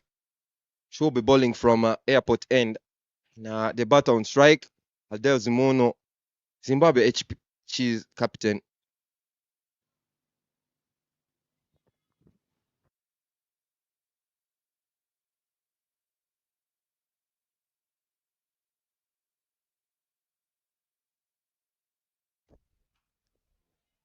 Driven and captain herself putting in some effort after dropping that wicket off Lorraine Pemua. And Team Rwanda, they will be very pleased by taking up those wickets, but they do need to put some brakes on the scoring too. Punch and punch. Captains are doing the job. Now Adele Zimono hitting the ball straight to the Rwanda captain, Diane, who doesn't really do a mistake here. Fuller in that occasion, Ruth Wimana continues to do a fine job for Rwanda. 3 dots in a row. Third over running.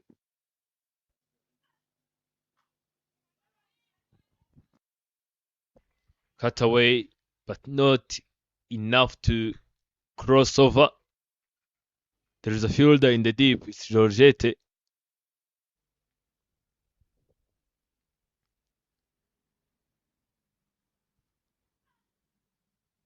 While a pitch of delivery from Ruth Uwimana, bowling 5 consecutive dot deliveries with that extra bounce generated by Ruth Uwimana.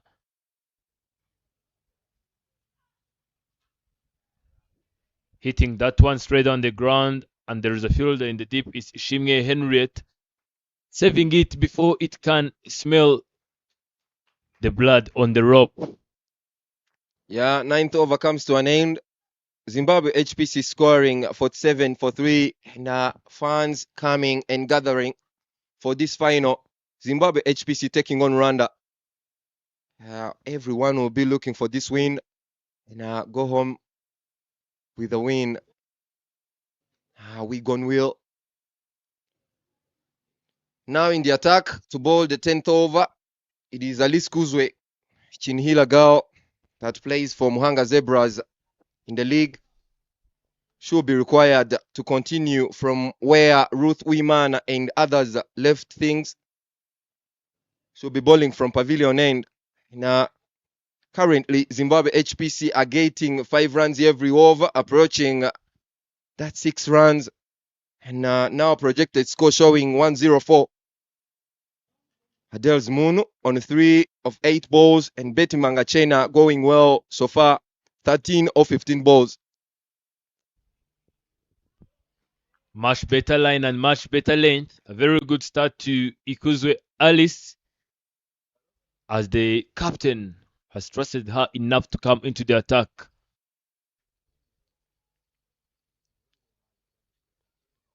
missing the line completely and the length. I don't know what she's looking for down the leg.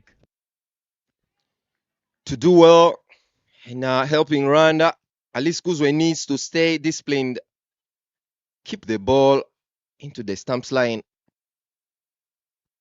Thick outside edge. Adels Mono trying to go off the strike, but Ruth Uwimana couldn't allow that movement to happen. Cutting off the pace, it is Kuzwe Alice. Now, Adele Zimono looked to drive that one, but again, drifting away from her.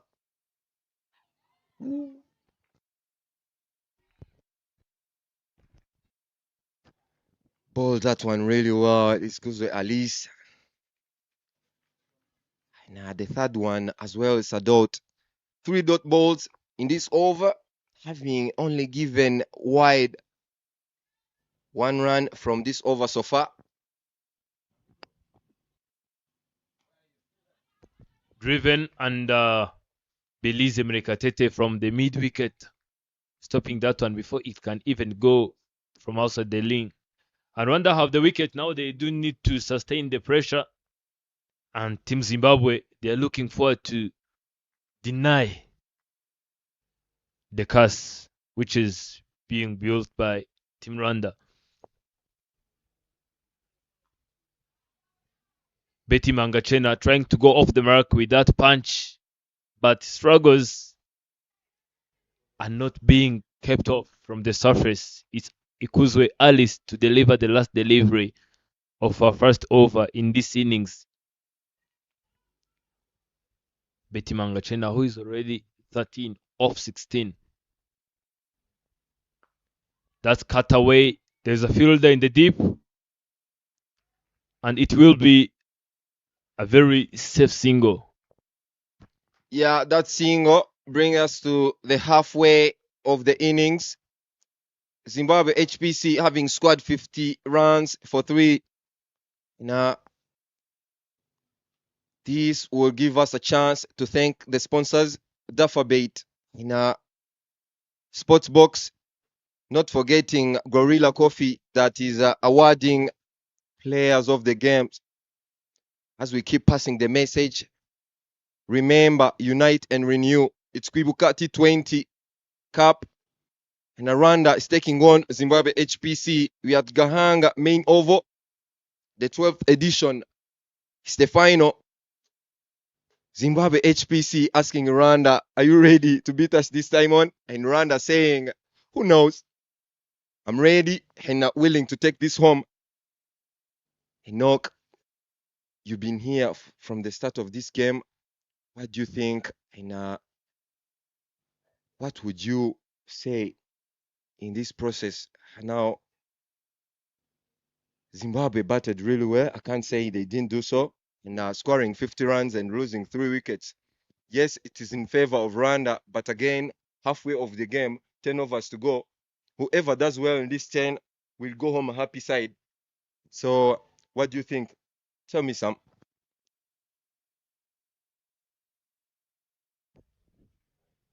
We've seen teams defending scores less than 100, scores below 100. So just because Zimbabwe, they're not cruising into hundreds too quick, it can't guarantee you that you are going to win those games easily. Even though Team Zimbabwe have lost 3 wickets early on, they are still showing positive intent. 49. It was the score before that single taken, and with the tight bowling of Betty Mangachena, Michelle Mavunga, Nyasha Gwanzura, Kuzai Chigola, I'm telling you, even though it seems so tight, if they can just come and put 120 and they keep their bowling tight, it's going to be a different task for Team Rwanda to chase this score when it comes to the bowling of Zimbabwe. And the drinks break comes to an end. Yeah, Enoch, Adele Zimono, and Betty Mangachena are capable of taking Zimbabwe HPC across the line. Now, Adele Zimono been doing a very good job in the mid overs. because she's been holding the innings and pushing for Zimbabwe HPC. Didn't see Betty Mangachena batting for too long, but again, the impact that she brings into the Zimbabwe HPC side really speaks for itself. Now, Ruth Wimana comes back for the fourth over of a spell. Now, her 3 overs went for 9 runs only. Up in there, and another catch is taken brilliantly. Betty Mangachena without taking too long, as Eric Nemugava said, offering such width, and Clarisse Omutoniwase couldn't hesitate for even a single second, and Team Zimbabwe loses their fourth. Yeah, Ruth Wimana bowls that one a little bit shorter, and Betty Mangachena looked to uppercut that one going over the point field. Clarisse Mutoniwase, who does no mistake at all, collects this one very easy and comfortably. It's the departure of Betty Mangachena, who looked to play that one over the field. She was looking for that gap behind the point field, and she ended up giving her wicket. Wasn't a bad shot, but again, the connection wasn't enough. So Betty Mangachena walks off after scoring 14 runs from 18 balls. Now, Rwanda being the happiest side at the moment, and seeing Adele Zimono now scoring 4 runs from 12 balls. We need to do more. They require to build a partnership. So far, we haven't seen any bigger, but again, Adele Zimono and Betty Mangachena had building one, which comes to an end now because Betty Mangachena walks off. Really, really excited to see what Zimbabwe HPC have in their pocket for Rwanda. Ruth Wimana doing the damage. Now picking up her first. Now Runyararo Pasmonodia coming in with a lot of pressure, saying that what if I try this and I go out too? So, and that's what pressure really does. Projected score is 97. Pulled away, but not well enough timed, and we'll find Merveille Uwase in the deep. Previously, Merveille was injured by the ball, and I think that's the reason why she's not even keeping bat with the bat. I'm telling you, Rwanda will be expecting a lot from her blade. All eyes on Ruth Wimana, the under 19.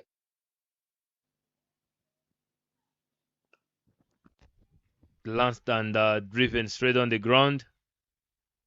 And now Adele's Mono is trying to rotate to keep the strike rotation going on. Because every single batter who have tried to overhit the delivery, she mistimed it and it went straight into the hands of the fielders. Now they are changing the strategy from overhitting to getting those singles and those doubles. Yeah, Runyaralo Pasmanodia and Adele Zimono not required to do much for sure. Make sure that you keep that strike rotated and look for a boundary or two every over. Runyararo and Adele Zimono are capable, but again, that will depend on the bowlers. Runyararo Pasmanodia sweeping that one and into the gap straight to the 10th of Team Rwanda, sending the message that even though you have picked our 4 crucial wickets, I can still find the gap. Pure attention from Adele Zimono. Beg your pardon, it's Runyararo Pasmanodia connecting that one. It was bowled down the leg by Ruth Wimana, not finishing well, however. And Adele Zimono using the opportunity hits that one into the vacant region, and it sees another boundary. On your screen, those are the fans, parents, and the players coming to support Rwanda. And I can see the manager of Wakanda sharing a shot there.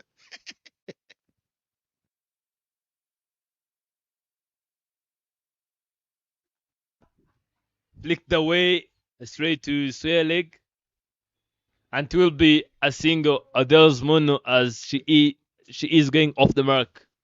Back to manager of Wakanda. I'm telling you, you can't miss any single drink when he's around. Fine work and lovely from Ikuzu Alice, who will be required to do more because she is a frontline bowler for Rwanda, an all-rounder who does a very good job for Rwanda most of the times.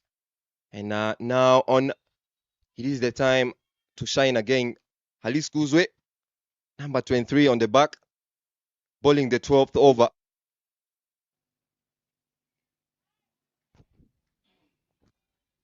Aris Kuze, who was way happy saying that I'm now providing dots. Umpire Gaston Ibizi raising a hand saying it's a wide.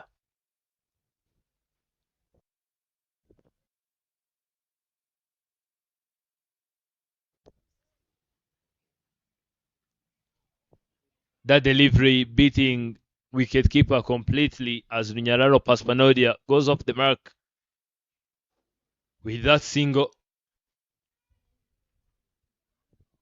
Previously, we've seen the captain of Team Rwanda hiding Fani in at short third man, and yet Fani did a very great work by saving the day for Team Rwanda, catching a very great catch, and it sent them straight into the super over.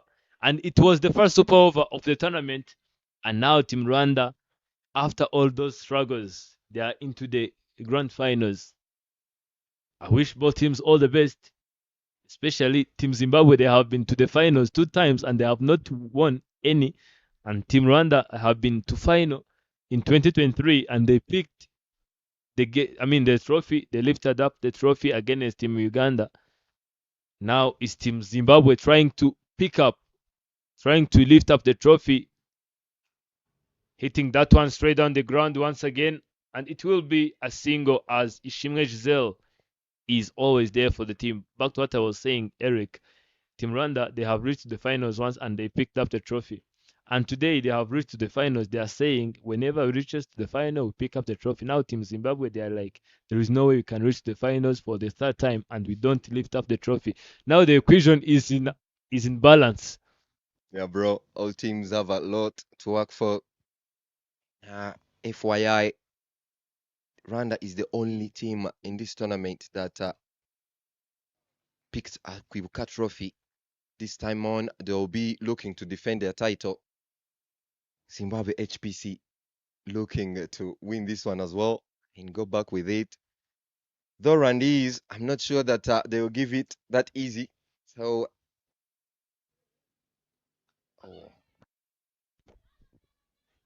At least trying to tell the umpire how is that, but from the comms box we have heard the sound of the bat.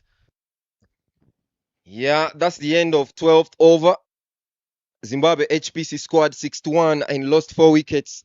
Projected score 102. Very lovely view of Ground A, Gahanga Cricket Stadium. Fans gathering, showing up, and make sure that their support, love are behind Rwandan side. Not forgetting Zimbabwe HPC. And Mwiriwe Ekaso in Nigerian language. At the toast, I was talking to the third umpire, and she was like, when you say Ekaso, means something different. So you need to put son for it to be pronounced well.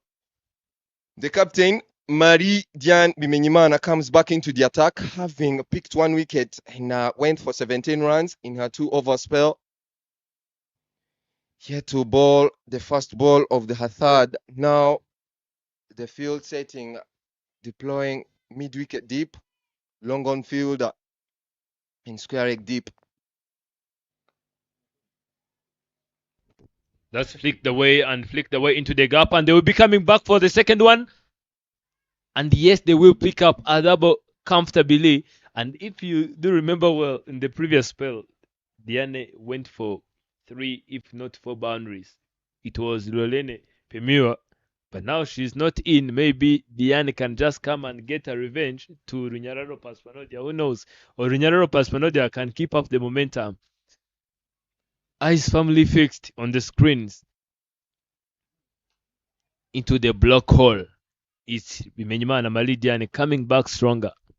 Yeah, that solid defense from Rinyaralo Paspanodia showing that her intentions, her backing, her skills, showing that she needs to play through and get her team over the line and to the required target.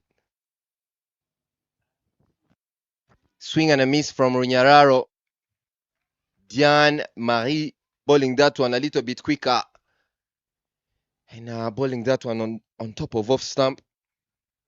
Rinyararo Paspanodia will be required to keep rotating the strike. I'll keep saying it. Whenever the partnership is not built,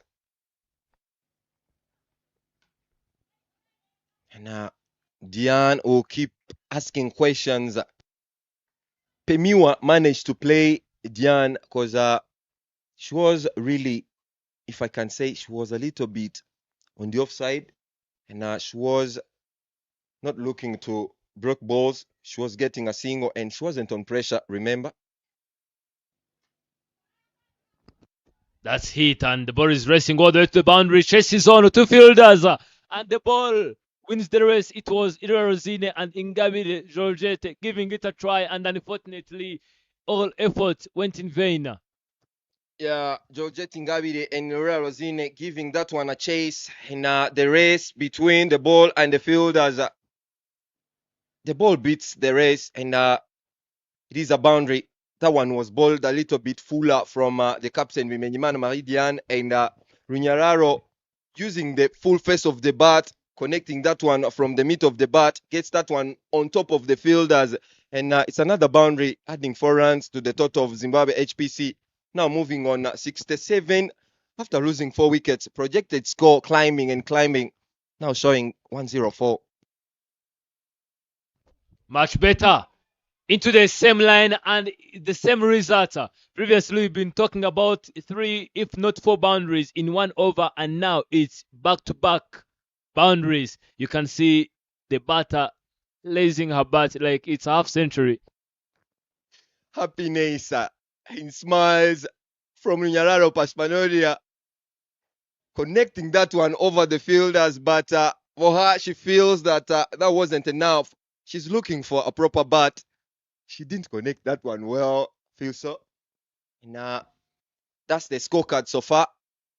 Gwanzura having scored no run. And Kelly Ndiraya, same. Roland Pemiwa being the top scorer, scoring 31 runs. Now Runyararo Pasmanodia taking the charge.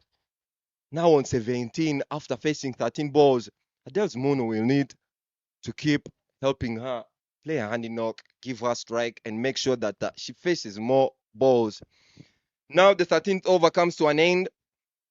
Now Alice Kuzwe comes back into the attack from pavilion end. 71 is the score that Zimbabwe HPC has.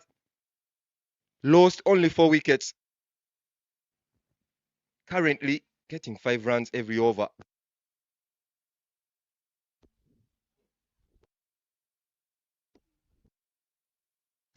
I don't know what happened, but Alice Kuzwe seems unhappy. That ball looked to be down the leg and maybe hit the pads for a dot ball.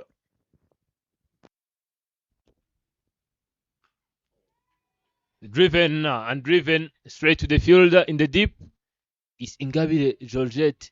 Back to that batting scorecard when Nyasha Gwanzura should have been doing very great, and she went out on the very first delivery. She was still thinking, am I going to lift up the trophy or not? And in that equation, Diane Minyimana stood up and clicked. And Nyasha Gwanzura, at the same time, she was out saying, I was not even ready to face the first delivery.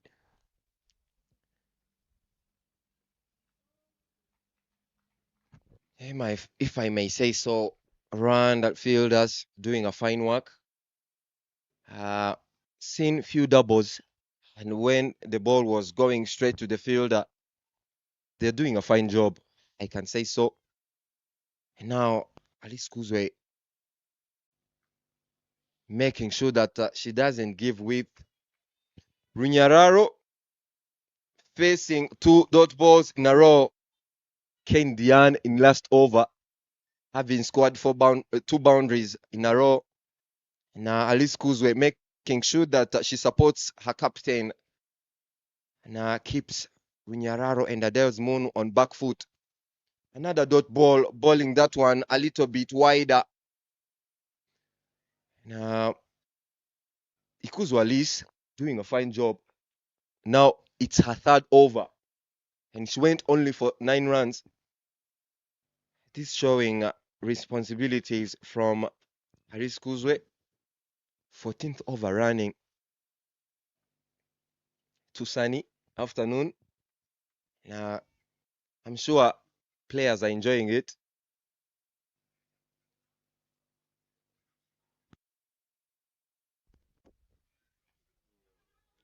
Trying to get that connection, and then unfortunately she missed it completely. And with that single, it marks the end of over number 14. The score reads 73 after the loss of 4, and Team Zimbabwe keeps up the momentum of 5 runs per over since the very first delivery of this game. Yes, Enoch, we are approaching last 6 overs of the innings. Zimbabwe HPC will be required to make sure that they get a boundary every over and make sure that those dot balls are no longer there. Rotate the strike. On your screens, that is development manager Vara CA and the commentator Bob Bashir Song. I don't know how he got there, but he was supposed to be here, I think. Yeah, I will tell him that later. Going well, smoothly approaching the 15th over. Zimbabwe HPC going well so far, scoring 73 runs, losing 4 wickets. And now the frontline bowler and a specialist of death overs, Henriette Shime comes into attack. She'll be bowling from airport end. Now the batter on strike will be Dangerous Runyararo Paspanodia to face the first ball of Henriette Shimwe. She does breakthroughs most of the time. So Runyararo here will need to be careful. And Adel Zimono as well. A misfield as Runyararo Paspanodia goes off the mark with that single. Now pressure is on, Mr. Eric. Now pressure is on. Those are the results. Yeah, pressure building. And both sides, Rwanda will be looking to squeeze. And Zimbabwe HPC will be looking to get runs and more. They're looking to get to their desired target. Projected score now showing 104. Adels Mono trying to step out and hitting that one straight on the ground. There is a fielder in the deep. It's Gisele Ishimge. I know that lady, she might look young, but with the bat, she will always prove that age is just a number.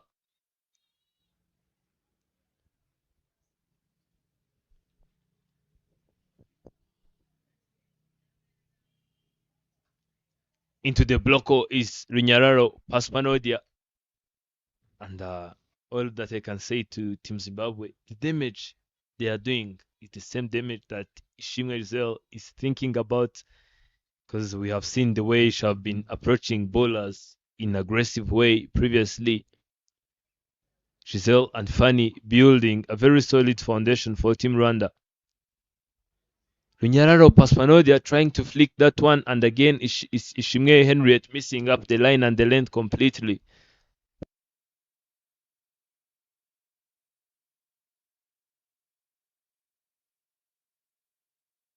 Henriette Shimwe going well so far.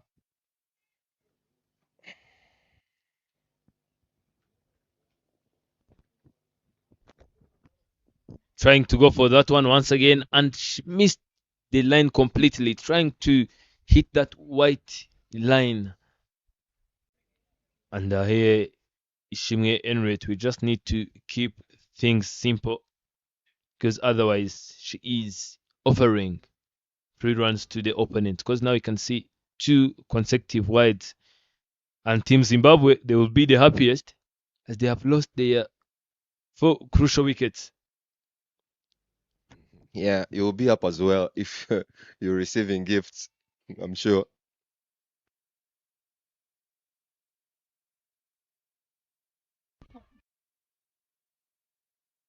It was a run-out chance down to Rosine Herrera, but not with the very good throw straight to the keeper. And Fani Utakushimaninde wouldn't stop that one. Another chance went begging. Should be accurate and make sure that you give the ball to the wicket keeper where she can collect that one and complete the run out. This time on, the sharp throw from Rosine Herrera goes over and over the wicket keeper Fani.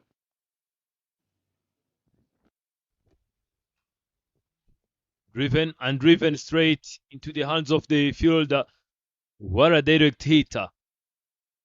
But unfortunately, the batter was still in there, not lifting her bat or trying anything else. And it's the last over of this over. It's the last delivery of this over. Projected score is now 105. Of this.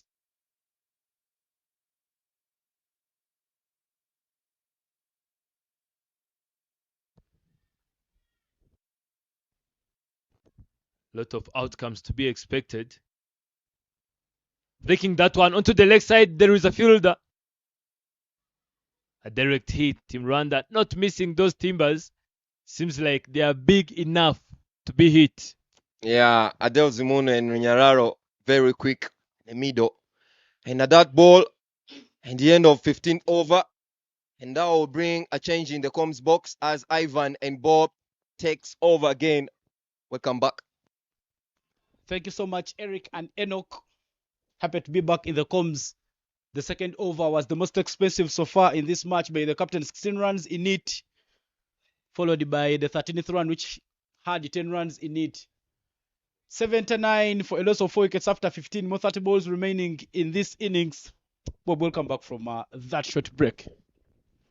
Thank you, Ivan. And of course, if you're just catching us live, it is the grand finale of the 12th edition of the Kwibuka Women's T20I final, live here at the Gahanga International Cricket Ground, as we see the introduction of the speedster, normally who opens the bowling for Team Rwanda, shot number 10, Belize Mrekatete, who will be bowling her very first over from the pavilion end. But again, Ivan, to take you through on a couple of stats. The last time me and you were in the commentary box right after the 7th over, the score was 43 for the loss of 3 wickets. 15 overs, 8 overs down the road, they've managed to restrict the Zimbabwe high performance, who are moving at 7 runs and over to just 4.5 runs and over, given that they've scored only 36 in the next 8 overs. Courtesy, of course, of Ruth Uimana finishing her spell.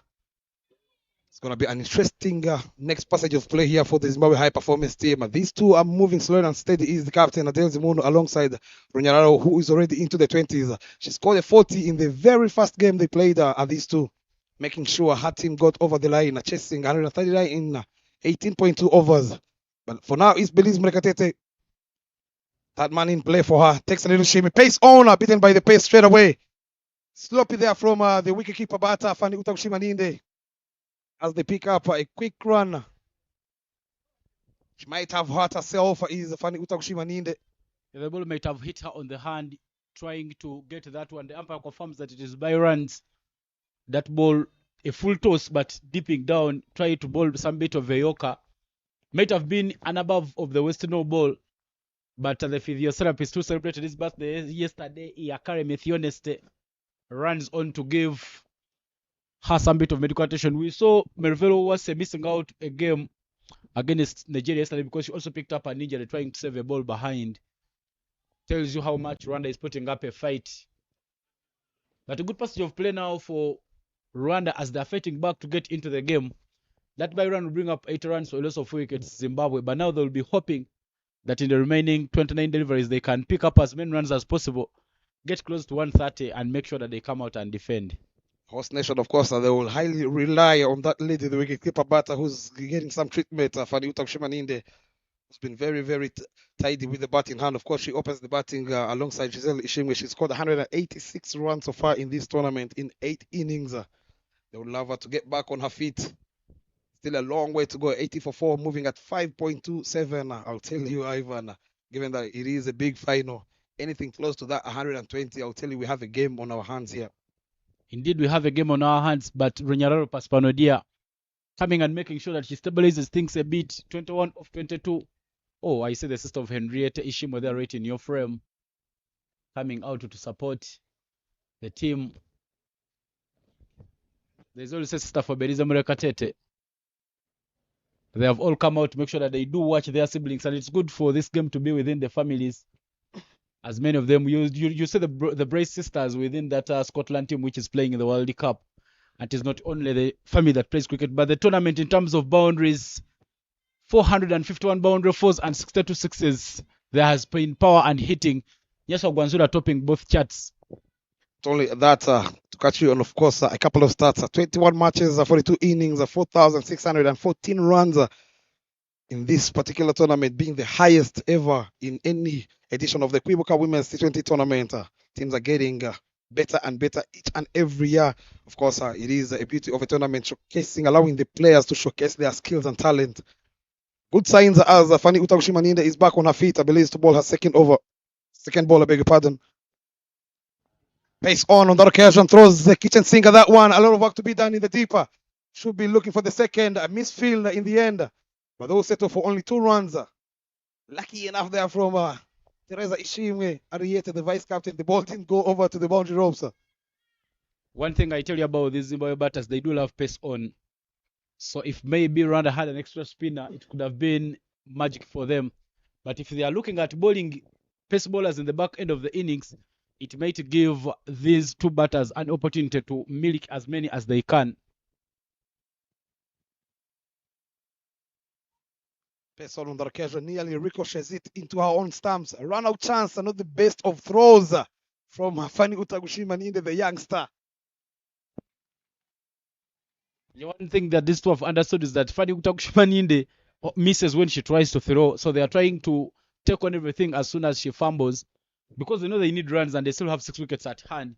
So they're making sure that they take everything as it comes. Those underarms, I'll tell you, Ivan, they'll never get you a run out, as you mentioned earlier in the tournament. Full on that occasion, pace on again, beats the outside edge, nearly takes the off stump out of the ground. Is Belize Murekatete. She is breathing fire at the moment.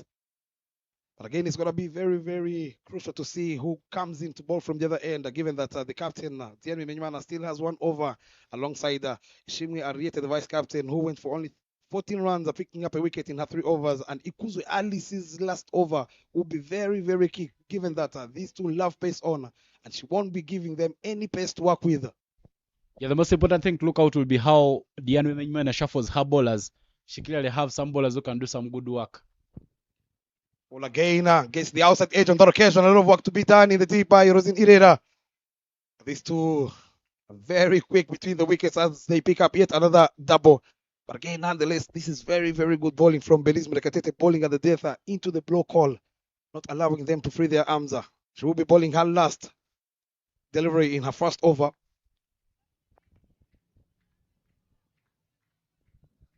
Six runs so far in this over by Berisa Murekatete.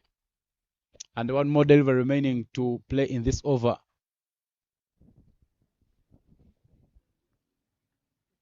Pace on in the air, up and over. Alice Ikuzwe, they will be looking for yet another double. Should be easy. 2 runs to add to the total. A very, very good over here for Zimbabwe high performance team. As we come to the end of the 16th, it's 87 for the loss of 4.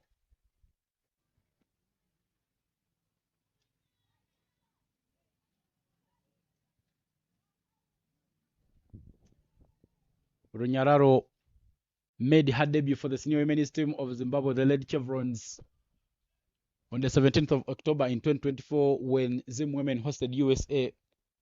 But she's made sure that she fights to get to that spot. The Brazilians right in your frame. They scored 85 in the morning game, but they failed to defend. Nigeria winning that one by 2 runs, and Nigeria will walk home with the bronze. But their president Roberto Moretti announcing her retirement shortly after the game. and also receiving the standing ovation or guard of honor, one you could choose, but a good servant to this sport of cricket. Indeed, what a way to end your career. She said that she mentioned on that win, that massive win against Team Rwanda, that the only country she would have chosen to retire, hang her boots, was Rwanda. She loves the country. For now, it's Alice Ikuzwe who comes in to bowl her last. She's yet to pick up a wicket, but she's been very, very economical, going for only 10 runs. Changing ends, of course, coming from the airport end. She has a long on, a long offer. Deep mid-wicket and a deep square leg. No one patrolling that deep extra cover. You'd feel that she will be targeting that middle stump or even top of off. Yeah, the run rate at the moment is 5.44 for Zimbabwe. Projected score 109.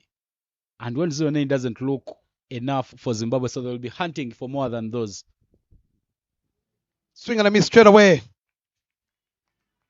Quicker on the occasion from Alice Ikuzwe, a little bit risky, but they will go with the dot ball, given that she has no one patrolling the offside, apart from the long off. I would always fancy, given the way she bowls, to have someone at deep extra cover. Swing and a miss, nearly takes the off stump, is Alice Ikuzwe, keeping a tad too low on that occasion. Yeah, some good bowling there from Alice Ikuzwe. Both her two balls have been bowled outside off stump. And that is the area you need to love bowling, because Nyaro Paswanodia loves playing leg side. But there is no extra cover. So if one is harassed through the point or cover area, it might go all the way to the boundary.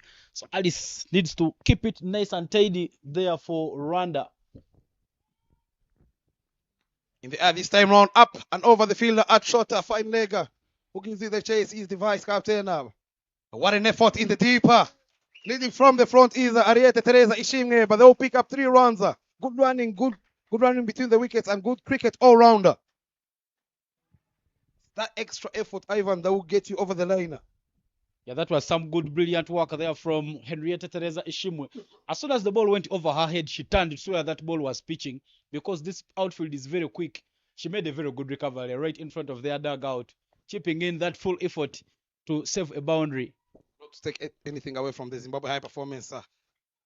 3 runs, fumble there from Merveille Uwase, who's not had the best of days in the field. She's, of course, well known of her being behind the stumps with the gloves on.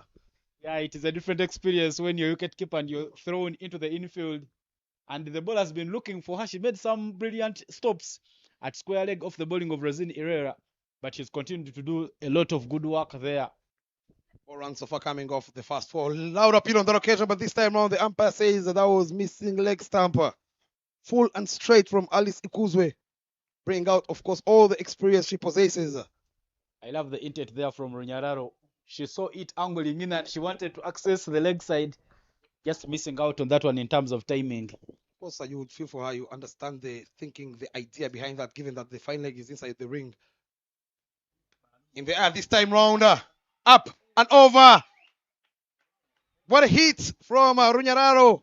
She was looking for that slog sweep. Boy, oh boy, had she connected, coming out of the sweet spot of her blade to close off. Her quarter is Alice Ikuzwe going for a maximum. And the fans love it. You see the Zimbabwe flag flying high there. But look at that one. She shuffled the alley across the stumps and made full access. What a shot. Maximum. Throwing it to where the Malawian players are sitting and watching this final from. But that was a brilliant shot there coming in from Runyararo. Full again on that occasion. Very, very good shot up. Handsome for a maximum. That dugout of the young Malawian side enjoying that 6. The end of the 17th is 97 for the loss of 4. Only a hit away to register that 3-digit marker is the Zimbabwe high performance team. They normally talk about how strong you finish. Boy, oh boy, are they putting on a show. And the Zimbabwe high performance, as we see, Belize Murekatete back into the attack. Long off, long on, deep mid-wicket, and the third man.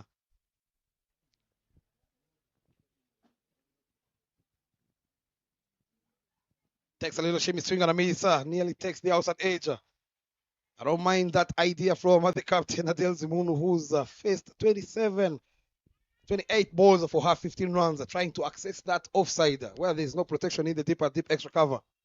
100 runs are not only many, but also psychological. Every time you see those 3 digits, something runs into your head. Belisa Mrekatete had a very fine first over, 7 runs in it. Not very bad when you look at the current passage of play, but she needs more dot balls now. Pace on the occasion, up. Who wants it? Fall shorter of the captain, Diani Menyimana. They pick up another double. Only 1 run shy of that psychological total of 100, 3-digit marker. Another solid display there from Runyararo. 32 of 27. Good performance. The Zimbabweans rating your frame from another angle, coming out and making sure that they do support the team. There's been representation from the embassy of Zimbabwe even in the previous matches. Still, I see some people around supporting the chevrons. Fall into the block hole. She won't be taking the second as they stick to that single, and 100 comes up for the Zimbabwe high performance team inside 17.3 overs for the loss of 4. How many more can they add is the big question here. We know anything close to that 130 will be very, very challenging. And you look at the lanes that Kuzai Kelly Chagora has been bowling, Salimu Musaka's spin, and Lokhule. You clearly feel that when they get close to 130, it will be a tough ask to the Rwandans. Paul again throws that kitchen sink on that one with the pace. She's bowling at her, allowing the ball to race away to the boundary. Got into the boundary as a tracer bullet from Runyararo, once again trying to replicate that innings in the very first game of this tournament. Tell you the fall of one hero brings another one, shuffling across the stumps and opening her blade, caressing that one away to deep point for 4 more. What a show there from Paspanodia. Gwanjura, who is the leading run scorer in the tournament, went without disturbing the scorers. But I tell you, Runyararo Paspanodia is saying that, yes, I can do something. Earlier on, it was Lorraine Pemiwa who put up a show. But Paspanodia also replicating it so well now for the Zimbabweans.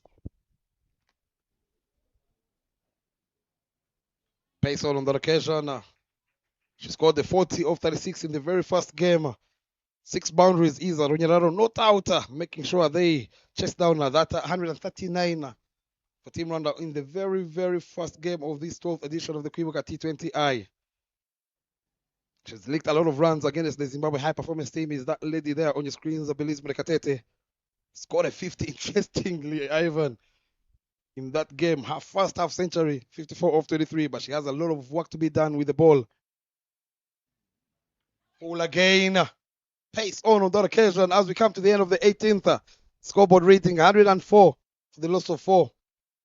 As we come into the penultimate over, the enemy Minyimana still has an over under. The vice captain Ishimwe Henriette. Yeah, 100 runs, 104 runs for a loss of 4 wickets after 18. More 12 balls are remaining. 18 of 29 for Adele Zimunu, but Paspanodia. But look at the tournament in terms of dotty balls. 60 dotty balls. Those are 10 overs of not scoring runs. It is something for them to address the Zimbabweans. Still, the fans who have come out to watch this final, everyone sitting on the edge of their seats. Ishimo Henrietta coming to bowl her final over, 14 runs and a wicket in her first 3. And now she will be replacing Alice Ikuzwe from the Bugesera Airport end, hoping for another good finish. That looked a little full, but not worked lakeside there by Adele Zimunu. She bowls the in-swing, so Zimunu needs to take care of where she steps, because when the bowler is playing in-swing, you need to present a full face of the bat to make sure that you don't expose your wickets. But it is a dot ball to start off the penultimate there by Ishimo Henriette. Takes a little shimmy, gets to the reach of the ball. Can they take on the arm of the fielder in the deep Rosin Ireda? She decides otherwise. Is the captain Adele Zimunu telling her partner, hold your horse, young lady. We still have a long way to go. Yeah, when you look at the way Runyararo is batting, because Henrietta bowls an in-swinger, and Runyararo makes that shuffle across the stumps, she can easily pick it up and play it leg side. That's why there is a deep square leg fielder right in place. Long on, long off, cow corner, and deep square leg at the 4 boundary riders there for Ishimo Henriette. Takes a little shimmy again, and not enough timing. Straight back to the same fielder, Rosin Ireda at long on. Looking for the second runner opportunity, not the best of throws. As they pick up a double much needed double here for the Zimbabwe high performance team, especially Runyararo alongside Adele Zimunu. Yes, they've blown some gas out there. I think Rosina should have done the easiest thing, one bounce to the bowler. But then she tried to overthrow it to the side of the wicket keeper, Fanny Tagushima, and in the end she ended up giving away an extra run. Change of pace on that occasion. Well swept again from Runyararo. Putting on a show. We are living in her world as she moves into the 40s once again against Team Rwanda. The score is Nelson now after 18.4 for the loss of 4. You see the crowd is back on their feet. Yeah, what a shot there. She shuffles across the stumps and gets it right after the bounce. Works it leg side and 4 more to the total. Very good looking shot there from Runyararo. The timing has been exceptional. The Zimbabwe fans there flying their flags so high. And now the music is on for Zimbabwe as they're rubbing it in front of the home fans. Now the home fans are a little silent because this game has started swinging away from them. 2 more to play in this over by Henrietta Ishimwe. And another fielder being put in place at deep mid wicket. Now the longer off fielder will come on, and now she'll have Kao Kona. Longer on, deep mid wicket and deep square leg. Takes a little shimmy again.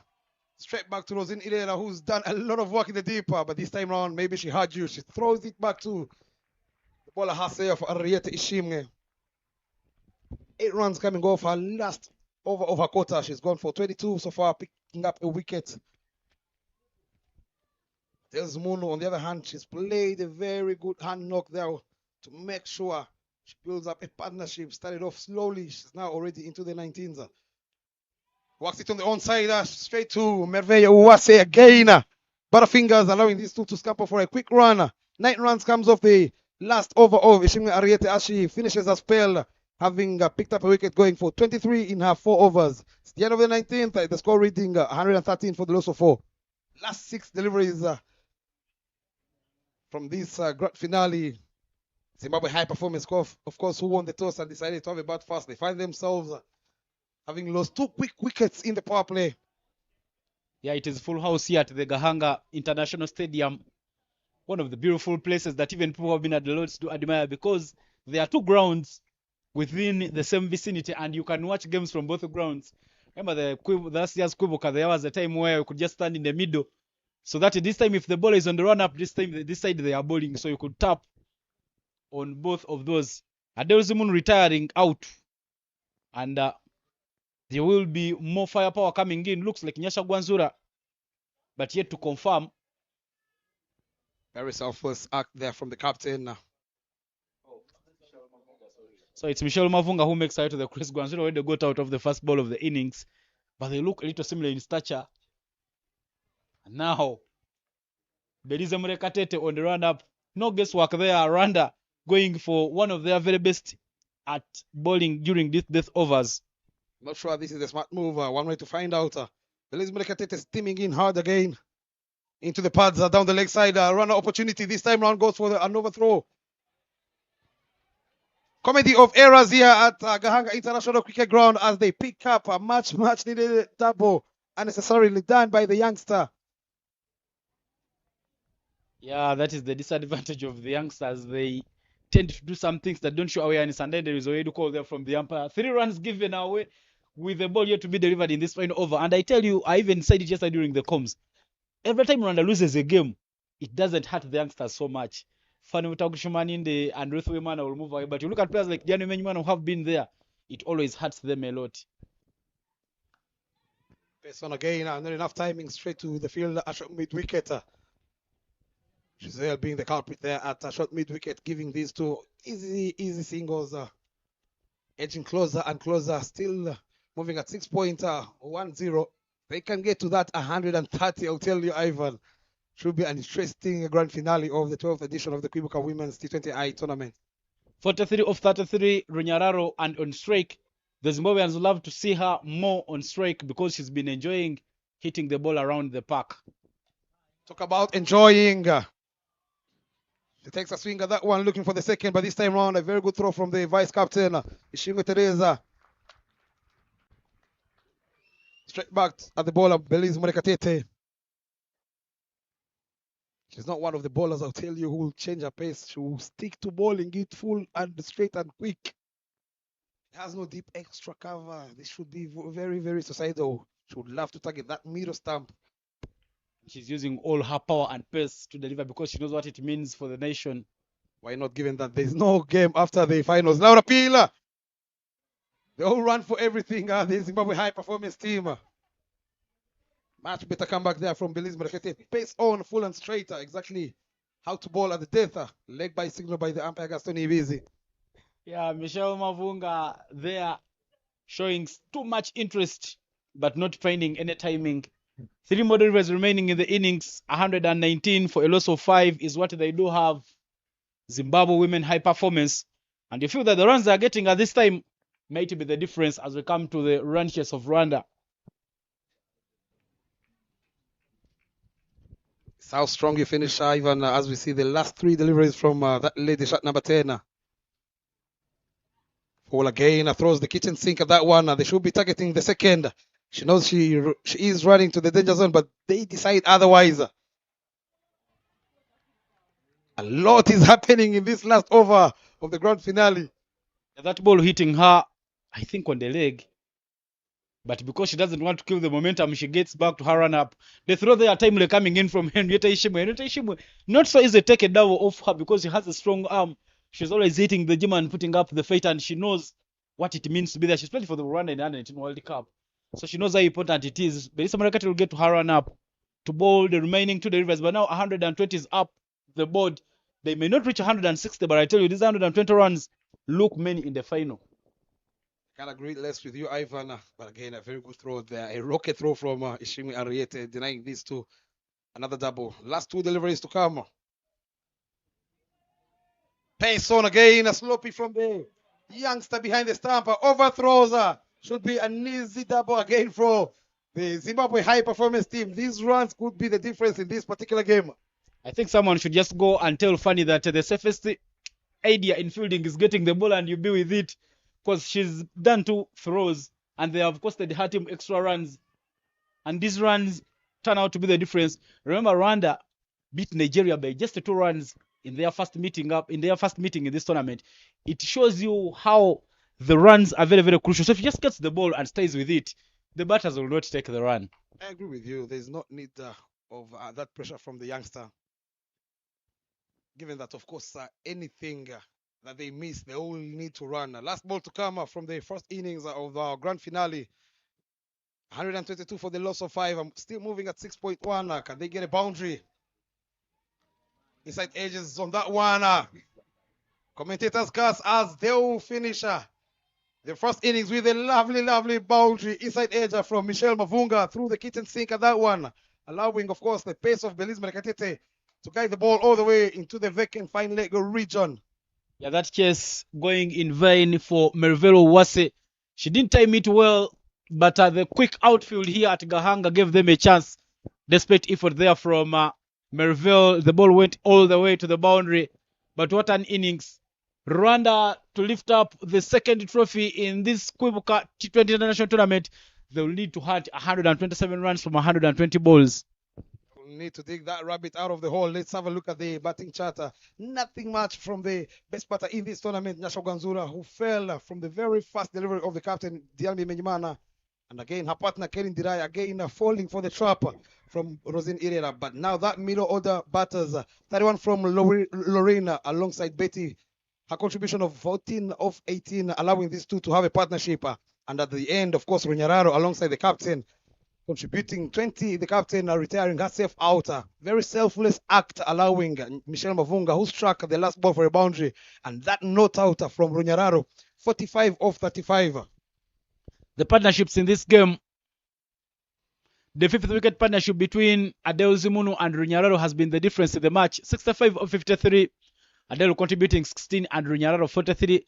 But there was a 3rd wicket partnership that led to the recovery between Lorraine Pemiwa and Betty Mangashena, 37 of 34. 11 extras have been bowled by Rwanda. Those look very, very many.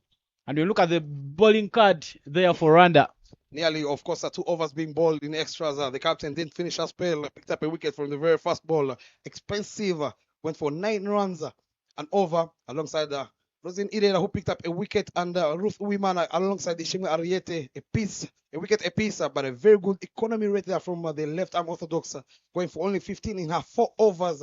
Expensive from Belize Mrekatete's 3 overs that went for 24. 8 runs economy rate for Belize Mrekatete. 11 extras being bowled by the Rwandans in their allotted 20 overs.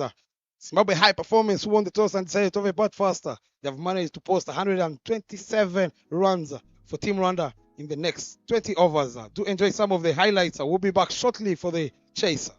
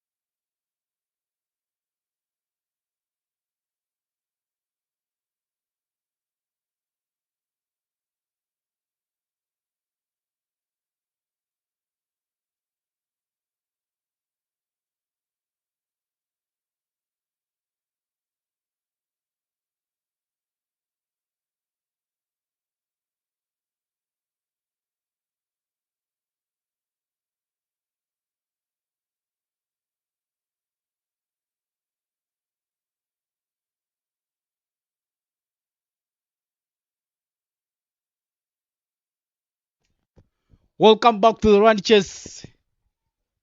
That is the batting card for the Zimbabweans in the first innings. The two openers did not put any runs on board, but Lorraine Pemiwa 31 of 26 and Runyara was unbeaten 45 of 35 plus contributions from Adele Zimunu 20 and Betty Mangachena 14, powering Zimbabwe women high performance to 125 runs for 5. 1 wicket apiece for the bowlers Diane Wimenyimana Murray alongside Rosinira Ruth Wimana and Henrietta Ishimwe. But here we are for the run chase. I think it would have been that Kozai Kelly Chugora open is, but again it will be Adele Zimono, the captain, to take the charge. Maybe it's that's why they retired her out so that she can do some bit of resting. My name is Evan Cyprian Sajabi, and start off the innings, I have Bob Mako Isonga here with me. Bob, welcome back from the break. Thank you, Ivan. As you see there on the screens, it's none other than the duo of Fanny Utakushimaninde alongside Giselle Ishimwe, the second leading run scorer in this particular 12th edition of the Kwibuka Women's Tournament with 246 runs with a very good average of 30 up against Adele Zimunu, the captain of the Zimbabwe High Performance. Flashes hard straight away, but what an effort at mid-on. That was hit with a lot of venom from the youngster Fanny Utakushimaninde, who has not scored many runs against this Zimbabwe High Performance team. Last game, she went for a duck. And of course, in the first game they played on 15th June, she scored 24 of 22. She would love to make a statement in this grand finale. Yeah, we don't take either good fielding there from Lindo Kuhule Mabera, putting her body down on the ground timely and cutting off the runs. They know how important it is to save many of those. Half track again, and enough timing from the youngster Fanny Utakushimaninde. She gets away with it again is the Adele Zimunu. The best of starts, but they don't mind these dot balls coming in handy. Team Rwanda, on the other hand, will be needing 6.4 runs and over moving forward if they are to big Rwanda for the second time.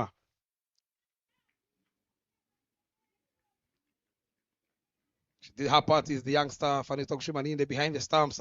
Took a couple of blows, gave out a couple of runs. But she knows the big task ahead is to see if they can play out at least this power play, if they can get to 30 odd runs in the power play without losing a wicket. Cut away powerfully. Listen to the sound. The crowd is back on their feet straight away. She gets the timing right. Coming out of the sweet spot of her blade is the young Utakushimaninde. With an offer there from the captain, and she pays the price. They're off and running with the boundary is Team Rwanda.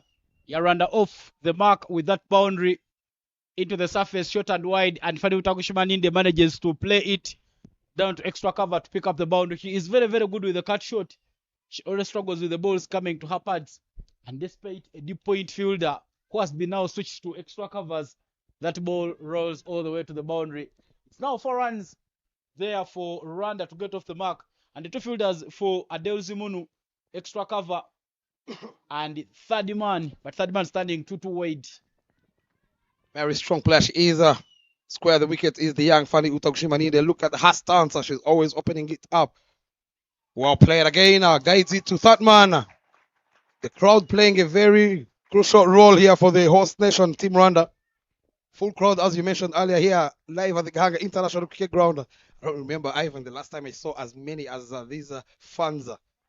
Yeah, clear Rwanda reaching the final rekindles the hope and will make them believe that maybe this is a time for them to pick up the second heaven.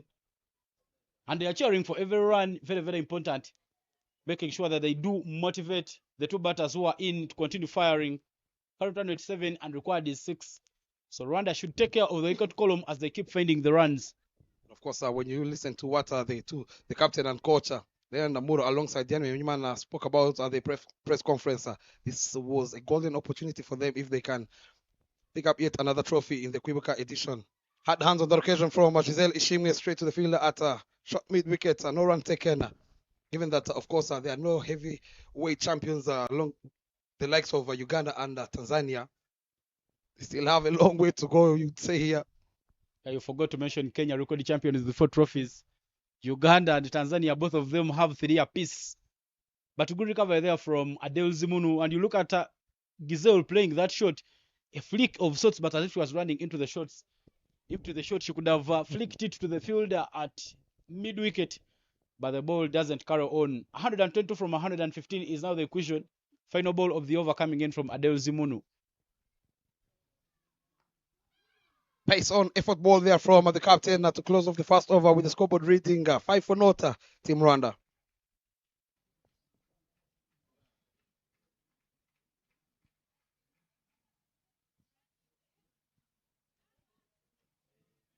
They see very casual there.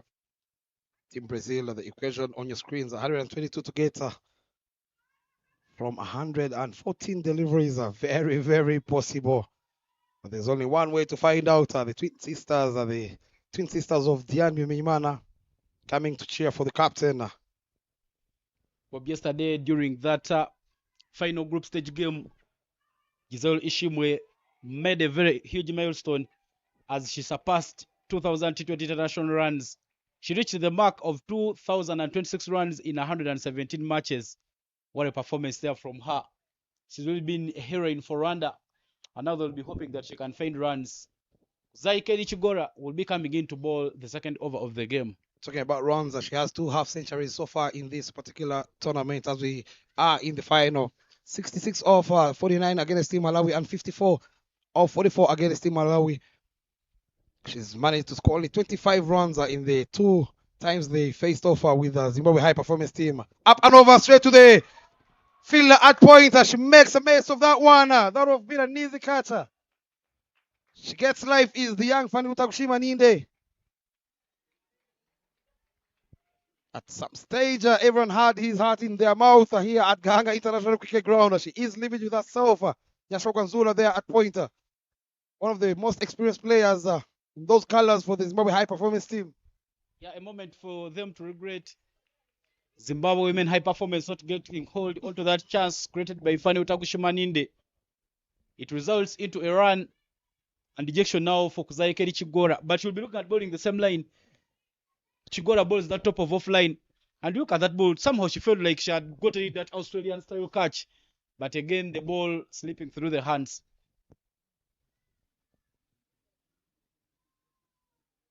Up and over. There's a fielder under that one. A third man. And they draw first blood. Is Kuzai Chigora as the inform Ishime Giselle has to take the long way back to the dugout without damaging the scorers. The second leading run scorer who's had a tournament to forget against Team Zimbabwe high performance team. She scored only 25 runs in the 2 occasions they played each other, and now she has to depart without damaging the scorers. Good anticipation, good judgment there from Lindokhule Mabera, playing an uppercut of sorts Giselle Ishimwe. She picks up Mabera Lindokhule down at third man, and that is the first wicket that goes. Look at the celebration there, stylish, as now Zimbabwe draws first blood. 6 for 1 and a big one. It is Giselle Ishimwe who departs without putting any runs for Rwanda. 0 of 3 as she departs. What a start there for Zimbabwe. They know they'll need wickets to defend this, and they already have one in the bag. Very smart bowling there from Kuzai Chigora, keeping that third man in play, not at the boundary ropes as she had taken a couple of steps. Something, of course, in the first innings we saw balls being dropped short at the fielders at the boundary ropes for the Rwandans. Smutan Uwase Clarissa on the back of a player of the match who joins Fanny Utakushima Ninde. It's going to be very interesting to see how the youngster goes by batting with Umtoni Uwase Clarissa. She loves batting with Giselle Ishimwe, who is already into the dugout. 6 for 1 after 1.2. Not only it is a player of match performance from her, Clarissa Umtoniwase, but a half century. First international yesterday against Rwanda, 59 of 48, 7 boundary fours and 1 maximum in that innings. Clarissa Umtoniwase, a left-handed batter. And now when you look at the angle that Kuzai Chigora bowls, because she tries to bowl outside off stump, it will be coming to the legs of Clarissa, and that is easy picking up there for the left-handed batter. But there is extra cover and third man for Umtoniwase Clarissa. You look at this field on the offside and nearly having 2 fielders at point, backward and pointer, covers deep extra cover. Expect to see her bowling it outside off stumper to Umtoniwase Clarissa. Soft hands straight away is the young Umtoni Uwase Clarissa. They need a partnership or two the Rwandans.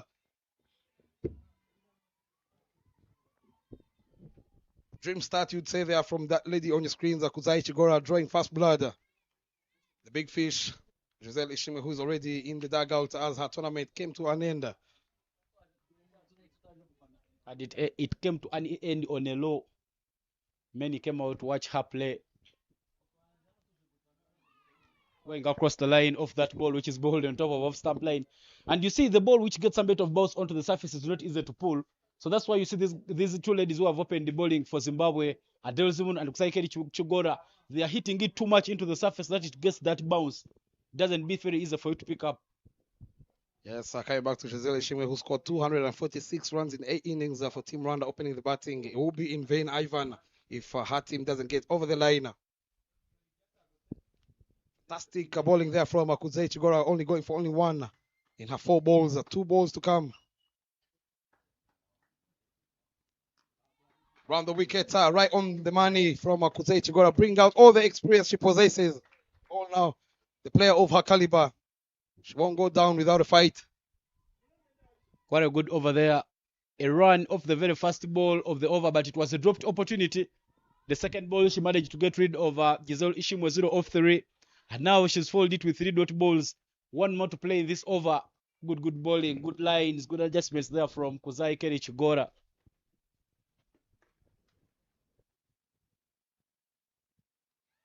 Swing and a miss on that occasion by the umpire obliges. It is extras.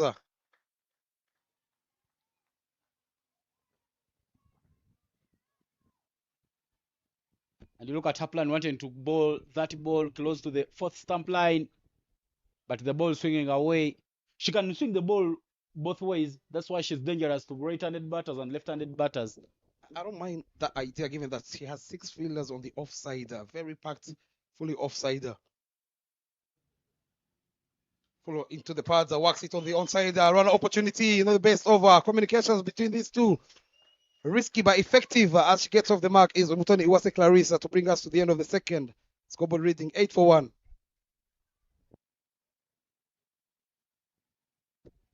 The current run rate for Rwanda is 4 and required is 119 runs to get from 108 balls. 8 for 1 after 2 overs.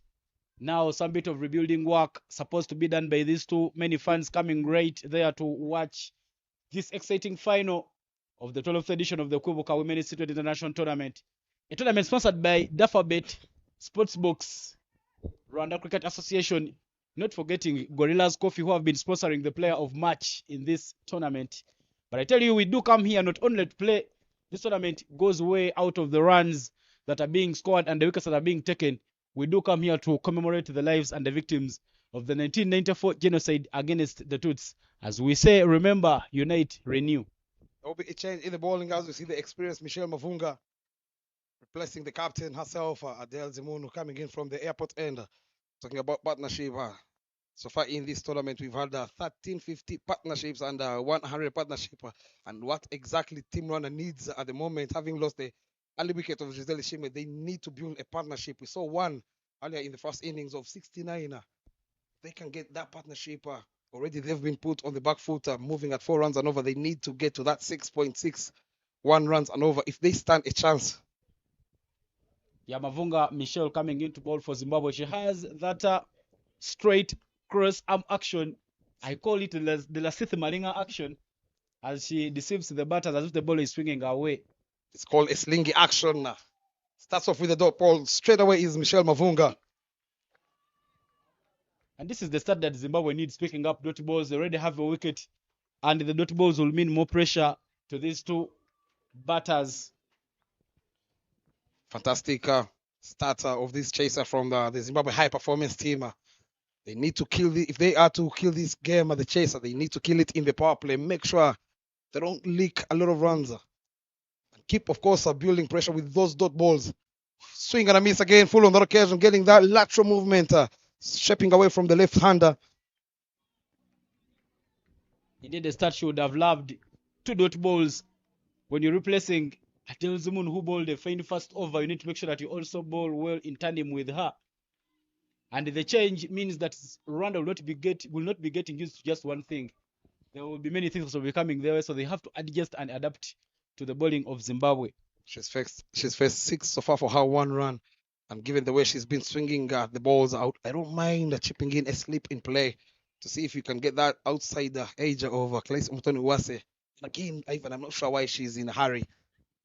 Just need 6 runs and over.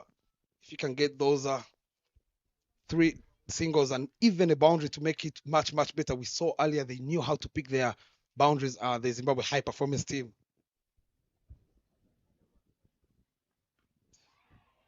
Yeah, she's going for a lot of power instead of going for timing, and that makes it the fourth dot ball in the over. Fine, she's trying to show some aggression, which is a good thing, but again, you need to make sure that you're rotating strike and finding the runs.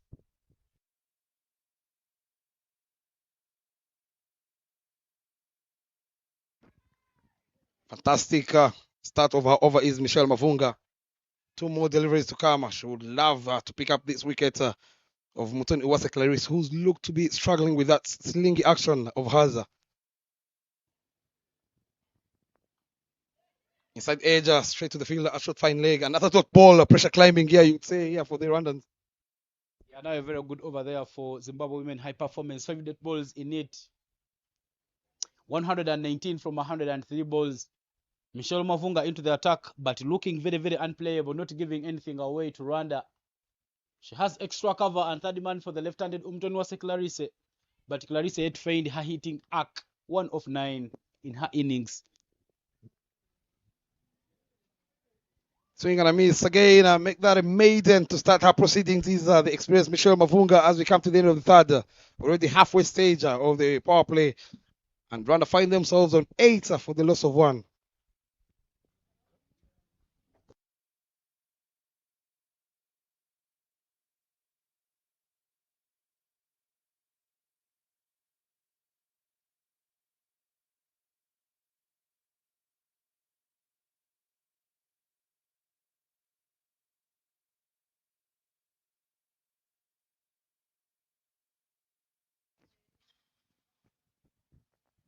If you're just joining us, it is the grand finale of the 12th edition of the Kwibuka Women's T20I tournament live here at the Gahanga International Cricket Ground. She will be changing ends is the captain Adel Zimunu coming in from the pavilion end. Zimbabwe high performance team won the toss and decided to have a bat faster. I think one of the liberty that you do have as a captain is bowling anytime you feel like. She replaces Kuzai Kerichigora, but Kerichigora coming with the attack and picking up the first wicket, you would give her a chance to try and hunt for the second one. But then it is the captain who gave away 5 in her first over, coming in to replace Kuzai Kelly from the side of the pavilion.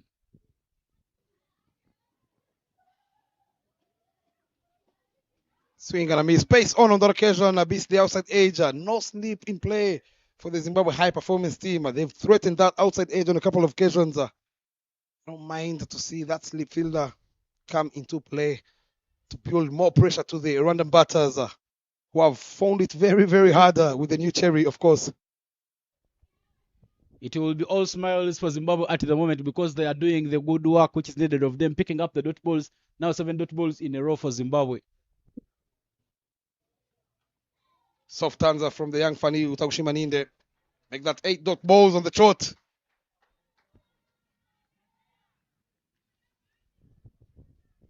$119 runs from 100 balls is now the equation.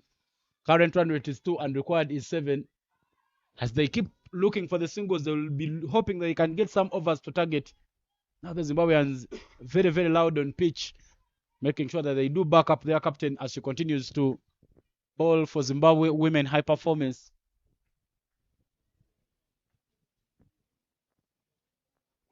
Edge not taken. Playing the tattoo on that occasion. No chance from the wicketkeeper batter. Looking for the second batter. Mutoni Uwase Clarice tells her partner, hold your horse, young lady. We still have a long way to go. Fortune favors the brave, they say. Yeah, a pressure releasing shot of sorts there from Utakushimaninde Fani. That one not carrying to the wicket keeper Vimbai Mary Montungwindu, and it runs the boundary. But good effort there from Linokule Mabera, cutting off that one very nicely. And now bringing the left-handed batter Umtoniwase Clarice on strike. And now Adolzmun will be changing bowling side. She's been bowling over for the lefty Fanny, and now she's coming round. Should be the difference in this particular game. I'll tell you, Ivan, when you look at the way Team Rwanda set their field, the captain Jeremy Miniman allowing the Zimbabwe high performance to pick up those gaps and boundaries with ease. But in the chaser, they're making it very, very hard for them.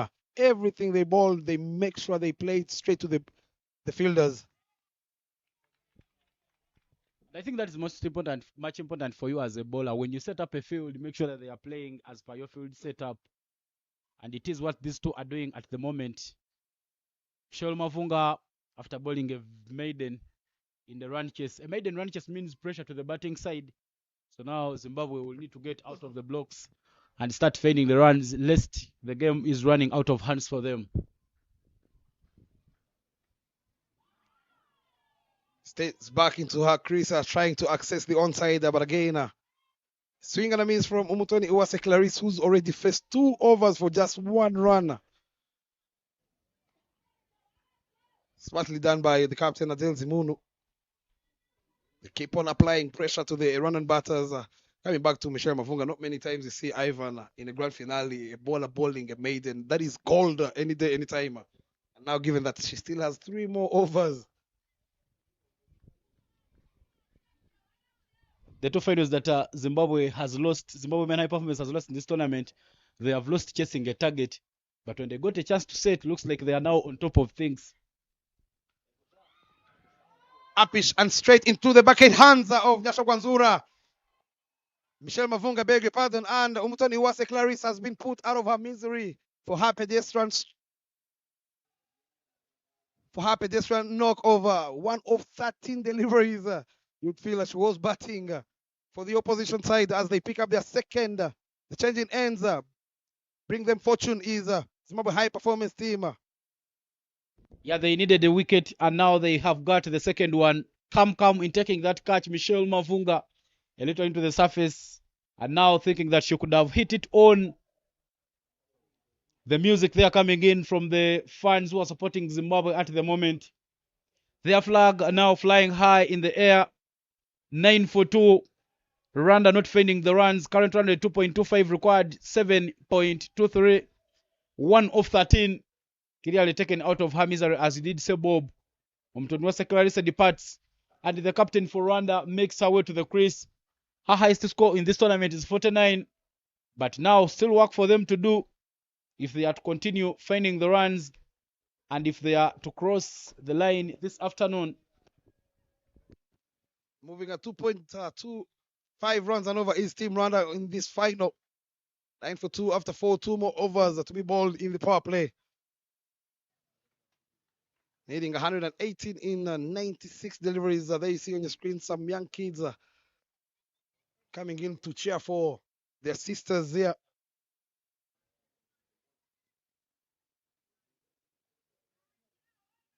This is very smartly done by the Zimbabwe High Performance team. Michelle Mavunga, who comes in to bowl her second ball a maiden in the very first over, up against these two. Utakushima Ninde, who's been watching a lot of action from the other end, joined by the captain Imenyimana. She needs runs on board, and this be her day. One of the players, of course, with the most correct techniques. Yeah, Mavunga at the back of a maiden returns for Zimbabwe into the attack. At least now the idea there for Fari Utakushima is finding the gap and you continue rotating. Unlike Keladi Somtonwasa was going for raw power, which doesn't work when they are bowling good lines. You make sure that you wait for the ball, just guide it into the gap and keep finding the runs to keep close. 118 from 95 balls is now becoming a very, very tough ask. Michelle Mavunga, 7th dot ball for her in her spell. She's yet to concede a run. I love the fact that when you look at the technique of the young Fani Utakushima Ninde, she gets behind the bowler, which of course allows her to guide it where she wants. A full on that occasion, straighter. But what an effort again in the field. They've been spot on, very agile in the field, in the power play, the Zimbabwe High Performance team. Giving anything for free to the Rwandans.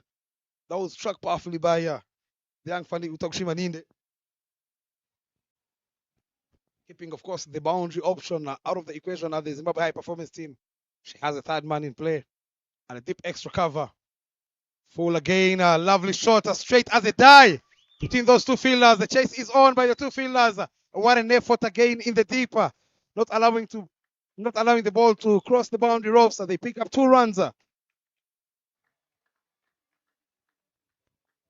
Bob, when you try comparing this game, the first innings and the second innings, the fielding innings for Rwanda and the fielding innings for Zimbabwe, we feel that Zimbabwe is putting on the fight and making sure they don't give away runs easily. And they are fighting with every ball, making sure that they keep themselves very much into this one. But what an effort they are down straight. You could feel that it was running to the boundary, but good work there, cutting off that boundary. You know what it means, Ivan, having lost 2 finals at the Zimbabwe High Performance Team. A lovely shot again, straight back to the fielder at mid-offer. She's been connecting them, is Fanny Takushimaninde. She needs to pierce those gaps. Every time she's struck it powerfully, it has gone straight to the fielder. And I love the fact that Michelle Mavunga, with that slingy action, she is taking to the basics, given that she has someone at deep extra cover, bowling it outside off stamper. Into the pads, works it on the onside as they break the shackles. Much needed boundary here for Team Rwanda. Courtesy of Fanny Utakushimaninde, playing it very late. Opening up, of course, that inside blade of hers with the pace as she's bowling off, allowing the ball to go all the way to the boundary. Not only it is all coming short, just guided along its way behind the square, and the dive not enough to stop it. Not only does it release some bit of pressure from the Rwandese, it also blows up the fans, and they now jump into celebration, standing out to be a good over 6 runs in it. And this is what Rwanda needs to be doing. Target an over and get about 6 or 7. Keep close as wait for the bad overs that you can come out and punish.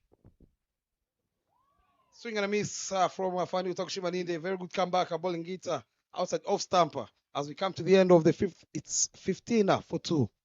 Still needing 112 in 90 balls.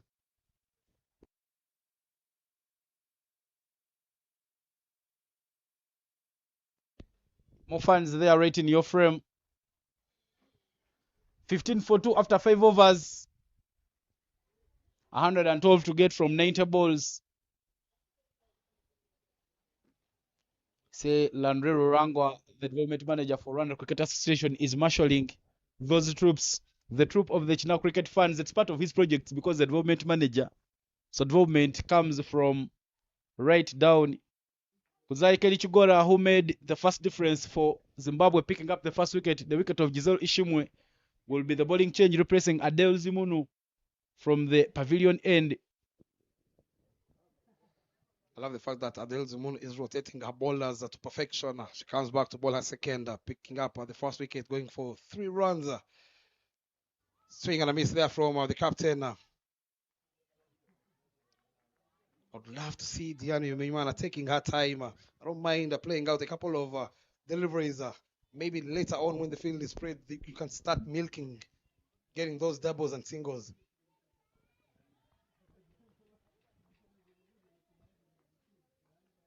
She needs to play the anchor role, make sure that she's rotating straight and finding the runs. She is also a motivation to players like Fanny Utakushimaninde. Lovely shot down the ground. Now she gets off the marker with the lovely cover drive. Is Diani Menyimana should be doing exactly this, rotating the striker. Can't afford to get bogged down by the dot balls. And on the other side, Fanny Utakushimaninde, who is already into double digits. You can feel she's missing out with the partner who can keep rotating the strike for her. She looks to be batting on a different track, I'll tell you, Ivan. Bob, you said it well. Diani Menyimana is so proper, and the cover drive says it all. Glorious. One for the textbooks and a good one to see. Works it on the onside. A lot of work to be done by the fielder. They should be looking for the second. Hold your horses, says Diani Menyimana. That should have been easy 2 runs. Yeah, it should have been easy 2 runs, but Diani Menyimana was a little slow in taking off because she felt that at first time that ball could be fielded by Betty Mangachena until it went past her, and then that's when she committed taking the run. So now she knew that it would be very hard for her to make her ground. That's why she had turned down. And it is a good call as long as the communication is okay. I feel no problem with it. Another dot ball, turning out that single to make it a double. Of course, allowing now Kuzei Chigora to get back on top of the batters of Team Rwanda. 2 runs so far coming off our first 4. Last over of the power play. 17 for 2. Still moving at 3 runs and over is Team Rwanda. They need a boundary to close off, of course, the power play. Try and see if they can get into that 20s.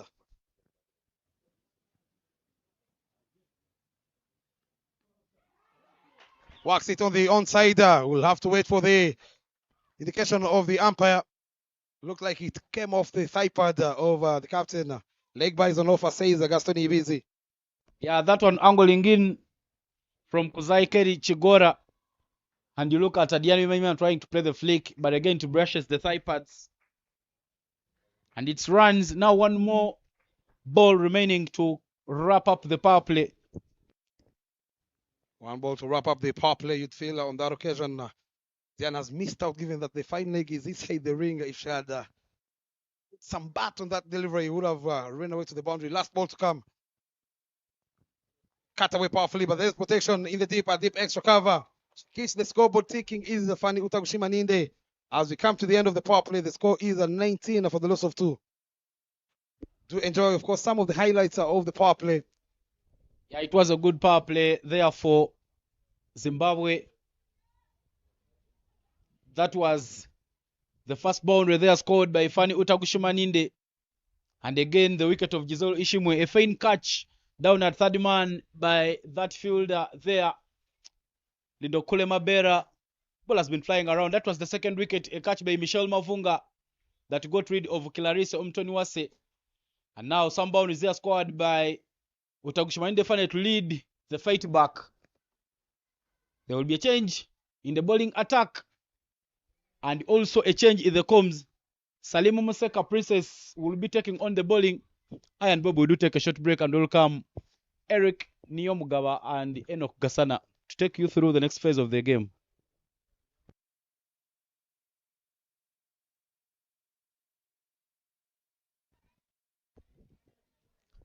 Struggles continue for Team Rwanda. After the power play, the scorecard leads 19 after the loss of 2. Clarisse and Ishimwe Giselle driving that one, leaning on back foot. It's going to be a very tough task for Team Rwanda to bounce back, but it's very possible again. 180 runs required from 83 deliveries. Playing that one into the hands of the bowler, and it's a return. And Fanny Utakushima Ninde will now have to go back to the dugout without causing a lot of damage. What a tragedy for Team Rwanda. 3 wickets have been picked. Salim Princess Museka joins and makes a breakthrough at the start of her introduction. That was bowled fuller, and Fanny Utakushima Ninde thought she had an opportunity of dispatching that one, and she hits it straight to the bowler, Salim Princess Museka, and she makes a breakthrough right at her introduction. That's the end of Fanny Utakushima Ninde, who hits a ball straight to the bowler, Salim Princess Museka, who does no mistake. And Fanny Utakushima Ninde departs on a 15 runs of 18 balls. Tragedy for Team Rwanda. And now Team Rwanda, they are in deep waters. I wonder who's going to be the heroine, who's going to come and emerge. As Team Rwanda, they are still struggling. So far in this tournament, we have not witnessed many games where runs were big than the deliveries. Now it's 108 deliveries in 92. 180 runs in 82 deliveries. And Merveille Wase comes into the battle, joining Bimenyimana Maridian. Yeah, nightmare of Fanny Utakushima Ninde brings Uwase Merveille on the middle, finding the captain Bimenyimana Maridian, who is on 1 after facing 4 balls. Cut away powerfully, and there is a misfield in the deep. Merveille Uwase, after going off the mark, she's now trying to come back for her second run, but Diane Menyimana, the captain, saying otherwise. Please stay there. There is no need of taking those risky runs. Yeah, Betty Mangachena giving a chance to Merveille Uwase to get off the mark. Now returns the strike to the captain herself, Diane Bimenyimana. And for sure, Rwanda will need more of this strike rotation. Get a boundary in between the over.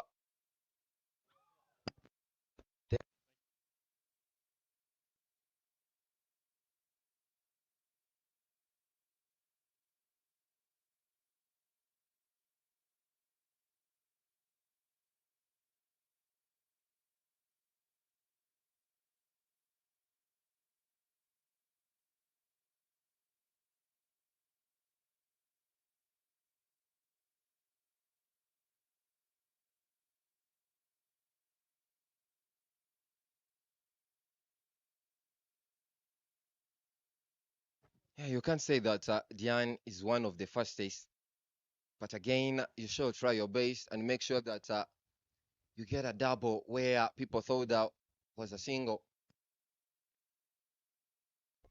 Driving that one straight on the ground. There is no field, and Merveille Uwase will switch to the other end. And that marks the end of over number 723. After the loss of 3, and Merveille Uwase will have an opportunity to face the next over. Yes, Enoch. At this stage of the game, this is where earlier on in the first innings, Runyararo, Pastonodia, and the Adel Zimono, the captain, took over and made sure that they push fans and parents.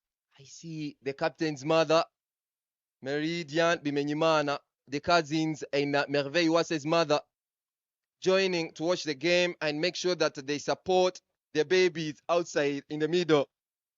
If I can call them babies or ladies, I don't know, but their parents around. In the closing ceremony, they will be saying, "Good evening, ladies and gentlemen." So there is no way that you will call mothers ladies and at the same time babies ladies. One will earn the title of babies, of course. And into the attack is Lindokule Mabela, jersey number 16 now.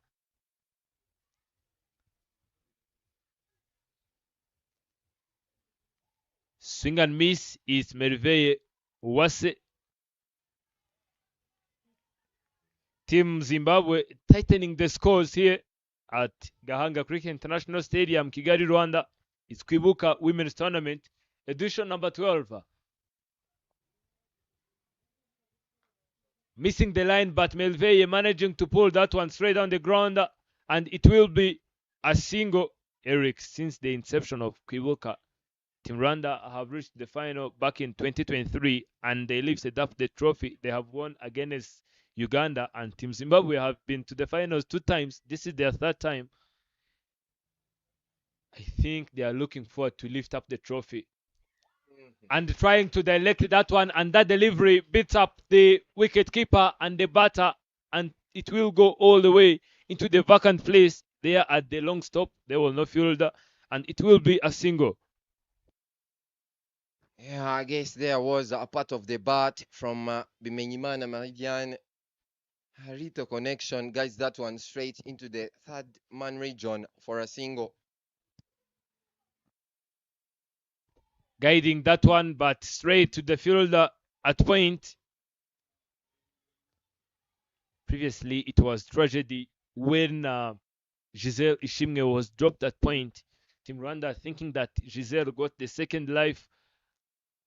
Merveille stepping out and beating that one into the hands of the field at point. And without a single hesitation, another wicket goes down. Tragedy continues for Team Rwanda. Now I'm wondering who is going to step up and save the day for Team Rwanda. Christmas, joy, happiness, happy faces from Zimbabwe HPC as the field at point collects that one. It was Merveille Uwase who looked to dispatch that one over the fielders, looking to hit that one straight into the extra cover region, but ended up giving that one straight to the fielder. Lindokule Mabela releasing that one with pace up. She bowls that one a little bit fuller, and Merveille Uwase thought she could use that one and use that opportunity to get a boundary for her team. This time on, she couldn't connect it well and go straight to the point fielder, and that's the York. It is Paspanodia Runyararo who completes the job, and Rwanda loses the 4th one. Merveille Uwase departs. Now Rwanda looks to get 101 from 74 balls. Just a small group of fans from Zimbabwe all the way to Rwanda to support their ladies. And their ladies are making them proud. Happiest at this moment is Team Rwanda. Is Team Zimbabwe. They're a few votes away from Zimbabwe, bro. Yeah, for real. Another change put down And without single station, Diane will say, please let me go on the strike. I can see that you are now struggling. Lindokule Mabela, look at the smile. Yeah, Fuller and Georgette Ouasse had the opportunity to hit that one far. And it was the opportunity to Lindokule Mabela. Returned catch, and she couldn't hold on that one. And Georgette Ouasse says, thank you. Flicking that one onto the leg side, the run out chance. And the wrong call. It been thrown to wrong end. I think if the fielder at the dip could have seen it, that the bowling zone was nothing there apart from pulling up that run out, it could have been a different story. 8 over comes to an end, the dramatic one. And the batter Georgette Ngabire survives, as well as the captain Bimenyimana Maridian. Now, Rwanda scored 28 after 8 overs, after losing 4 wickets. In terms of the procedure, Zimbabwe faced 61 dot balls. As so far, Rwanda faced 31. That's the live review of Gahanga main over. Zimbabwe HPC taking on Rwanda is Kwibuka T20 Women's 12th edition. It is the 21st game.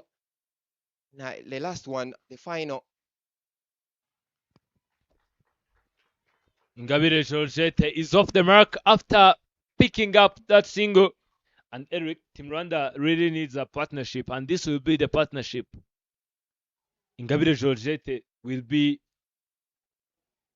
the one to tie the score, the one to bring the hope for Team Rwanda, because they have lost their 4 crucial wickets. Clarisse Mutoniwase, Merveille, Giselle, and Fanny.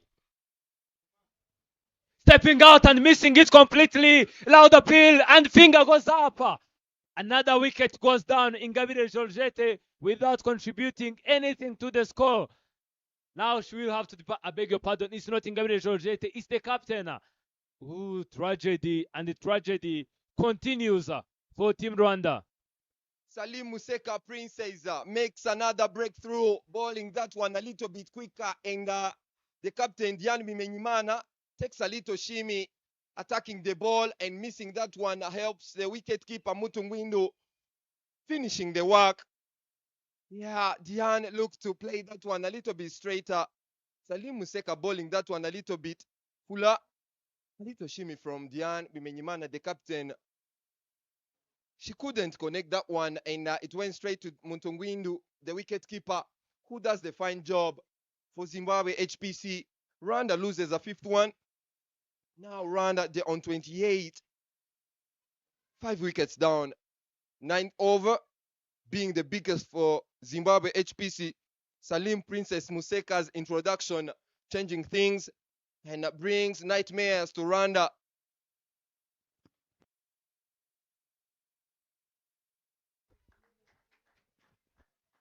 Now Henriette Chimwe joins the party.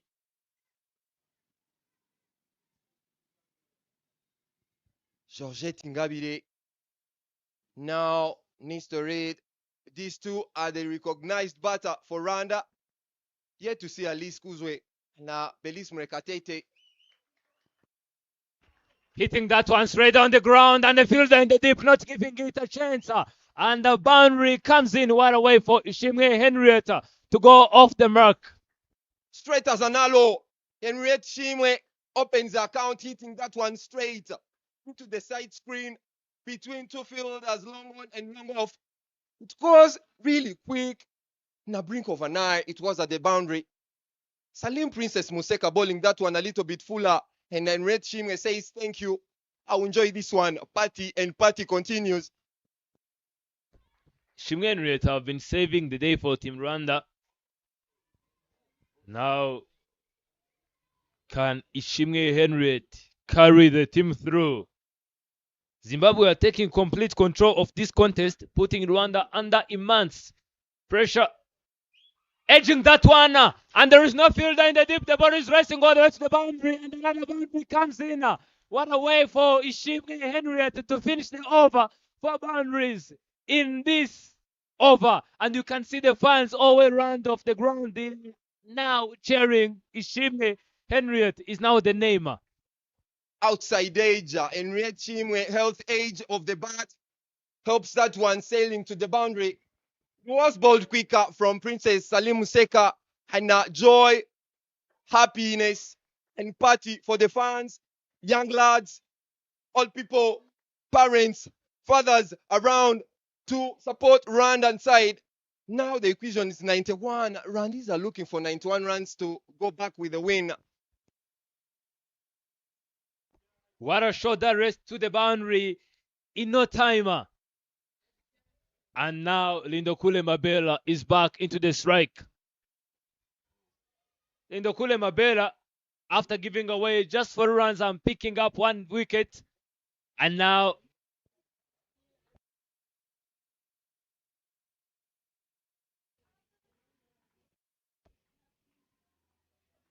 tapping on that one, trying to guide it in the gap between Gali and Painter, but finding a protection there.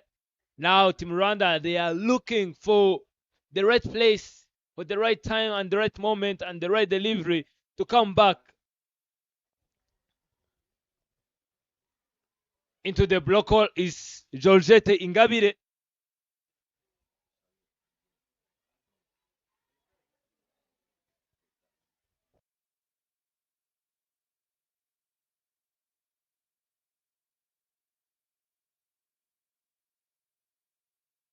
Edging that one and into the hands of the fielder. And another wicket goes down. Oh, struggles continues for Team Rwanda. Georgette, who seemed to be in the form nowadays, went back to the dugout without causing a lot of troubles. Eric, you can see Nyasha Gwanzura waving her hand saying goodbye. Yeah, full pact of energy. Zimbabwe HPC not letting anything down. I was caught at point. Extra bounce from Lindikule Mabela. Georgette Ingabile looked to connect that one. I'm sure she didn't want to play that one in the air, but at the end of the time, it went in the air and the field at point couldn't do any mistake. It's out. That's the end of Georgette Ingabile. And the 6th wicket for Zimbabwe HPC.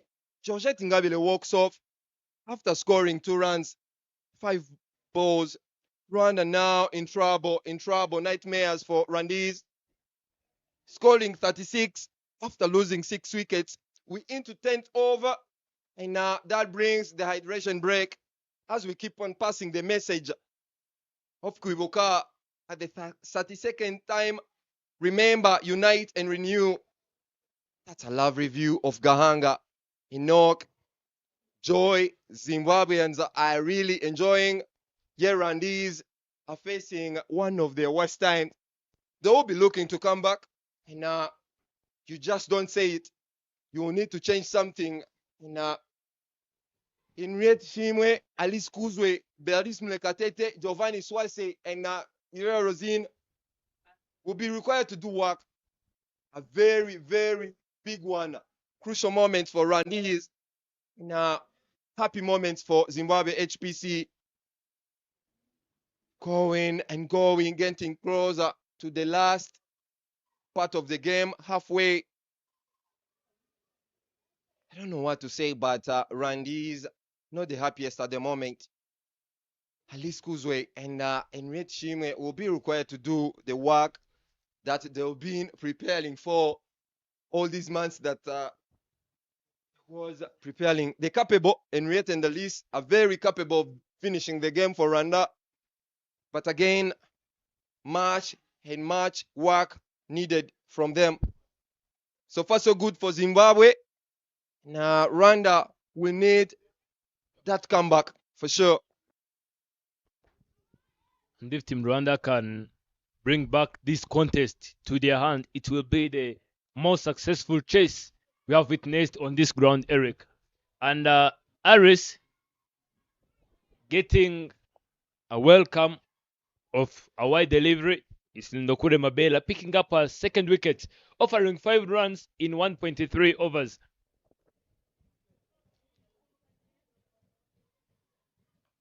Into the block hole, forcing Alice to play on back foot.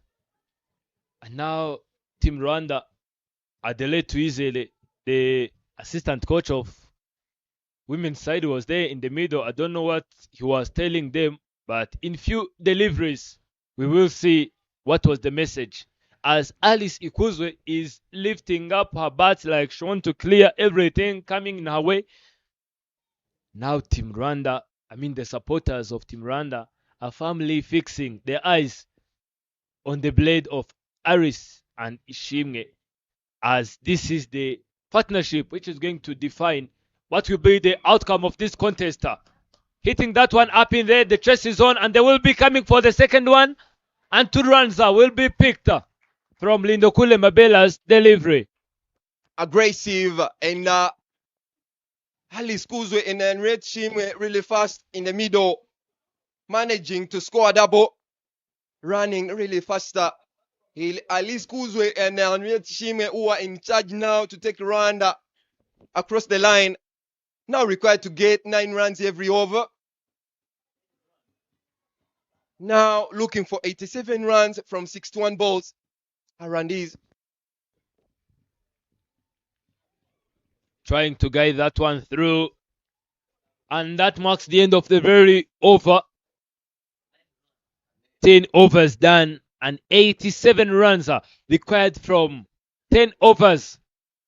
Those are the guests visiting Gahanga Cricket International Stadium, coming to witness the grand final of Kwibuka Women's Tournament edition number 12. It's Zimbabwe playing versus Rwanda. Team Rwanda having a lot of supporters, but the thing are going, unfortunately, and the game is slowly slipping away from their side. But who knows? Anything, the game can be pulled back. Not the first time seeing teams getting down the wire. This time on, Rwandese are required to get 8.70 runs every over. Now halfway of the innings, Princess Salim Museka comes back into the attack to bowl her third.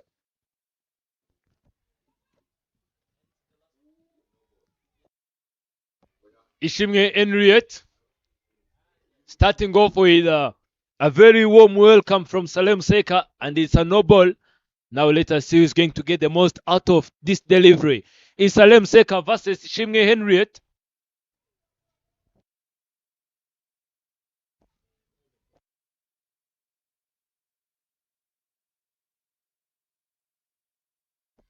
It's 6 runs required from 10 overs.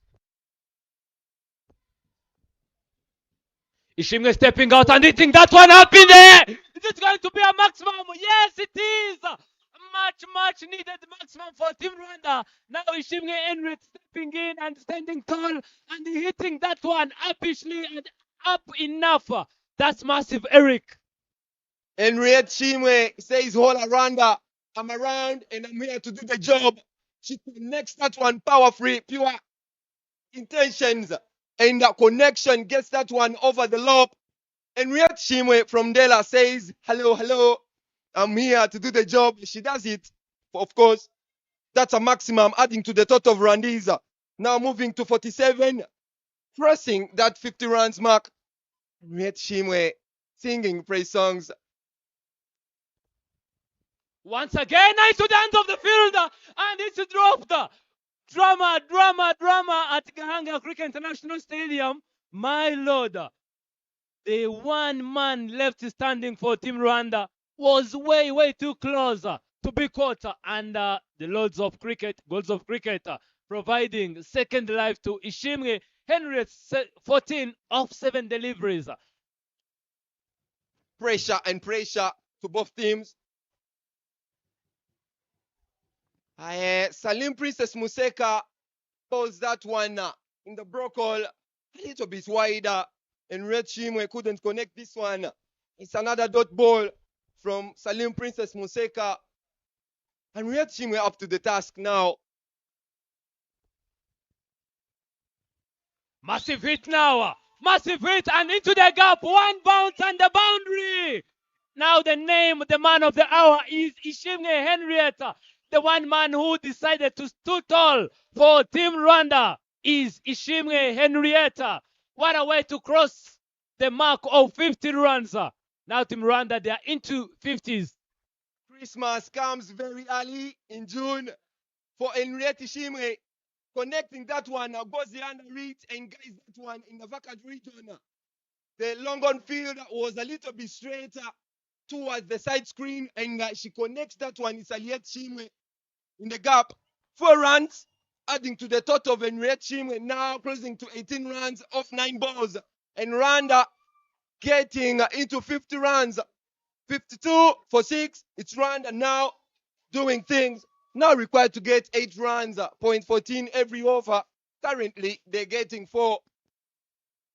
Now drums are beating louder at Gahanga Cricket International Stadium as Team Rwanda, the hoster, are now trying to pull back the game into their hands.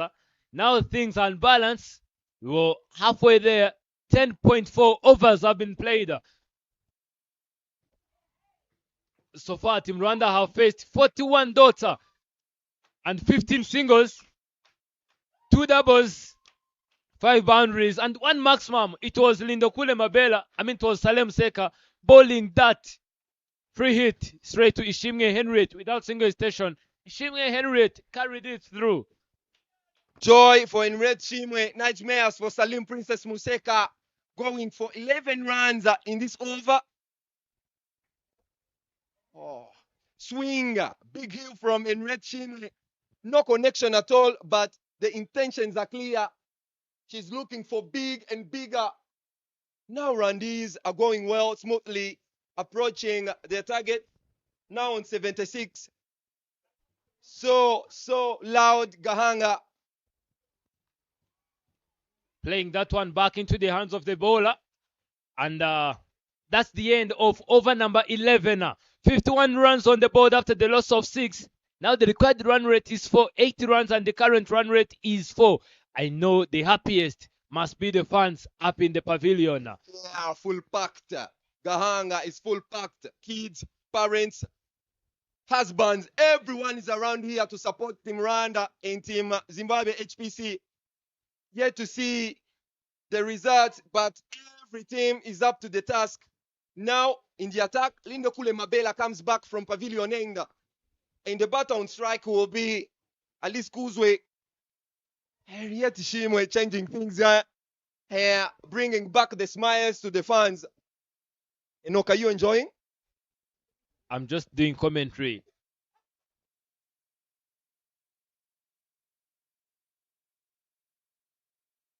"51 runs on the board after the loss of 6 is what the scoreboard is reading. And Aris Kuzwe is back on the strike. Let us see what's going to be the outcome, sir. Going for a very handy shot.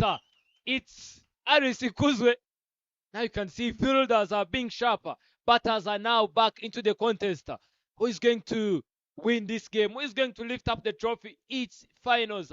This is what finals brings on the table for you. It's Kwibuka Women's Tournament, edition number 12. Lindokule Mabela tosses up and it is right on the ground.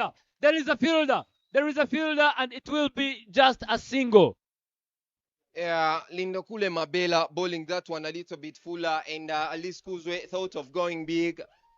But Michelle Mavunga was at the boundary long off, and she cuts that one off from going to the boundary.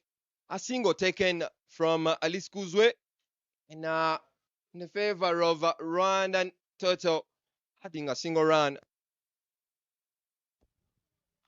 Pulled away, up in there, and another maximum comes in. It's Ishimwe Henriette for Team Rwanda. Ishimwe Henriette have been standing tall for Team Rwanda since on under 19. Now she is standing up for Team Rwanda on the national side. Ooh, Ishimwe for you. That Ishimwe Henriette Teresa from Indatwa, Hampshire. From there, now saving the day for Team Rwanda. I said so. Christmas coming early in June for Henriette Ishimwe, connecting that one over the field. Another maximum adding to the total of Rwandese. Lindokule Mabela bowling that one a little bit fuller, and Henriette Ishimwe says, thank you. Much thanks from Henriette Ishimwe, dispatching that one over the fielders. Maximum. Rwanda approaching 60. Now 58. after losing 6 wickets. Driving that one straight down the grounder. And it will be another single. Now, Eric, if you're looking closely, you can see the way Aris is running faster, doing the very fast run faster. Very, very, very good math from Enred Shimwe and Alice Kuzwe.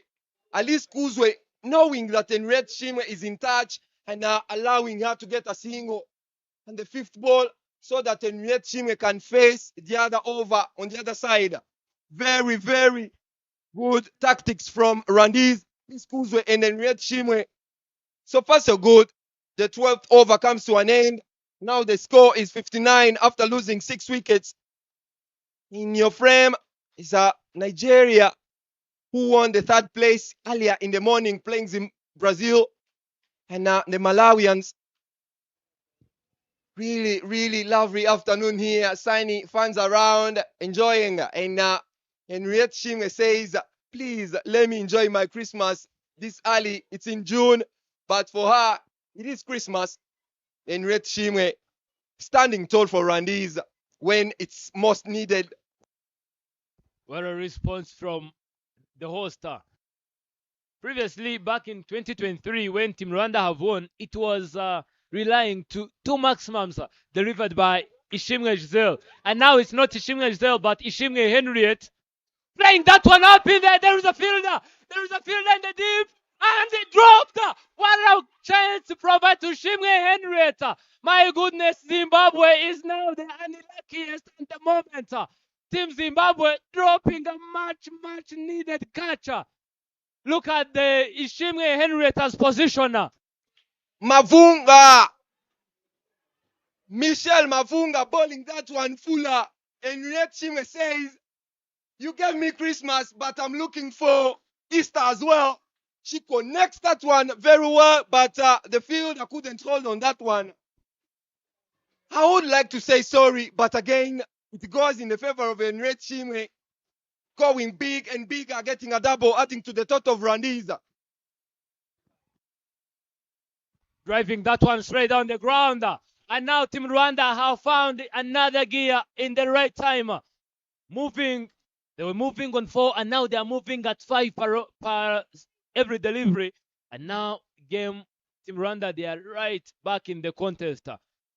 Yes, Enoch, Henriette Shimwe will be required to keep her feet on the pedals. Yeah, Michelle Mavunga, who will be not the happiest at the moment after creating an opportunity, but going into vain. Mavunga doing a fine job, but again, the field at long off.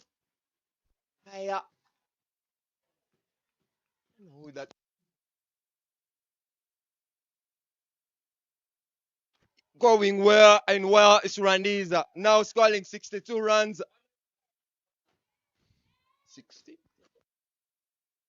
And now the belief is growing with every single run tossed up, and that's driven and driven into the hands of the bowler. And now what you can see is that Team Rwanda are not offering any single chance to Team Zimbabwe. Lovely and lovely from the two sides, giving that show here. Zimbabwe HPC looking for this win. Rwanda as well looking for it. Whoever does well will go back home a happy side.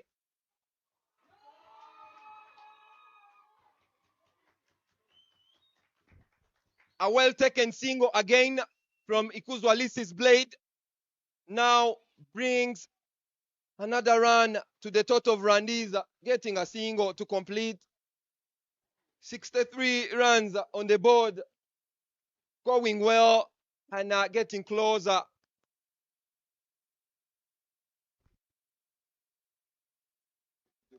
That's it, straight down the grounder. There is no fielder. There is no fielder. And another boundary comes in. Now the drums are beating louder at this grounder as the supporters are now being brought back into the game by Ishimwe Henrietta alongside with Arise Ikuzwe. Intentions are clear from Henriette Ishimwe, going big and bigger on that one. Hits that one straight in the vacant region. There wasn't a fielder, and Michelle Mavunga giving width on that one. Henriette Ishimwe Big thanks from her to Michelle Mavunga. She connects that one straight to the boundary. 4 runs added to the total. Henriette Shimwe joins the party and going well so far.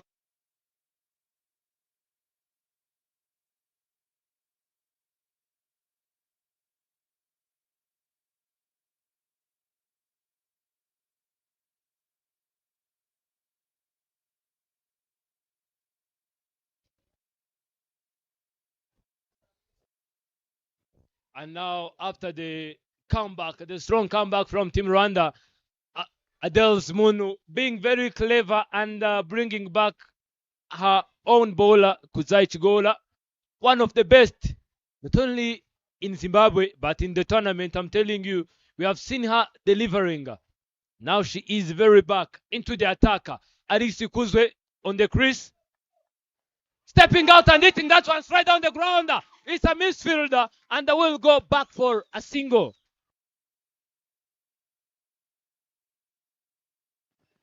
Quickest Kuzai Chigola from Zimbabwe HPC now comes into the attack, bowling that one quicker and a little bit fuller to Alice Kuzwe. Using the full face of the bat, hits that one straight to the fielder at mid-off. She was into the 30th circle and couldn't allow two batters in Red Shim and Kuzwe Alice coming for a double. A single run added to the total. Kuzai Chigola, quickest and one of the frontline bowlers for Zimbabwe HPC.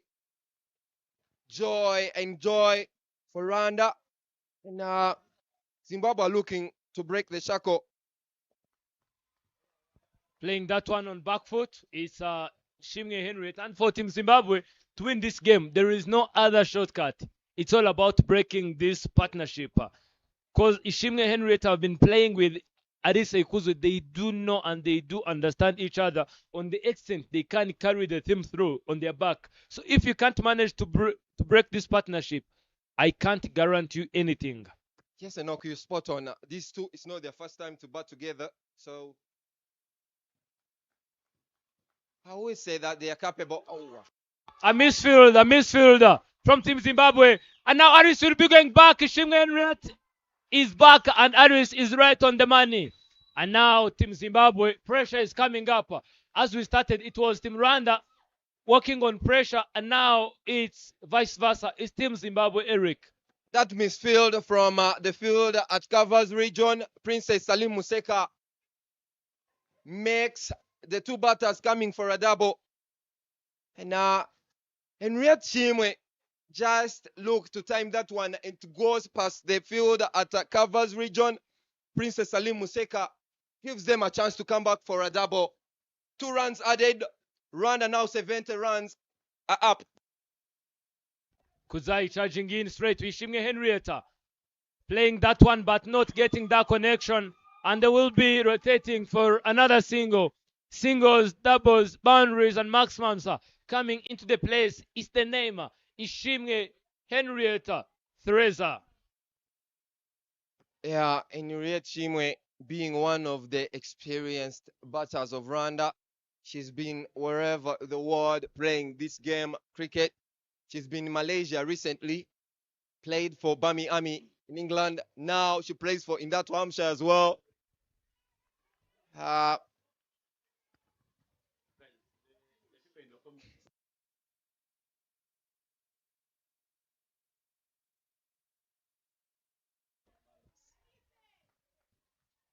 Kuzai trying to keep it tighter. Poor communication by Rwandan batters. And they will reach in time. And Aris Ikuzwe is back. 2 runs. 2 runs picked by that poor communication between fielders. Fielders of Zimbabwe, now the pressure is up. I'm telling you, Eric, the only thing for Team Zimbabwe is now to make sure that they handle the pressure. I've seen the way Nigeria have been playing against Brazil in the morning. So if they can't copy some structures and some strategies from Team Nigeria, the way they have been playing, now the game is going down to the wire. Just more 37 deliveries. Happiness for Kuzai Chigola, who puts Rwanda back on the back foot. Now she's doing very well. This over so far went for 6 runs. Kuzai Chigola doing the work. Going on a scoop shot. Trying a scoop. It's my first time to see a lady going for a scoop in this tournament, Erica. Yeah, Kudzai Chigola buried a very, very good ball, good over. Kudzai Chigola doing a fine job for Zimbabwe HPC, putting Henriette Shimwe and Kuzwa Aris back on the back foot. In your frame, Brazilians, fans, kids, parents, wives, husbands around to watch the game, seeing the sisters, brothers around. The end of the 14th over brings the change into Combs box as Ivan Sajabi joins the party. Rwanda starting to apply some bit of pressure. Alice Ikuzwe Inyamibwa and Henrietta Ishimwe leading this 53-36, still anyone's game. Zimunu Adele after bowling some two final over.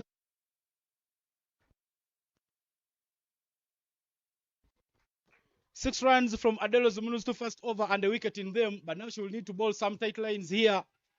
Hit up in the air, it will not carry to the fielder. That is very much into the gap, and a chance for them to pick up 2 runs. Some good running between these two as they continue piling up the pressure. Adele Zumunu's returning into the attack is thinking, how can we break this partnership? She had a very good start already in the innings and picked up the first wicket. Now, as she comes, she will be thinking a wicket.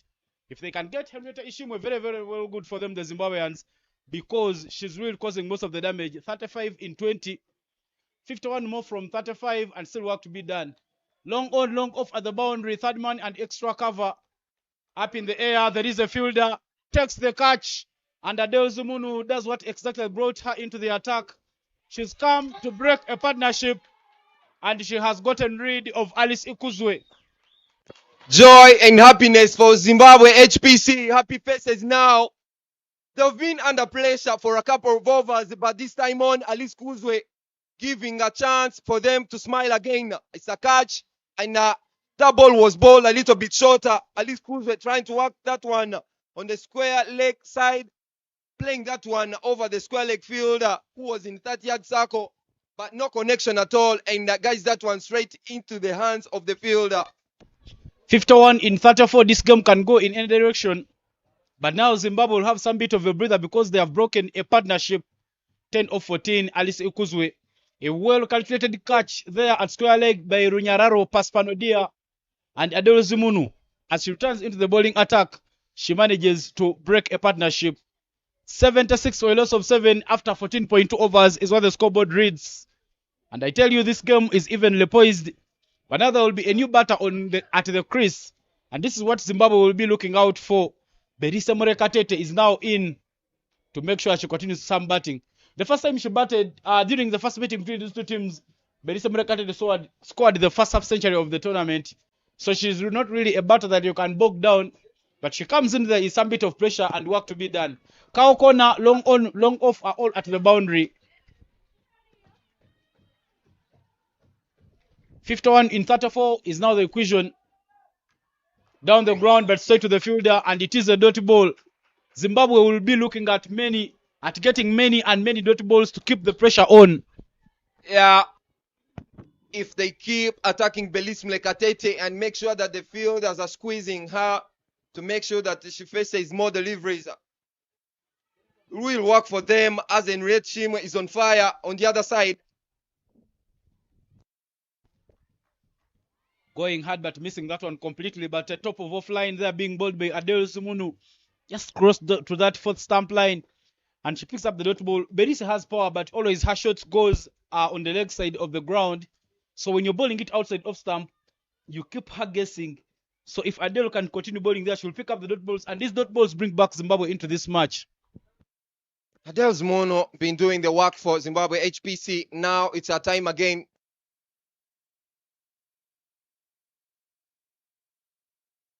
Yeah, too much of thoughts. Pressure. Adele Zumuno goes back. Nah, she didn't release that one. Maybe something new came into mind, or someone was talking down there. Yeah, but for her pace, she is not having third man. She has a shot third fielder in Kuzaikeli Chigora into the surface, and that ball guided backward of point. It is the third dot ball in the over. Make it 4 balls without Rwanda scoring. These ones very much bring back Zimbabwe into the game, and I tell you, with these dot balls, now the crowd has gone a little silent because Belisa Katete is yet to find her hitting range. Yeah, pressure comes back to Rwandan side.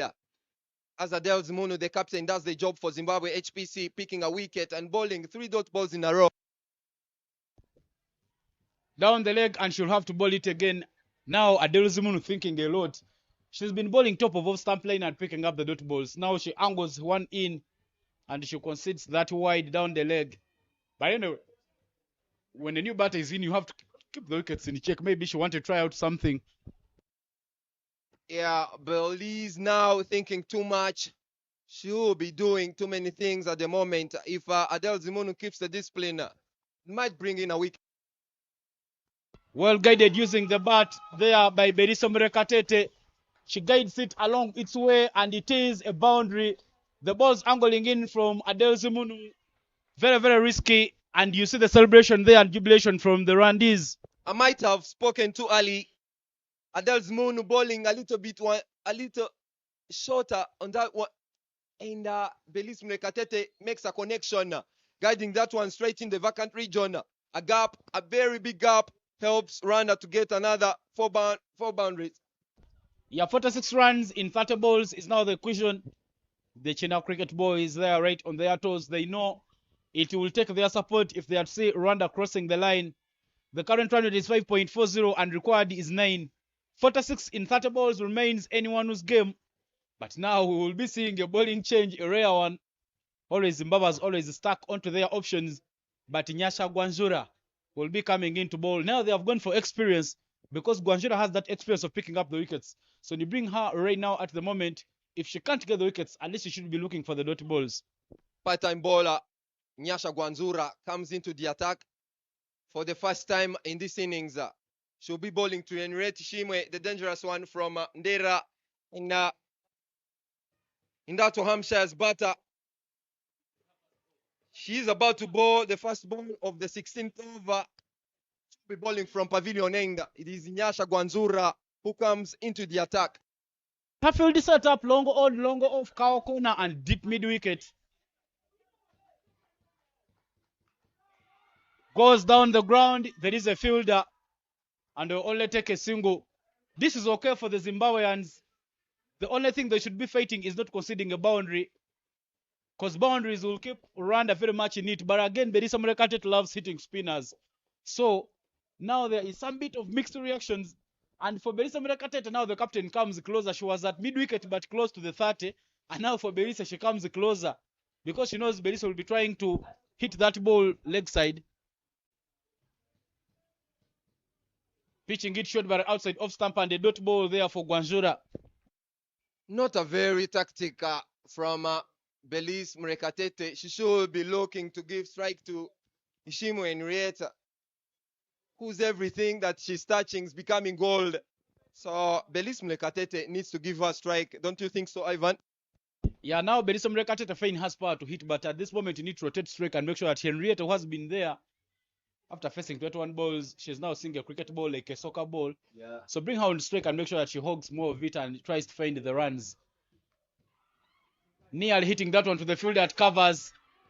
There was a misfield, but the run not taken. Some good recovery there. But again, Vimbaye Merimuntu Ngwindu colliding with the ball. It might have hit her belly. But you clearly see there the fight. Salim Princess Museka chipping in that timely throw from the covers. And Vimbaye Meri in some sorts of pain. So now prompting the physiotherapist to try and walk on. But one thing that the injuries do is they change the pace of play. Not sure in whose favor it is, because I tell you, when you look at the previous over, Zimbabwe was getting on top of it. Now in this over, they are still continuing to add the pressure. So now the game has again swung. But you see so many blue and yellow jerseys around. I see Shimwamana Rossetti. Oh. There's some 19 players there right in your frame. under 19 players for Rwanda. They will be going to Dar es Salaam in Tanzania to take part in that ICC under 19 Division 2 qualifiers. Remember, there was a Division 1 qualifier. There was a Division 2 in Entebbe that saw Malawi and Kenya qualifying for Division 1. So the two teams that qualified from Entebbe, Uganda, will be heading Tanzania to play Tanzania, Rwanda, Nigeria, who represented Africa in the previous World Cup. Namibia will be there alongside, forgetting the other country. But about 6 nations will be in that. And that tournament will be in September. But that is the tournament. When you look at over number 11, Rwanda started recovering, getting 11 in that one, 8 in the 12th, 8 in the 13th, 7 in the 14th and 15th. And now the 16th over, which is currently ongoing, just a single in it. But the start wasn't so good for them, Rwanda. They lost the first wicket in the second over, lost another in the fourth over, and between the 7th and the 8th, they lost 2 wickets. That's how they find themselves in the place they are in. They have already lost 7 wickets for 85 runs. Yeah, the good news is that Vimbai Mary Montongwendo is back on her feet, and she will be continuing to do the fielding roles. The dot balls, 61 in the first innings and 55 so far in the second innings, might be the difference. 61 dot balls means those are 10.1 overs when you're not finding any runs, and those are very, very many. But we are back with the play, a single and 2 dot balls for Gwanzura Nyasha to start off her spell. Adele Zimun not taking any chances, and now she's gone for the experience. The first trophy that Rwanda won in Kwibuka in 2023 came when they were chasing against Uganda, winning by 6 wickets. Goes onto the leg side. There is a fielder, but they will take a single against the run of play. Yeah, Belis Mlekatete has a very big role to play this time on. Should be looked to get Henriette Shimwe on strike, a single, and make sure that Henriette Shimwe faces more balls. Henrietta going hard by losing the shape, and it is a dot ball. That ball close to the 4th stump line, and she was looking down the ground. 2 singles in this over, and this is the final ball of the over. Goes. That falls short of the fielder. The fumble, but Bedisa Murekata is not interested into the second run. 3 runs in Nyasha Gwanzura's over. What a good over it is for the Zimbabweans. And at the end of over number 16, 84 for a loss of 7 is what the scoreboard reads. Yeah, good thinking from Adele Zimono, the captain of Zimbabwe HPC. And deploying Gwanzura Nyasha into the attack changes a lot of things. Now Rwanda required to get 10 runs, approaching 11 runs every over. Currently getting 5. It's a very, very good move from Zimbabwe HPC's captain Adele Zimono. Now it brings Salim Princess Museka back into the attack.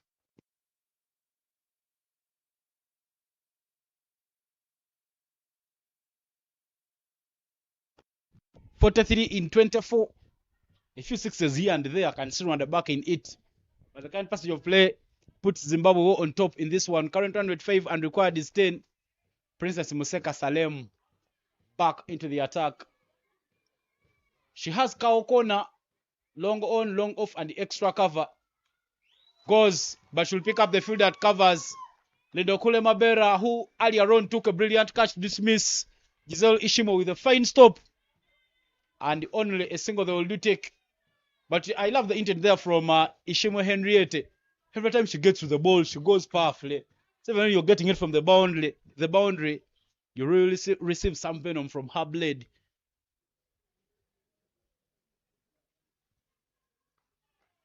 Into the gap again by Berisa Merekatete. This is much better for her. Keep rotating the strike and make sure that Henriette is enjoying more of it because she has the power of hitting a spinner for 6.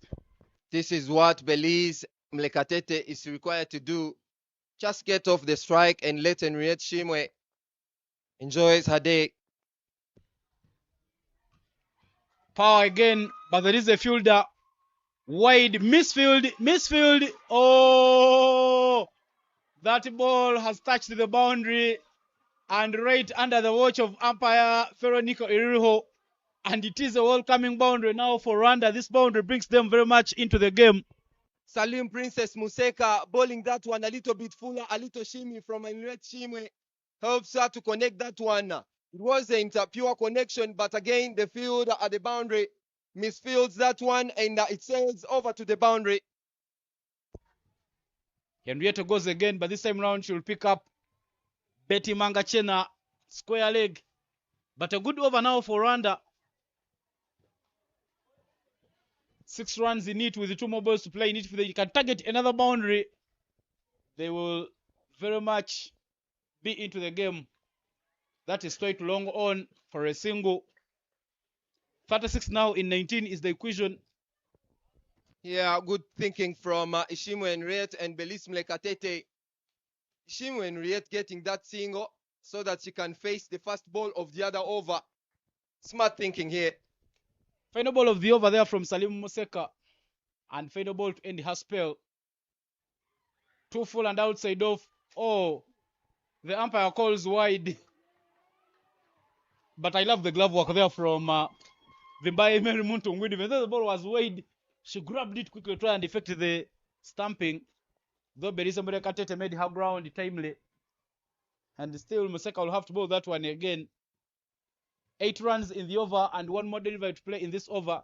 This is the final of the 12th edition of the Kwibuka Women's T20 International Tournament. Down the leg and more wides. And if you're just joining us, the hosts of this tournament, Rwanda, are squaring off against Zimbabwe Women High Performance Team. And still, if you're just joining us, Zimbabwe Women High Performance Team won the toss and opted to bat first. They posted 126 runs. And now Rwanda is hunting down 127 to win. 34 more in 19. Goes down on one knee and hits that one well. There is a fielder in the deep. Very, very calm with that correction, Nyasha Gwanzura. But they will take a double. Bring us to the end of the Salim Museka Princess spell. 4 overs she's bowled, considered 35, a little expensive, but picked up 2 wickets.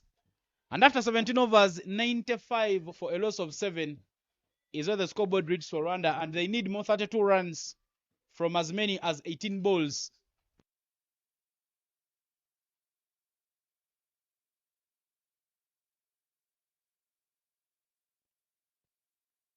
A change in the comms. Eric will take a break, and I'm joined in by Enoch. Gasana Enoch, welcome to the comms. And what do you make of the current passage of play here? This game can go in any direction. Current 5 required 10. What is your take in the game? 32 runs required from 18 deliveries. All they have to do is just make sure that they do pick up a double from every single delivery. And Team Zimbabwe, breaking this partnership will cost everything to Team Rwanda. Yeah, now the captain will also be coming to bowl her final over. She's been bowling very, very economically there for the side. And a partnership between Alice Ikuzu and Henrietta Ishim was broken by her. So it was a crucial moment for her to come and bowl. Now this is the final bowler for her. Her 3 overs have gone for 13 runs. And she's picked up 2 wickets. Rwanda still hunting 32 from 18. And Adele Zimunu, the captain, into the attack. She has 30 man. Extra cover. And Longo off. That is hit down the ground. 1 bounce, 4 runs. What a shot there from Ishimo Henriette as she gets close to the half-century mark. Shimge Henriette picking up that correctly. Look at the fans, timing that one and timing it to perfection. It's Adele's Mono coming into the attack to deliver the last over of her spell. And Shimge Henriette showing no mercy at all. Only the 12th man could just want to stop it. There was no fielder in the deep. Yeah, a good way to start off this over. Now, Zimunu will be on pressure because her first ball has been sent to the boundary. There is a slow over rate penalty. Two fielders being used by Zimbabwe at the moment. She goes again, but this time round there is protection. They deployed Kuzai Keri Chigora into that place, and only a single they will do take. That single will bring up 100 runs for Rwanda. 107, sorry, 100 for 7 is the score after 17.2. Now every single run is raising the belief for Team Rwanda and the supporters all the way around on the ground that Team Rwanda can take the victory away from Zimbabwe. Yeah, she'll now change and bowl right arm round the wickets for Berisa Murekatita. She's been bowling over for Henrietta Ishimwe. Now she wants to create some bit of angle. Now another change in the field. Cow corner put in place. That is down the leg. But the umpire ticks the counter, meaning it's a good ball. It might have gone over the stumps. But you look at the intent there from Berisa Murekatete, looking to work it leg side. With every single delivery, the required run rate is climbing high to 10 runs from 8. 27 in 15 for the hosts take up the win. There is an appeal, but the umpire looks on and nods the head in disagreement. Many fans are making noise. I didn't hear anything, and I can't really make a judgment from where I am. But a dot ball is the call from the umpire. Yeah, but the bat very close to the ball, and you look at the instant celebration there from Vimbai Mary Montongwindu. But the umpire in the best of places to see whatever happened. Now 2 more deliveries remaining in this over. The current run rate is 5.66, and they require 11 every over. 27 in 14. They need to get some boundaries to make sure that they do remain close in this one. Cow corner long on and long off at the 3 that Zimbabwe is using at the moment. Berisa Murekatete is on 8 of 11, and Henrietta Ishimwe Teresa is on 48 of 29. Those are the Malawians, and I tell you, Malawi is the only team which has stood out to boldly support Zimbabwe. I think because they are neighbors in the southern part of Africa. So they are saying, yes, if Zimbabwe wins it, it will have gone home. And the rest of the country is cheering out for Rwanda. Trying to throw her bat at it, but nowhere close to it. And the umpire stretches out his arms, Gaston Niyibizi. There is Munu rushing straight into a run-up mark. Yeah, one thing about Delis Moon, she knows that Berisa Murekatete is also good leg side. So when you bowl it outside off stump, you can pick up the dot ball. That's why you see she's trying to bowl it just that one went out wide. But it is a good plan for her. That is very wide again. And made merry by the wicket keeper. Oh, some brilliant fielding there down in the deep, cutting it off from running to the boundary. It is Lorraine Pemiwa with a timely effort. But 3 runs added onto the total there for Rwanda. This is becoming interesting. Now 23 more needed in 14. Now the score is down to 23. 23 runs required for Team Rwanda to win, and 23 runs in 14 deliveries for Team Zimbabwe to defend. Now she executes it well, that 4th stump line. And even though she tries to throw her bat at it, she doesn't make control. Look at that ball that went wide. It was swinging away. And even the effort from Vimbai Mary Montongwindu didn't manage to stop it. That's why it resulted into those 3 wides there for Rwanda. Final ball of the over. That is hit behind the square. And it runs all the way to the boundary. Berisa Murekatete getting under the line of the ball. No control in the shot from the edge. And the fans burst in celebrations. Berisa Murekatete, after staying there for too long, not scoring, decided to step out. And with that stepping out, she got a thick edge and trailed all the way to the boundary. I tell you now, it is nervous moments here in Kigali. The fans of Zimbabwe now taking their seats because the game is swinging away from them, and the Rwandese on their feet. Everyone on the edge of their seats. 19 from 12, 107. Sorry, 108 for 7 after 18 is what the scoreboard reads. Current run rate is 5, but now Rwanda has tried to bring it under 10, and it is 9.5 at the moment. Murekatete on 12 of 13, and Ishimo Henriette Teresa is on 48 of 29. Michelle Mavunga will be back into the attack to ball the penultimate over in this game. Not taking any chances, Zimbabwe. They are using 3 fielders because of the slow overrate penalty. And the 3 at the moment, Kaoko, now long on and long off. But long off standing at 45 yards, and it is the captain herself, Adele Zimunu. And Henriette Shimu has that shot that she plays down the ground. So you need to make sure that you start from right at the boundary. No room for error. Michelle Mavunga, very economical, 14 in her first 3. And now she will be coming to bowl her final over. I would have given Guangzhou another over because she bowled well. Down the ground, wide of the field at long off. Trying to take on her arm, but sent back by her partner, and they will take a single off the first ball of the penultimate over. Now things are getting hot at this ground as Ishimwe Henriette is getting close to a maiden well-deserved half-century. 49 of 30, Belize 12 of 13.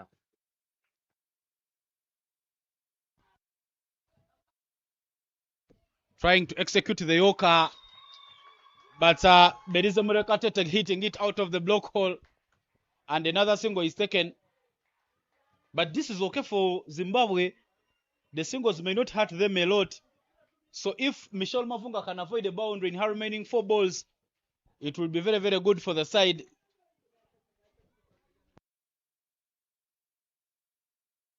Passionate Munyore and Lindros Masina are walking around the ground with the hands folded around. Another Yorker hits down the ground, and that is the moment they are pushing quickly for the second run. Yes, they will come back for a double, and that is a half century for Ishimo Henriette. What a moment in the final. Big moments need big players. Henrietta Ishimo doesn't raise her bat because she knows that the work is not yet done for Rwanda. She knows that winning the game is more important than her half century. 15 now in 9 balls, still anyone's game. If Mavunga can target that wicket of Ishimwe, they will be very much in it. Current run rate 6 and required is 10. Now pressure is up on both sides. Ishimwe Henriette, strike rate of 164. 2 maximums, 6 boundaries, and the 31 deliveries to cruise into a half century. Yeah, what a moment in the big match. Ishimo Henriette trying to make a shimmy down the track, but that is good thinking from Michelle Mavunga. She swings it away from her, and even though she was coming down the ground, that ball drifting away from her, she was nowhere close to it, and it is a dot ball. Good plan there from Mavunga, but again, remember Henriette has a habit of shuffling across the stumps, so if she suffers and she gets it on the full, you can still be hit down the ground. So Mavunga needs to be varying that ball around. Two deliveries remaining in the 19th over. Swinging hard and misses. But again, the wicketkeeper not getting hold onto that one, and by runs taken by Rwanda. Rwanda will be eager to take any run the way it comes. 14 runs required from 7 deliveries. Getting close to enter the very last over of this innings. It's the grand finals, and this is what the finals brings on the table for you. Yeah, now one more delivery remaining in this over, and Berisa Murekatete is on strike. Down the leg, and it will be wide. Now make it 13 in 7. Yeah, Michelle Mavunga trying to put the wickets in check there for Berisa Murekatete. Even though Berisa Murekatete is transforming to be an all-rounder, she's basically known as a bowler. So when you're bowling it here to the pads, it becomes not so easy for her to hit you on. Long on, long off, and cow corner at the 3 being used at the boundary. Final ball of the penultimate. She goes, but she manages the skyer. There is a fielder. Takes the catch. Lindokule Mabera. And that is the end of Berisa Murekatete. Not only it is a dot ball, but also a wicket. Rwanda loses the 8th wicket. And now heading into the final over, Zimbabwe will carry belief.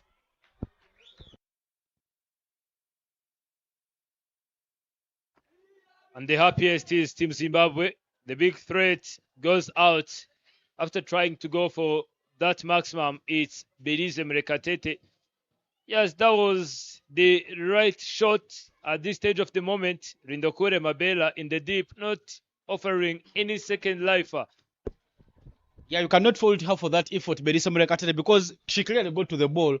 What lacked maybe was timing and power to get it all the way over the boundary. And again, because it is a retirement over, you don't want to chase many runs in the final over. If that had connected to the boundary, they would be now chasing less than 10 in the final over. And now we are down to the final 6 deliveries of this innings. I am not sure who will bowl this over, but I'm seeing Michelle. That looks like Nyasha Gwanzura. Oh no, she's not the one who is going to bowl it. 13 in 6 is the clear equation there. This is the final of the Kwibuka Women's T20 International Tournament. The fans are already on their feet because they know 2 maximums here. Scores will be level, and if there are 3, the game will go away. Kuzaikeri Chigora will be bowling this over, and the buzz. But look at that, 19th over. 6 runs in it and a wicket. Kuzaikeri Chigora bowled 3 overs, conceded 13 and picked up a single wicket. But now she has the task of defending runs here for her side, 13 of them. But the positive for Rwanda will be that Henrietta Ishimo has been finding her hitting range with a half century of 51 off 33 will be on strike. So now Ishimo should be targeting a boundary off the first ball of this over to make sure that now the pressure shifts to Zimbabwe. Manages an edge, but it falls short of the fielder at backward point. And the experienced should be Michelle Mavunga tells her partner to just calm down. Very great start for Kuzai Chigora, and now it's way too possible as the Shimge Henriette is still in there. Now, if I were Kuzai Chigora, the thing I was going to do is to make sure that Rosine stays there on the striker.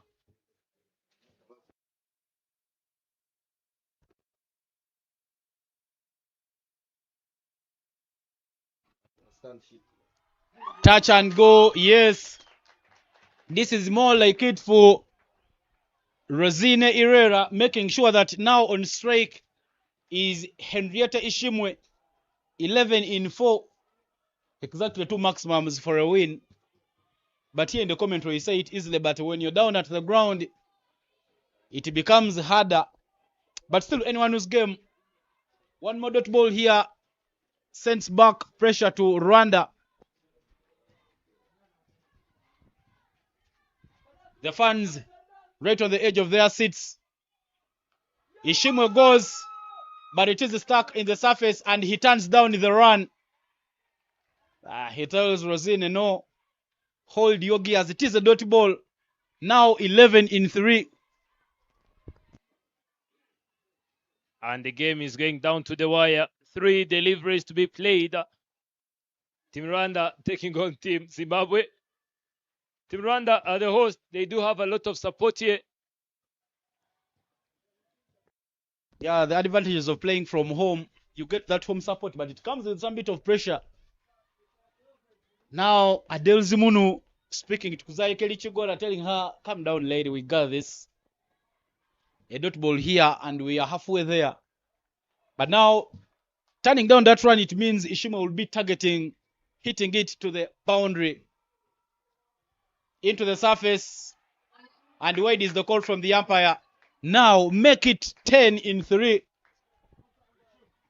1-6 and 1 boundary 4 could give Rwanda the game, and the 2 dot balls could take it away from Rwanda. So the game still evenly poised. But I tell you, it's now a nervy moment. But what a performance there under pressure from Ishimwe Henrietta. She came in when wickets had fallen, and she's held her nerves. 52 off 35. Still sticking in and making sure that she sends her team down to the line, the finishing line. Goes aerial and goes all the way. 6 more there. Kuzai Karichigora there holding her head, because that maximum very much puts Rwanda in contention of winning the final. Now 4 runs required from 2 deliveries. It's Ishimwe Henriette standing in the crease and beating that one up in there to go over the head of the fielder in the deep at long on. It's Adels Munu, jersey number 26, giving everything in to save the day for Team Rwanda. And now the name in the whole country in Kigali, Rwanda, is Ishimwe Henriette Reza. 58 off 36. Ishimwe Henrietta will just need 1 boundary because the game is properly a hit away. 1 boundary will give Rwanda the victory, and they will be confident that they still have the win. But a wicket here for Zimbabwe might be trouble, because it will be very hard for the last batter, Ruth Wimana, to get those 4 runs. Again into the surface, and she picks up the dot ball. Now the game completely down to the wire. 4 runs in 1 ball. Henrietta Ishimwe must send this one to the boundary if she is to give the home fans the happiness that they are really hoping for. Kuzai Kerichigora there holding her head and saying, oh my, that was close to the blade of Ishimwe. But there was no timing. The fans are all waiting for the moment. And now Kuzai Kerichigora holds all the hopes of the Zimbabweans, whereas Ishimwe Henrietta is now holding Rwanda on his back. Exactly 4 runs in 1 ball. And here we go. Final ball of the match. She goes.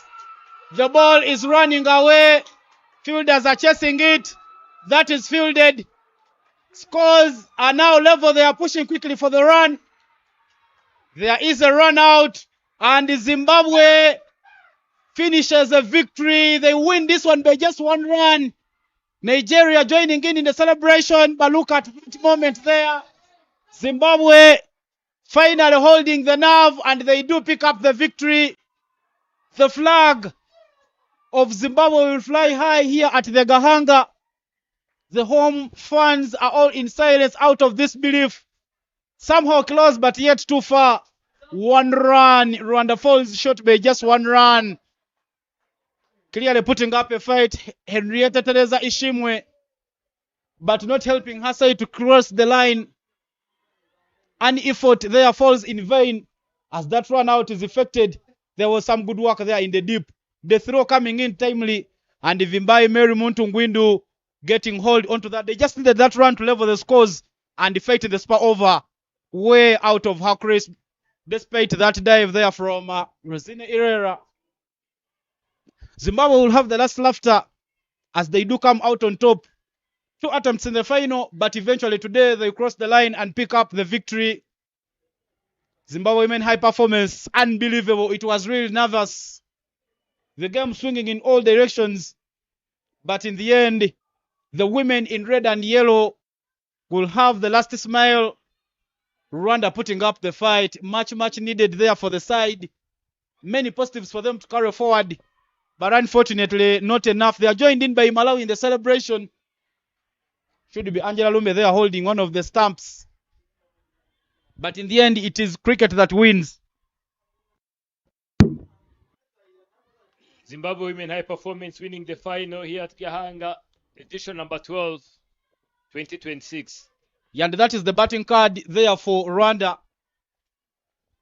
Tagushimani Fani opened the batting and scored 15 of 18. Giselo Ishimwe 9 of 3.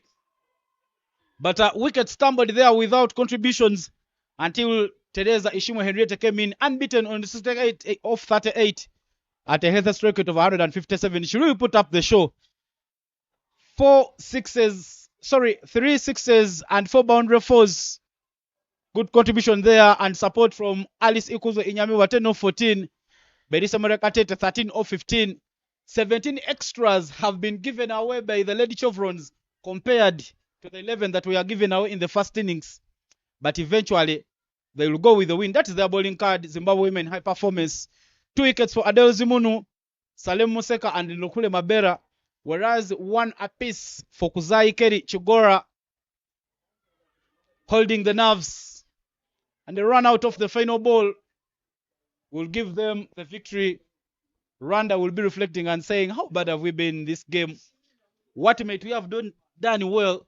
And the match summary in your frame, Runyararo Paspanodia played some shots of confidence, 45 of 35. Lauren Fomiwa, 31 of 26. Adelozimun, 20 of 32. 1 wicket apiece for Maridian Wimenyumana, Rosin Irera, and Rothu Wimana. In response, an unbeaten half century from Ishimwe Henriette, 15 from Tagushimani Fani, and 13 from Belisa Mulekatete. 2 wickets apiece for Adele Zimunu, Salim Museka, and Ndokule Mabera. A game where the hosts won the toss and looked to bat first, posted 126 runs, but in the chase, they fell 1 run short. It is a wrap-up here in the comms. My name is Ivan Cyprian Sajabin. That it has been a long lineup. We had Bob McCoy, Songa, Enrique Nyomugaba, and Enoch Gasana taking you through the comms. But don't go anywhere because there is a closing ceremony for this tournament where we'll be seeing who the top performers of the tournament were and some of the speeches from the organizer. Remember, this tournament is played in commemoration of the lives that were lost during the 1994 genocide against the Tutsis, where you come to remember, unite, and renew. It is a wrap-up.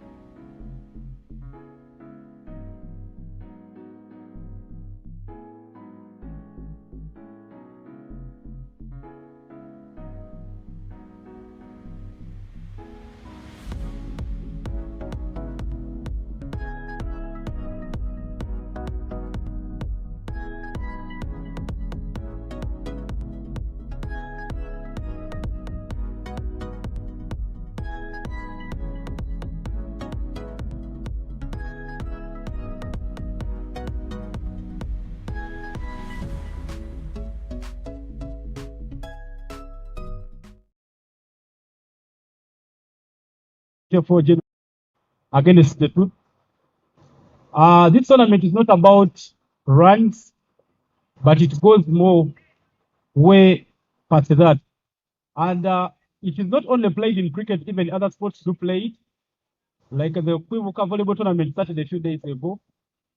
And for us who come from outside Rwanda, our role is simple to make sure that we do pass on the message that the genocide really happened, because there are people who don't believe that the genocide happened. So ours is simple to make sure that we go and we do push against it so that it doesn't happen again. This is the closing ceremony of this tournament, and I'm going to make sure that we do it very short, nice and easy. 5 teams took part in this tournament and played 22 matches. A total of 4,800 runs were scored, with the 320 wickets taken and 35 maidens. There were 14 half centuries in this tournament, and it tells you how much we have been finding you players have been finding runs in this tournament. To take you through this closing ceremony, I will not be alone. My name is Evan Cyprian Sajabi. I do come from Uganda, and I will be joined in later by Rwandese International Eric Nyomugaba. But straight on, we will head into the few speeches, and the first one will be from the president of Rwanda Cricket Association, who is not here but will be presented by his vice. I'd love to invite Madam Sonia to come and give us her remarks on behalf of the president.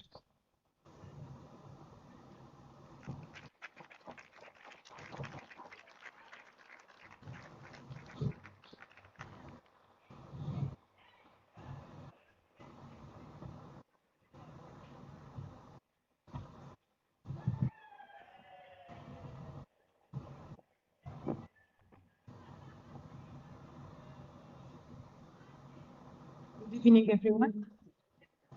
I would like to thank all of you for being here with us today.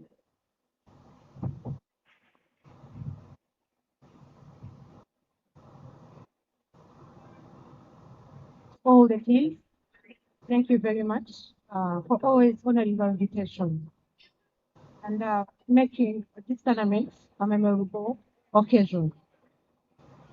For the past 12 days, this round has been just tough and teaching. It has been a stage of passion, experience, sportsmanship, and a true spirit of a cricket. A massive congratulations to our champion, Team Zimbabwe. Congratulations. Well done. On behalf of the organizers, thank you once again for making this tournament a spectacular success. Your support and participation have made this past day truly special. Travel home safely, and may the spirit of cricket continue to burn brightly wherever you go. Thank you so very much.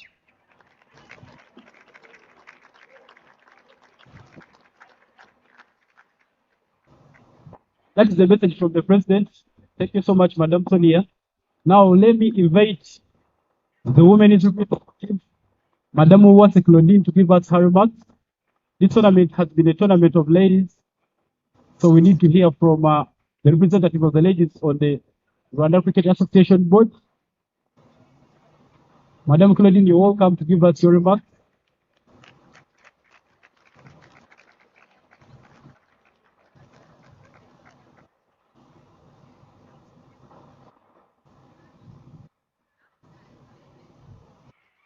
Good afternoon, everyone. On behalf of all the women, I would like to thank the organizers of this tournament, sponsors, officials, participating teams, volunteers, coaches, and supporters who made this tournament a success. This tournament, Kwibuka, the 12th edition, is more than cricket. It is a powerful reminder of remembrance, unity, resilience, and the important role of women in sport. We are grateful for this opportunity to compete, run, build friendship with players from different teams and countries. Congratulations to all the teams, especially the winners, Zimbabwe, HPC, and thank you also for the organizers, the RSCA, for the good hospitality. Let us continue to grow the game, inspire young girls, and uphold the values that Kwibuka represents. Also, I want to call upon the Brazil player, Roberta Morena. We want to thank you. Please come here.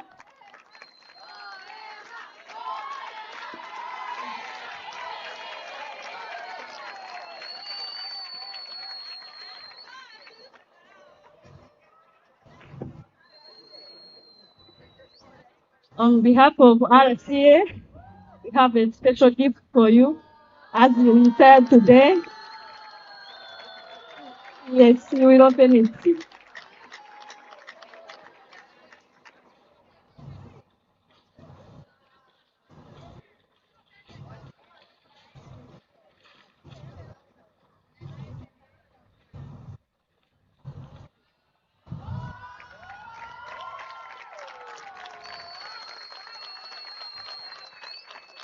This is a special gift for you.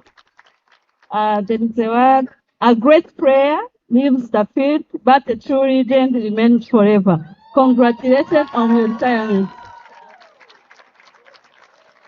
Thank you.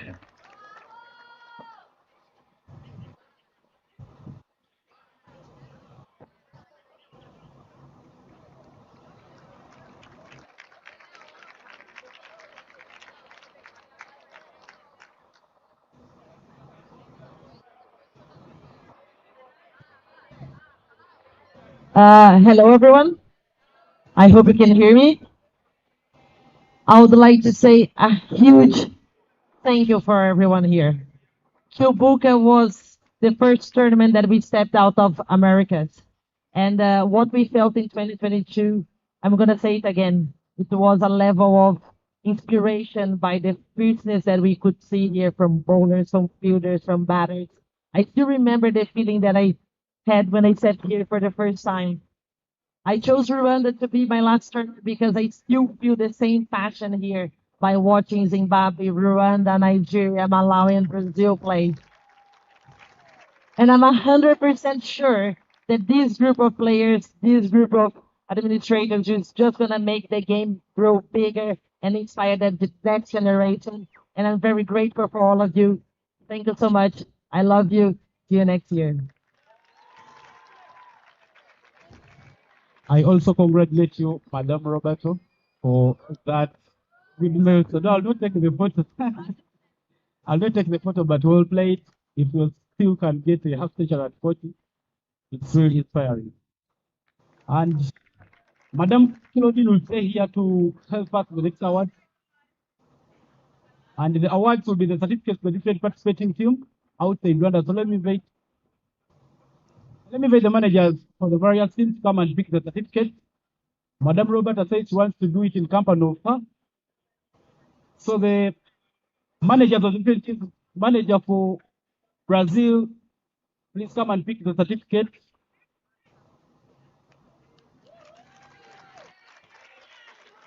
Meanwhile, the manager for Zimbabwe should be getting ready.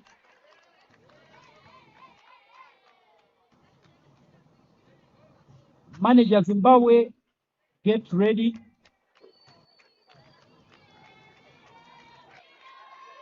Manager Malawi should be getting ready as well.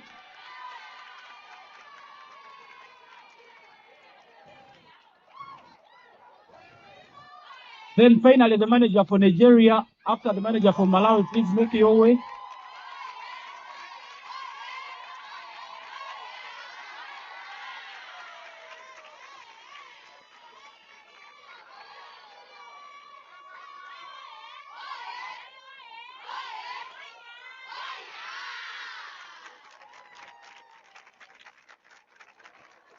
Manager Nigeria, also a former player.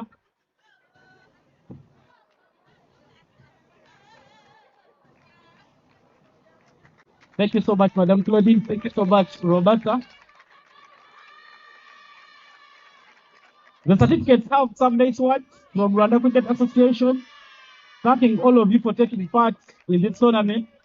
But we'll be having the final speech of the day, and it will be the address from our guest of honor for this function, the Vice President for Rwanda Olympic Committee, Madam Salama Umton. Please come and give us your remarks and remarks from the government, as well as the Olympics Committee.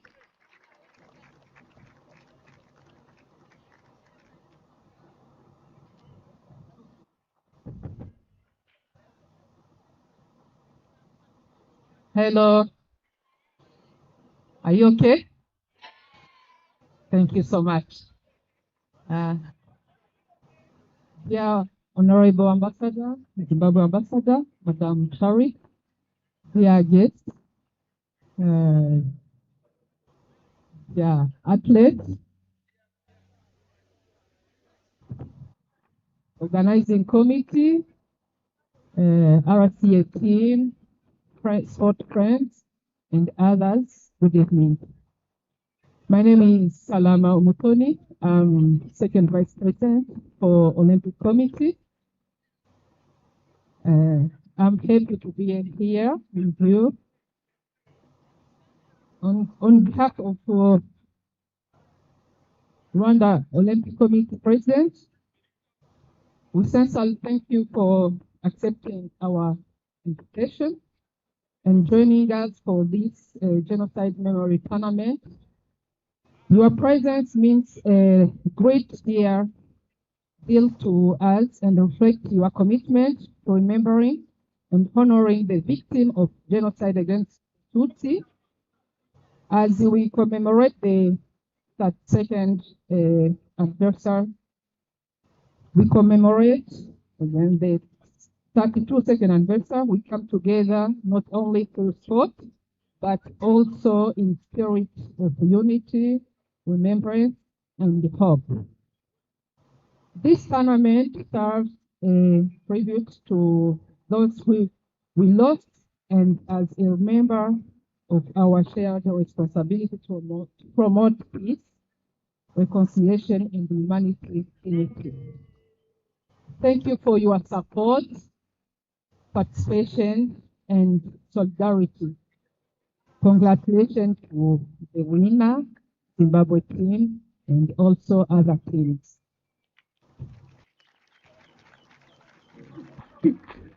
To those traveling back to their home today and tomorrow, we wish you a safe journey. Thank you so much.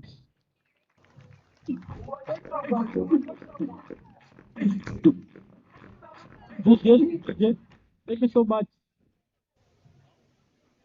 Madam Salama, please send our regards to the people at the Olympics Committee, and we do inform them that we do appreciate their support in passing on this message of the Kwibuka.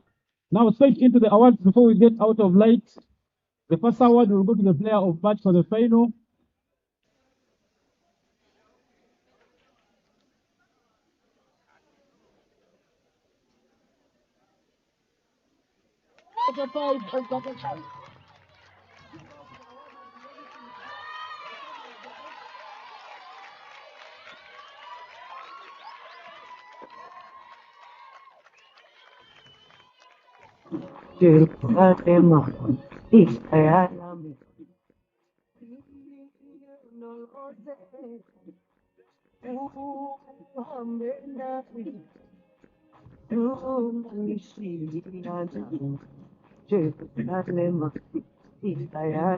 Thank you so much, Reggie.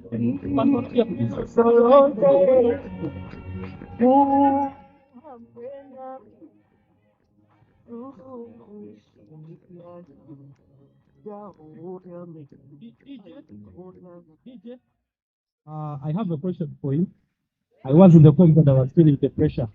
How was it like today? Yeah, everything with pressure, but all we have to do was to calm down and it's so bad. Thank you so much. Thank you. Hope you had her right. And the next session of the award will be handled by Eric Nyomgawa, international for Rwanda. Eric, please come through.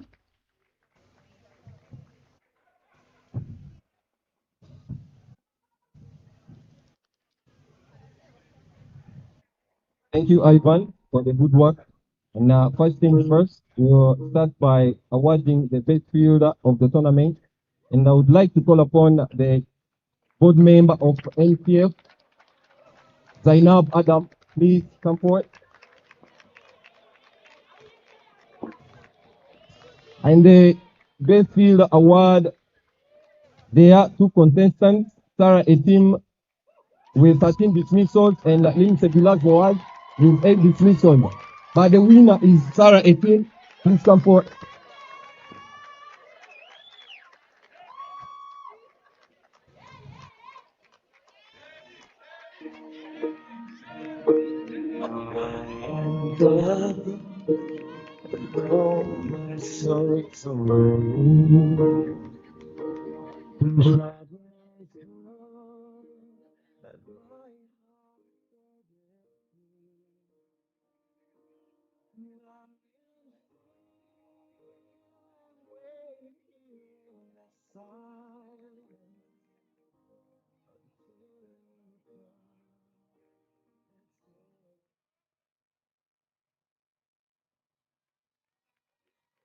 Thank you, Adam. Now, to award the most wicked star of the tournament, I would like to call upon Foster Mutuzwa, tournament referee. And the winner of this trophy, our best bowler, is Christopher Chikwoye in 9 innings and picked up 17 wickets with an economy of 4.9.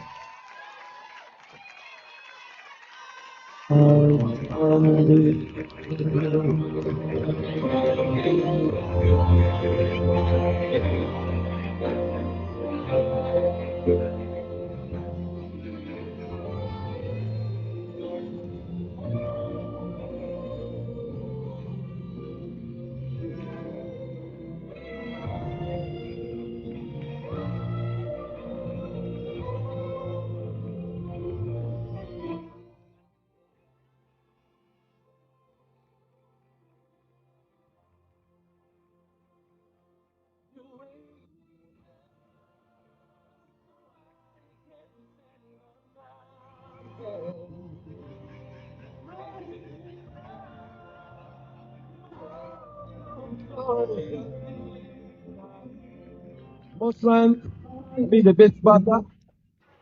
And I would like to call upon Emma Billing, the General Manager of RCA,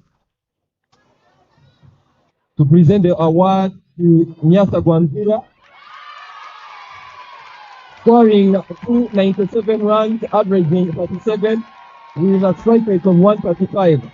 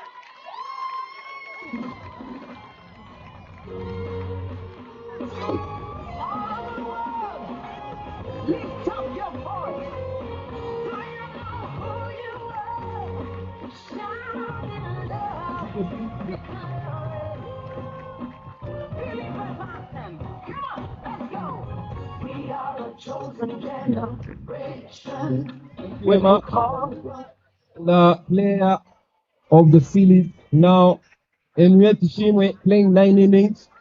Now, to award the player of the series, I would like to call upon Mrs. Kodia, please. Women representative of RCA, Henriette Shimwe.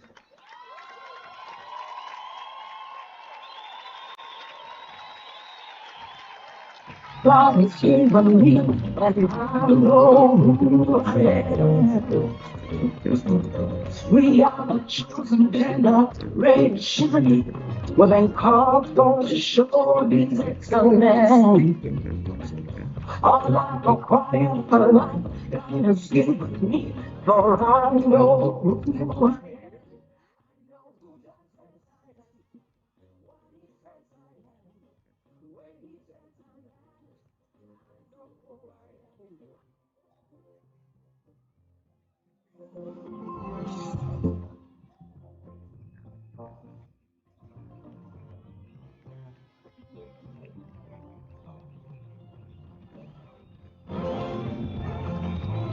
Okay.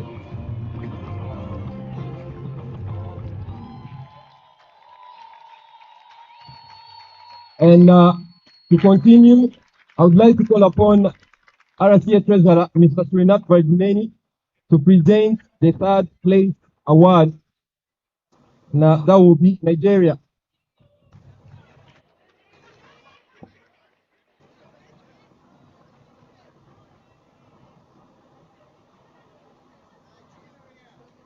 Please come in front.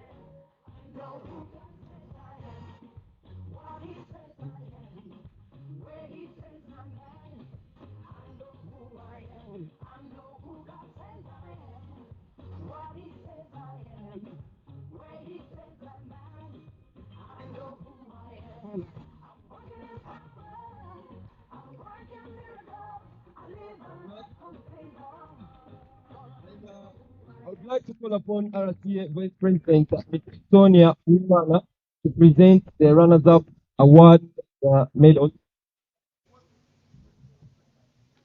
Rwanda, with your captain, please come forward.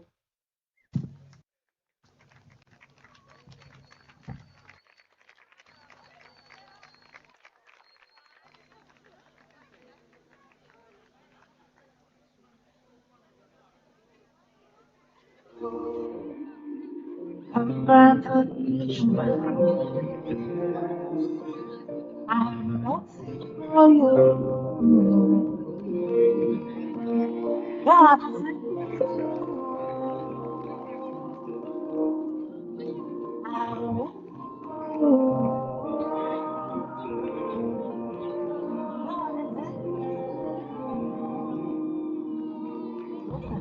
them say, them tell you so. Say you can never be the one. God say, make I tell you so.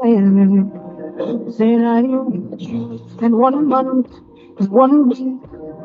You say that you're gone 2 days, less than that. You will hear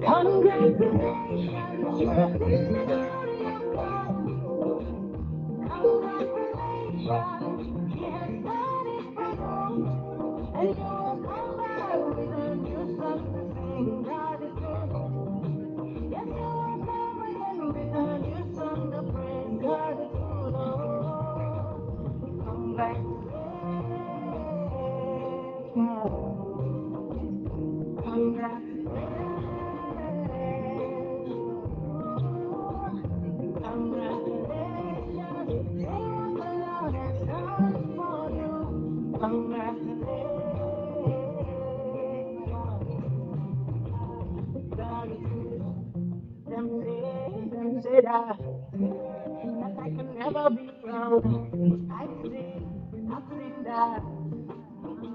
God is with us and that. Who come back with the Lord?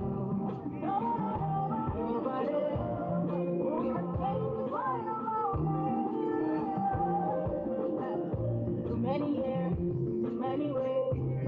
I have seen His faithfulness ever and ever. Congratulations, Christ in the glory of God. Congratulations, He has done it for me. And I have come back with a new song to sing. My God is good. Yes, I will come again with a new song to praise. My God is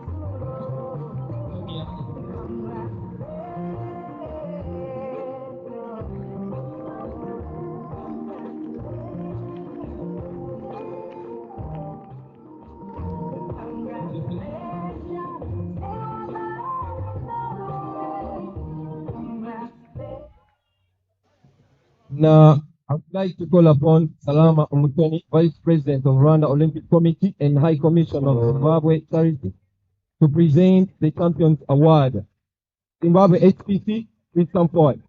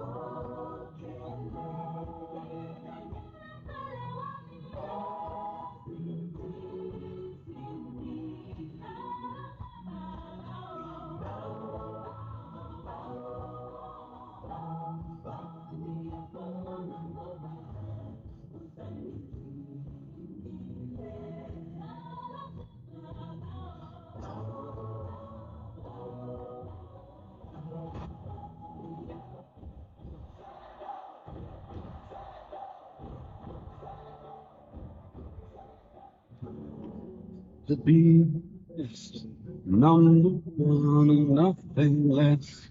Lead me to my destiny. I have waited patiently. I have vision, no, I believe. I know I can count on me. So stand up for the champion. All the champions stand up, stand up, stand up. All the champions stand up. All the champions, all the champions stand up, stand up, stand up. All the champions, all the champions stand up.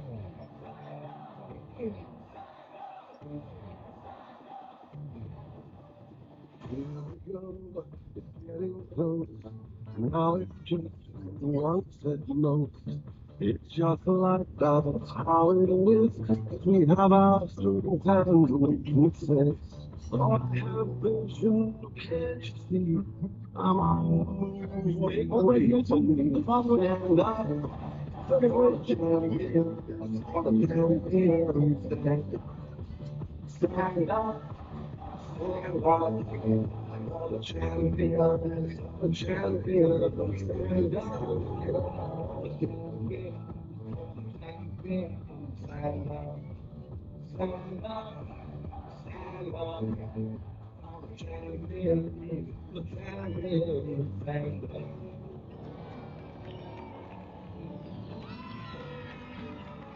Congratulations, above appointment. When I fall down, I have to pick myself back up. And when I fall down, I have to pick myself back up. And when I fall down, I have to pick myself back up. And when I fall down, I have to pick myself.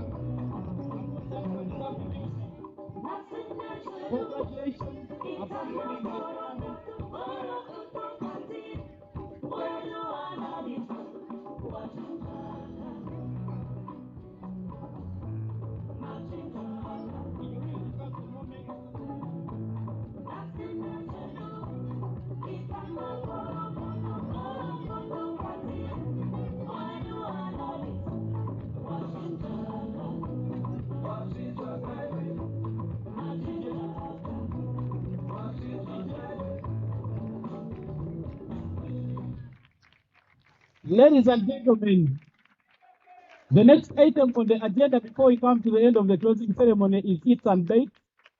And we'll have the groups from and you'll see the eats and bakes.